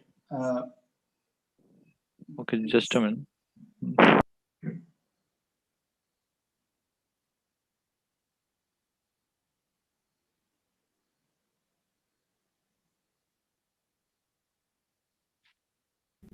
Subbu and the whole team. Thank you so much for honoring us on this day when we celebrate human resources. I sincerely thank the whole team for having done an excellent work of looking for recognizing these top talents in the industry. And I am proud recipient of this particular award for SN Telecom, and I sincerely thank for that. It's as always, people first goes after people, identifies the top potential, and brings them to the limelight of the industry. And for this, they certainly deserve a lot of appreciation. I sincerely thank Jagmohan Dalmia, Subbu, and the whole team. Thank you once again.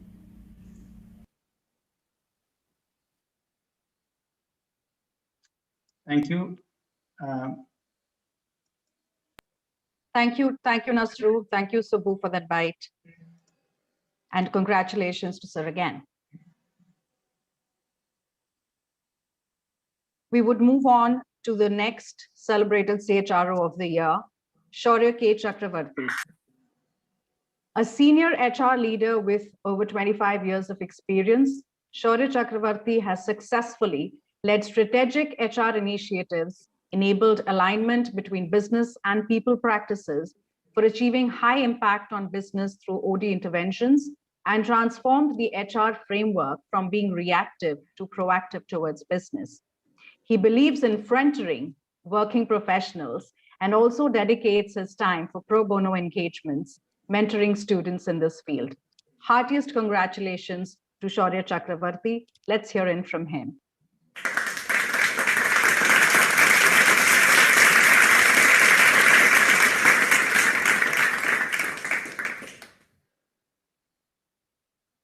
We don't have a video here, Nilakshi. We can move on. Moving on, I'm really excited to announce the next CHRO of the year, who we have also been introduced to as the Woman Achiever of the Year, Pooja Bansal from Piaggio Vehicles. Pooja, as we know already, is an individual with multidisciplinary experience of multinational corporations in the corporate and plant HR. She is a gold medalist in psychology and an MBA in HR and has won various academic accolades. Presently, she is working with Piaggio Vehicles, a multinational company, as the CHRO for Piaggio India. She is responsible to provide strategic leadership to the overall function of human resource by establishing and driving HR strategy, supporting organization with strategic insights, orchestrate and champion HR delivery, spreading initiatives along with the top management to forge organizations' talent and capabilities, setting and implementing personnel policies relating to industrial and trade union relationships. A big round of applause, ladies and gentlemen, for Pooja Bansal from Piaggio Vehicles.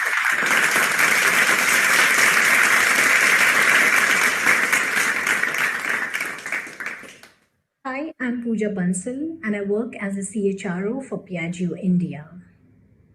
Year 2020 has been a roller coaster ride for all of us. It has been extremely challenging, but at the same time, super exciting. Receiving an award as a CHRO of the Year for 2020 is overwhelming. With this award comes higher responsibilities and accountabilities and further expectations that sets in with the position. At the outset, I wish to thank PeopleFirst HR Excellence Award jury and the team of PeopleFirst for bestowing me with this prestigious award. Thank you for the honor.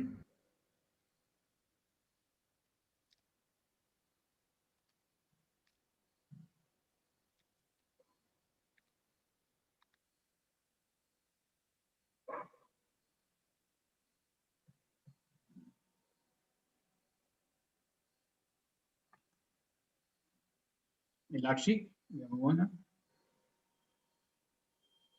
I'm assuming the video is completed because I was just waiting for it to complete. Sure, sure. Thank you, Subbu, and it was wonderful to hear from Pooja again. The next CHRO of the year, and I proudly present Dinesh Kumar TK from Aspire Systems. He was recognized as one of the India's top 100 HR leaders who makes a difference by World HRD Congress in association with the Economic Times in 2017 and 18 for being a forerunner in innovative people practices. This speaks volume about his dedication and commitment towards establishing and sustaining the cultural values of the organizations and making meaningful contribution to the HR domain. Congratulations, Dinesh, and let's hear a few words from him.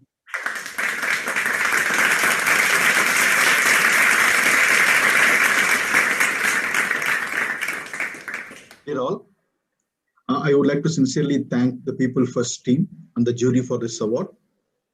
Being recognized for HR excellence in the industry is indeed an honor, and I deeply value that. I have always believed in the power of knowledge and the power of people. And more importantly, I have firmly believed that people should always be at the center of everything businesses do. This award will reinforce my commitment to the HR fraternity and will motivate me to strive better and even harder in the HR journey. Today, as I receive this award amidst the ongoing pandemic, I would like to express my sincere thanks to my wonderful HR team at Aspire, our excellent leadership team, my mentor and CEO Gauri, and every aspirant for their support in making this award possible. As much as this award is mine, this is also theirs because I feel this is a testimony to our people-centric culture, and I am glad to be a part of that mission. Once again, thank you, Aspire, and thank you, PeopleFirst, for this wonderful recognition. Thank you. Thank you, Dinesh, for your kind words to us, and congratulations again. Our next CHRO of the year, Ajay Arora, is a seasoned leader with about 20 years of experience in driving business outcomes as a human resources professional in financial services, technology, and FMCG. In his various roles, Ajay has successfully worked with global business leaders on strategic frameworks and large project implementations. He has hands-on experience in organization development and design initiatives, learning development, compensation and benefit, both domestic and international, leadership assessments, and M&A. Heartiest congratulations to Ajay on his achievements. Can we have some words from Ajay?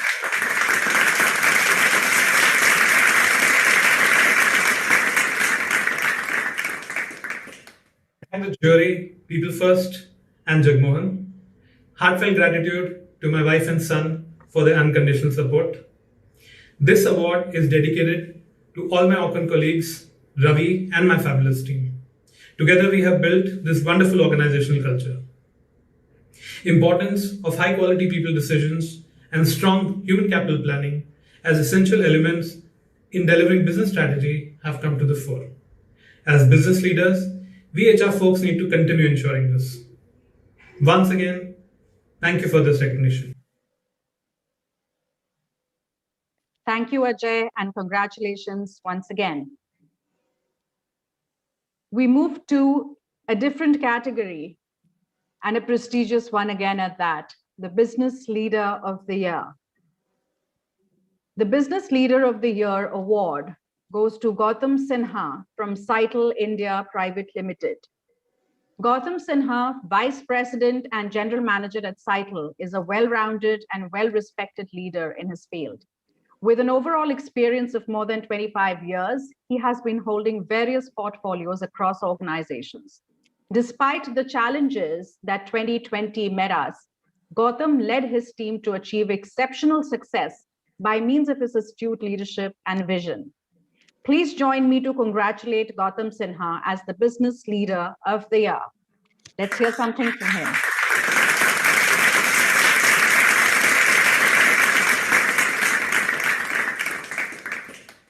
Actually, there is a video. I'm going to hand it over to Nasru to play that, please. I'm going to stop the share at the moment. Sure.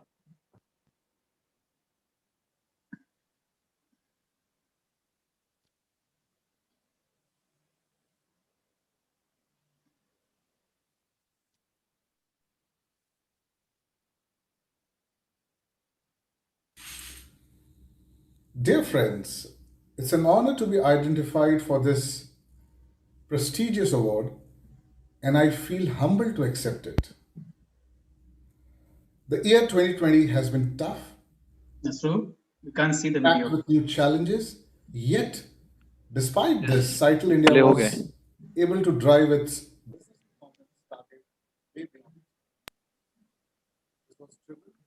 and delivered.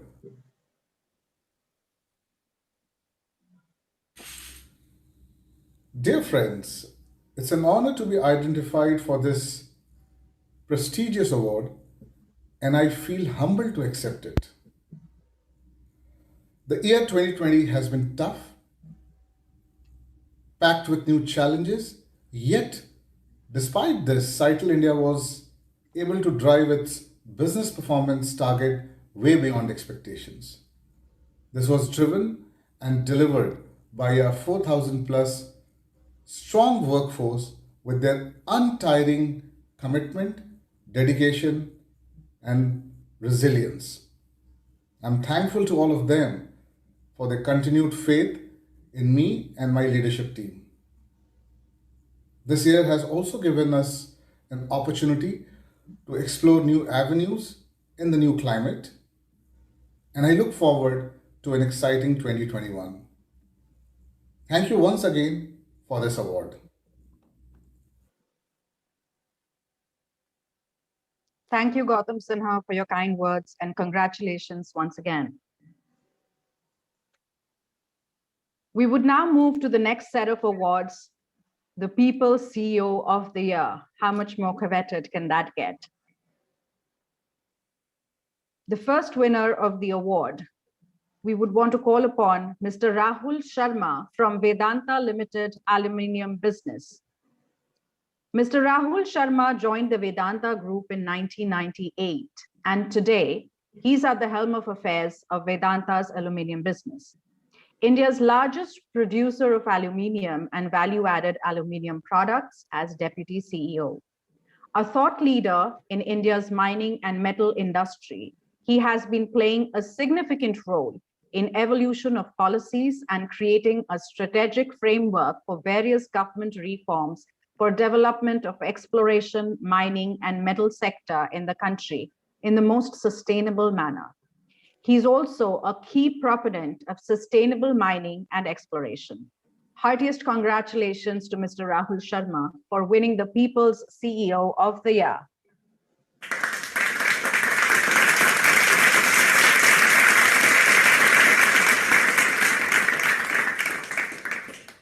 Good afternoon, everyone. With great honor and humility, I accept the People CEO of the Year award. Credit goes to the People First for driving this innovative HR Excellence Award. I always believe in that. You are the CEO of your own career, and this right no one can take from you. I would also encourage everyone to understand how their work is changing lives and help in building a better world. Thanks once again. Thank you, Mr. Rahul Sharma, and congratulations once again. Moving on to the next winner of this award, I would like to present an inspiring gentleman, Mr. Gauri Shankar Subramanian from Aspire Systems. CEO and co-founder of Aspire Systems, Gauri Shankar Subramanian commenced his entrepreneurial journey at a very young age. Even during his college years, he planned to set up a business along with a couple of his batchmates. After completing their masters and gaining some more experience, three friends set up a business, resulting in the inception of Aspire Systems in 1996. From the initial hurdle of starting a business as a youngster at a time when the startup culture was not so prevalent, right through his years of steering Aspire to where it stands today, Gauri Shankar surmounted several challenges by being patient, agile, and adaptable. Congratulations to Gauri Shankar Subramaniam as this fantastic achievement as the People CEO of the Year.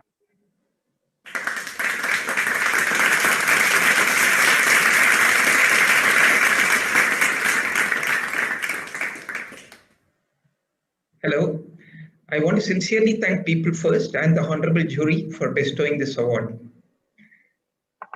An award like this is really a reflection of the team effort, and it truly belongs to every single aspirant across the globe. And I'd like to dedicate this to a team of over 3,000 plus people across the globe. It is also a reflection of the phenomenal effort our HR team does on a day in and day out basis to make sure that all of us are moving in the same direction. And it's really nice to see that People First has also chosen Dinesh Kumaran, our HR head, for the CHRO of the Year award as well. This motivates us in a big way, and we will certainly do a lot more people initiatives to make sure that we are operating at a world-class level as far as our HR practices are concerned. I want to once again thank People First for this award, and it really makes our day. Thank you, and best wishes to all the awardees as well. Thank you and congratulations, Mr. Gauri Shankar. Our next award goes to Dr. Sushil Kumar Chaturvedi from Ascent Telecom Infrastructure Private Limited as the People CEO of the Year. Dr. Sushil Kumar Chaturvedi has a track record of setting business landmarks globally through differentiated and strategic approach with focus on operational discipline, converting every challenge to an opportunity. What makes Dr. Chaturvedi distinctly different from others is that he walks the talk and leads by example. Being a CEO, he grasps the scope of the telecom industry trends and understands their implications to our business, which has helped Ascent Telecom benefit from these trends instead of getting steamrolled by them. Many congratulations to Dr. Chaturvedi. Let's listen in from him.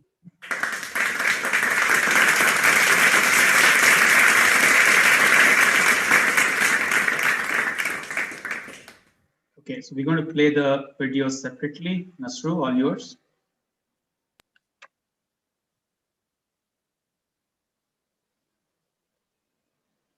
Good afternoon to all of you. It's a moment of great joy and pride for me. So we can't see the video, please. Honor on behalf It's shared. of my company, Ascent Telecom.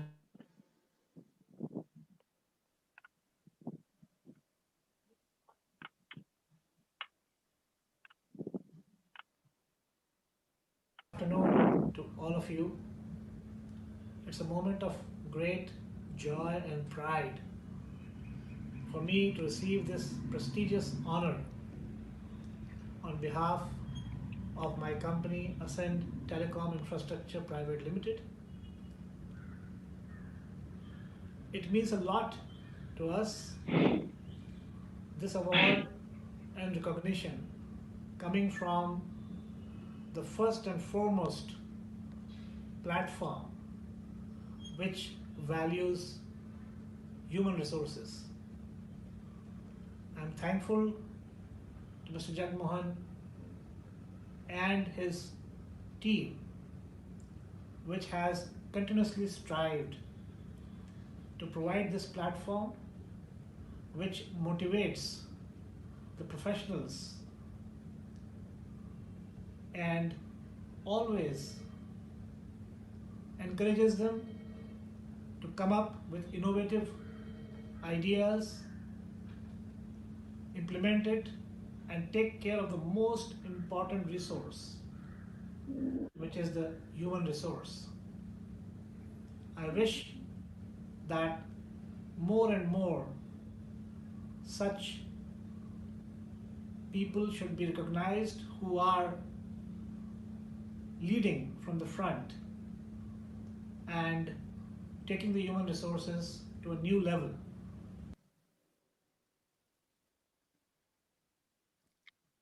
Thank you, Dr. Verma, and congratulations to you. Moving on to the next award. The People CEO of the Year goes to Amit Gautam from Upside LMS. A learning technologist, an Apple fan, and a human at heart, Amit is a leader who has made trailblazing his middle name.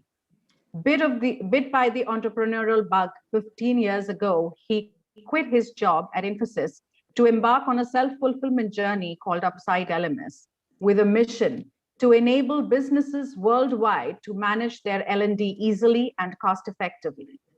With over 2 decades of work experience across IT and e-learning, Amit has a wealth of knowledge and hands-on experience in startup management, project management, technology solutions consulting, and technology solutions architecting and development.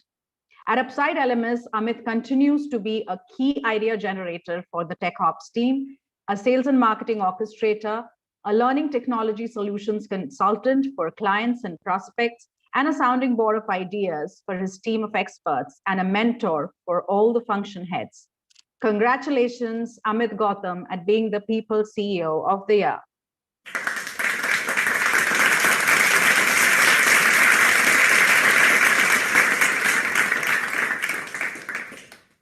I'm very happy and excited, and of course, deeply humbled to accept this award, People's CEO of the Year by People First HR Excellence Awards 2020. And a very big thank you to my wonderful team for the nomination, which was a surprise to me, and of course, all the good words they would have spoken about me. And for me, it's not really a difficult job, given the team I have. They are on their own. I just have to be there, last year when it was one of the toughest year for all of us, the kind of resolve, the kind of courage they showed, and the commitment to the customers, it was amazing. So I'm really proud to have such a team, and I hope I can continue to live up to their expectations. I can continue to be of good value and help to my team. And again, a big thank you to all of them, and thank you, People First. Thank you, Amit Gautam, and congratulations. Moving on to an award category, which I feel privileged to be able to present in front of you, ladies and gentlemen, the Business Icon Award. The name I'm going to present in front of you needs no introduction. And as I mentioned before, I feel truly privileged to be able to do the honors. Naina Lal Kidwai, Chairman, Max Financial Services Limited. She has several firsts to her name. She was the first Indian woman to get an MBA from Harvard in 1982, the first woman president of the Federation of Indian Chambers of Commerce and Industry, and the first woman to head a foreign bank's operations in India. These days, however, she works for causes closer to her heart: environment, sanitation, access to water, and women empowerment, to name a few. It's a great honor to be able to present the prestigious Business Icon Award to Madam Kidwai today. Heartiest congratulations, ma'am. Let's listen in from her.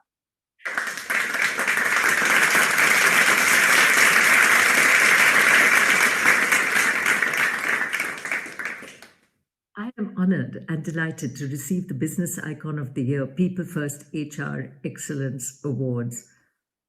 I firmly believe that the only way to create a winning organization is by putting people first. I think if you have the right talent and the right culture, you are able to build a resilient organization that can adapt to an ever-changing world. Thank you again.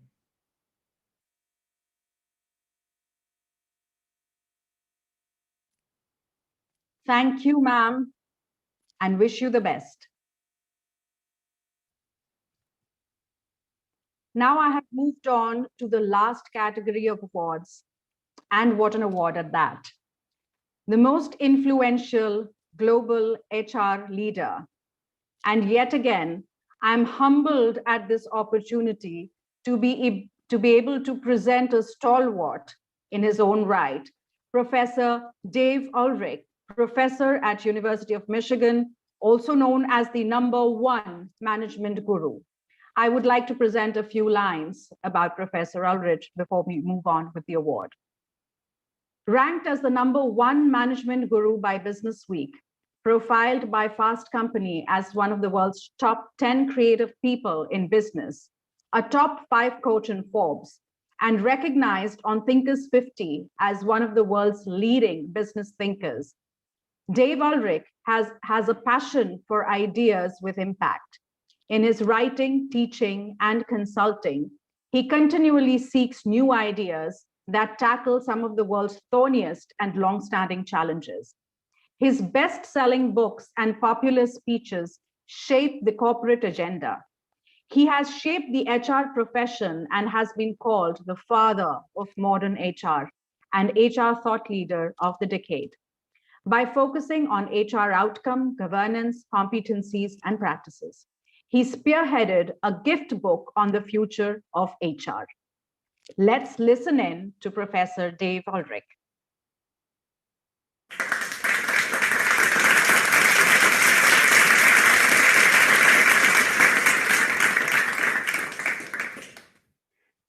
Good evening. My name's Dave Ulrich.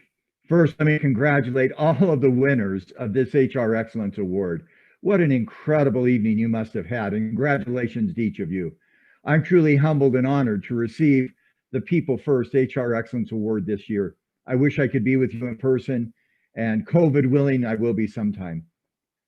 My message to the HR community is really fairly simple. The best is always yet to come. Because of the awards that are given and other great work, the best is yet to come for all of us in HR. And let me just suggest for 3 reasons. 1, because HR is not about HR. It's not about what we know, what we do, and who we are. It's about the value we create for others.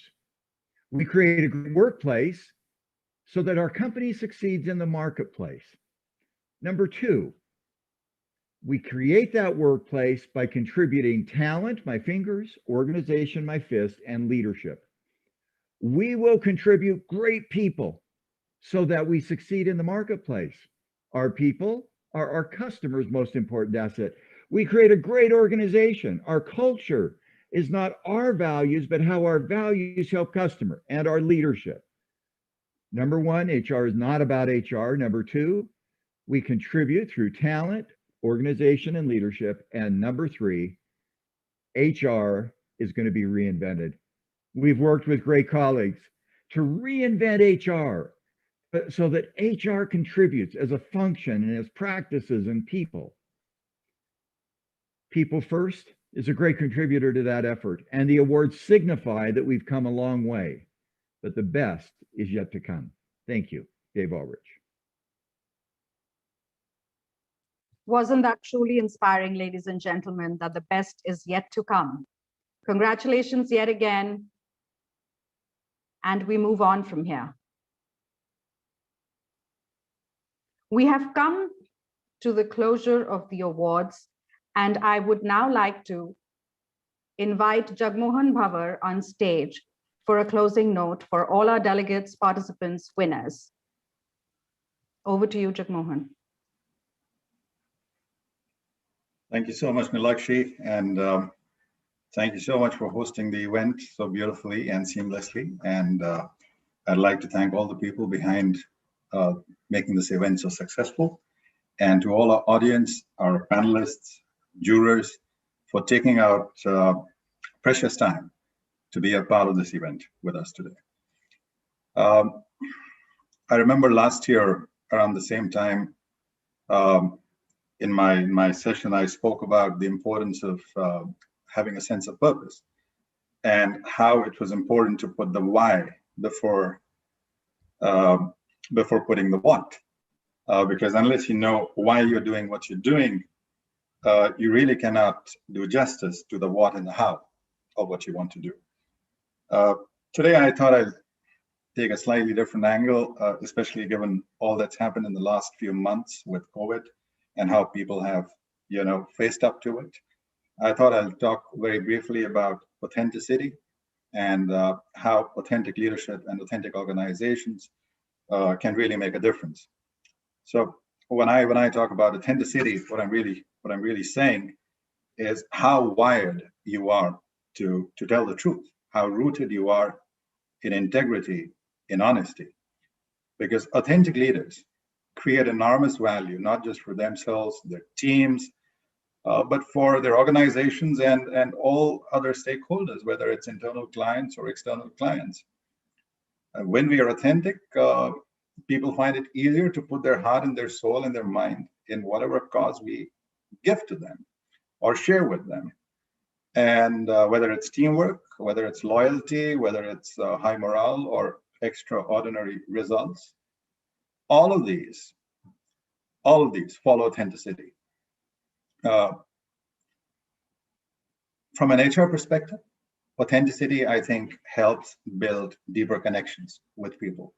And to my mind, that's really what human resources is all about. It's about facilitating deeper connections between stakeholders. Why is authenticity important? Because when disaster strikes, when there is uncertainty looming over the horizon, the one leadership characteristic that singularly stands out is authenticity, because it's authenticity from the leaders amongst people that actually draws people close to each other. And that is so important when you're facing up to uncertainty. Now, authenticity does not mean that you are honest all the time. It doesn't mean that you are rooted in the truth all the time. I think you would have to be a very different human being to be able to do that. And I think even the best of leaders, the best of people do end up making mistakes, do end up not being completely honest all the time. I know I haven't been. But if you look at it, the people who are remembered, the leaders who are remembered, are not those who always spoke the truth, but those who were self-aware enough to know when they were not speaking the truth and had the courage to accept it, own up to it, and more importantly, make changes. I think to me that is authenticity. Where does HR come into the picture? Everywhere.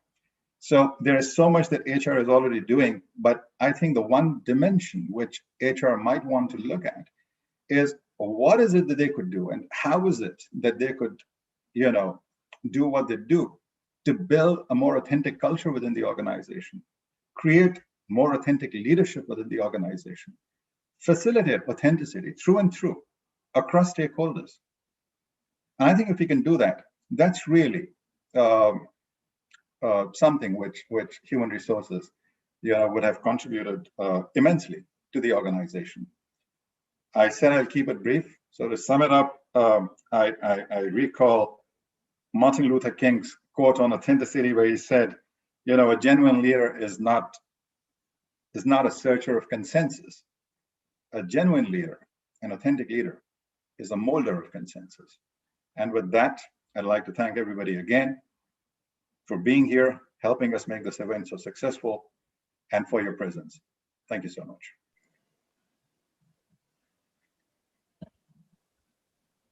Thank you, Jagmohan. I would invite Subbu to take the closing note before we close in the evening. Absolutely. Thank you so much. Thanks, Nilakshi, for hosting the event beautifully.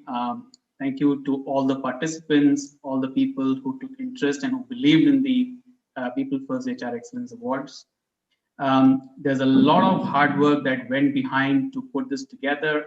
Neha Jagnani, thank you so much for the hard work that you have put together. I know you have spent countless number of days to pull this all together. Nasruddin, as of 3 in the morning, you were still awake trying to pull all the videos together. So that's an incredible job. Thank you so much. The design team, Mudassar, Kumkum, at some stage you were all involved. But overall, the leadership within the PeopleFirst team, thank you so much for being here and making this come true.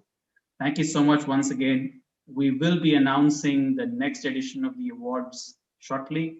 And those are the dates that we will be mentioning later this month. So thank you so much once again. It is wonderful to have all of you. Until we meet again, thank you so much and goodbye. Subbu, I think you've thanked everybody, but I would just like to mention that this event wouldn't be what it is and what it has been all through the years without your, perseverant approach to almost every little detail. And I think on behalf of the entire team, whilst you've thanked everybody else, we'd like to take this opportunity to thank you for all the wonderful work that you've been doing. Thank you. Thank you so much. Thank you, ladies and gentlemen. Have a great evening ahead. Goodbye.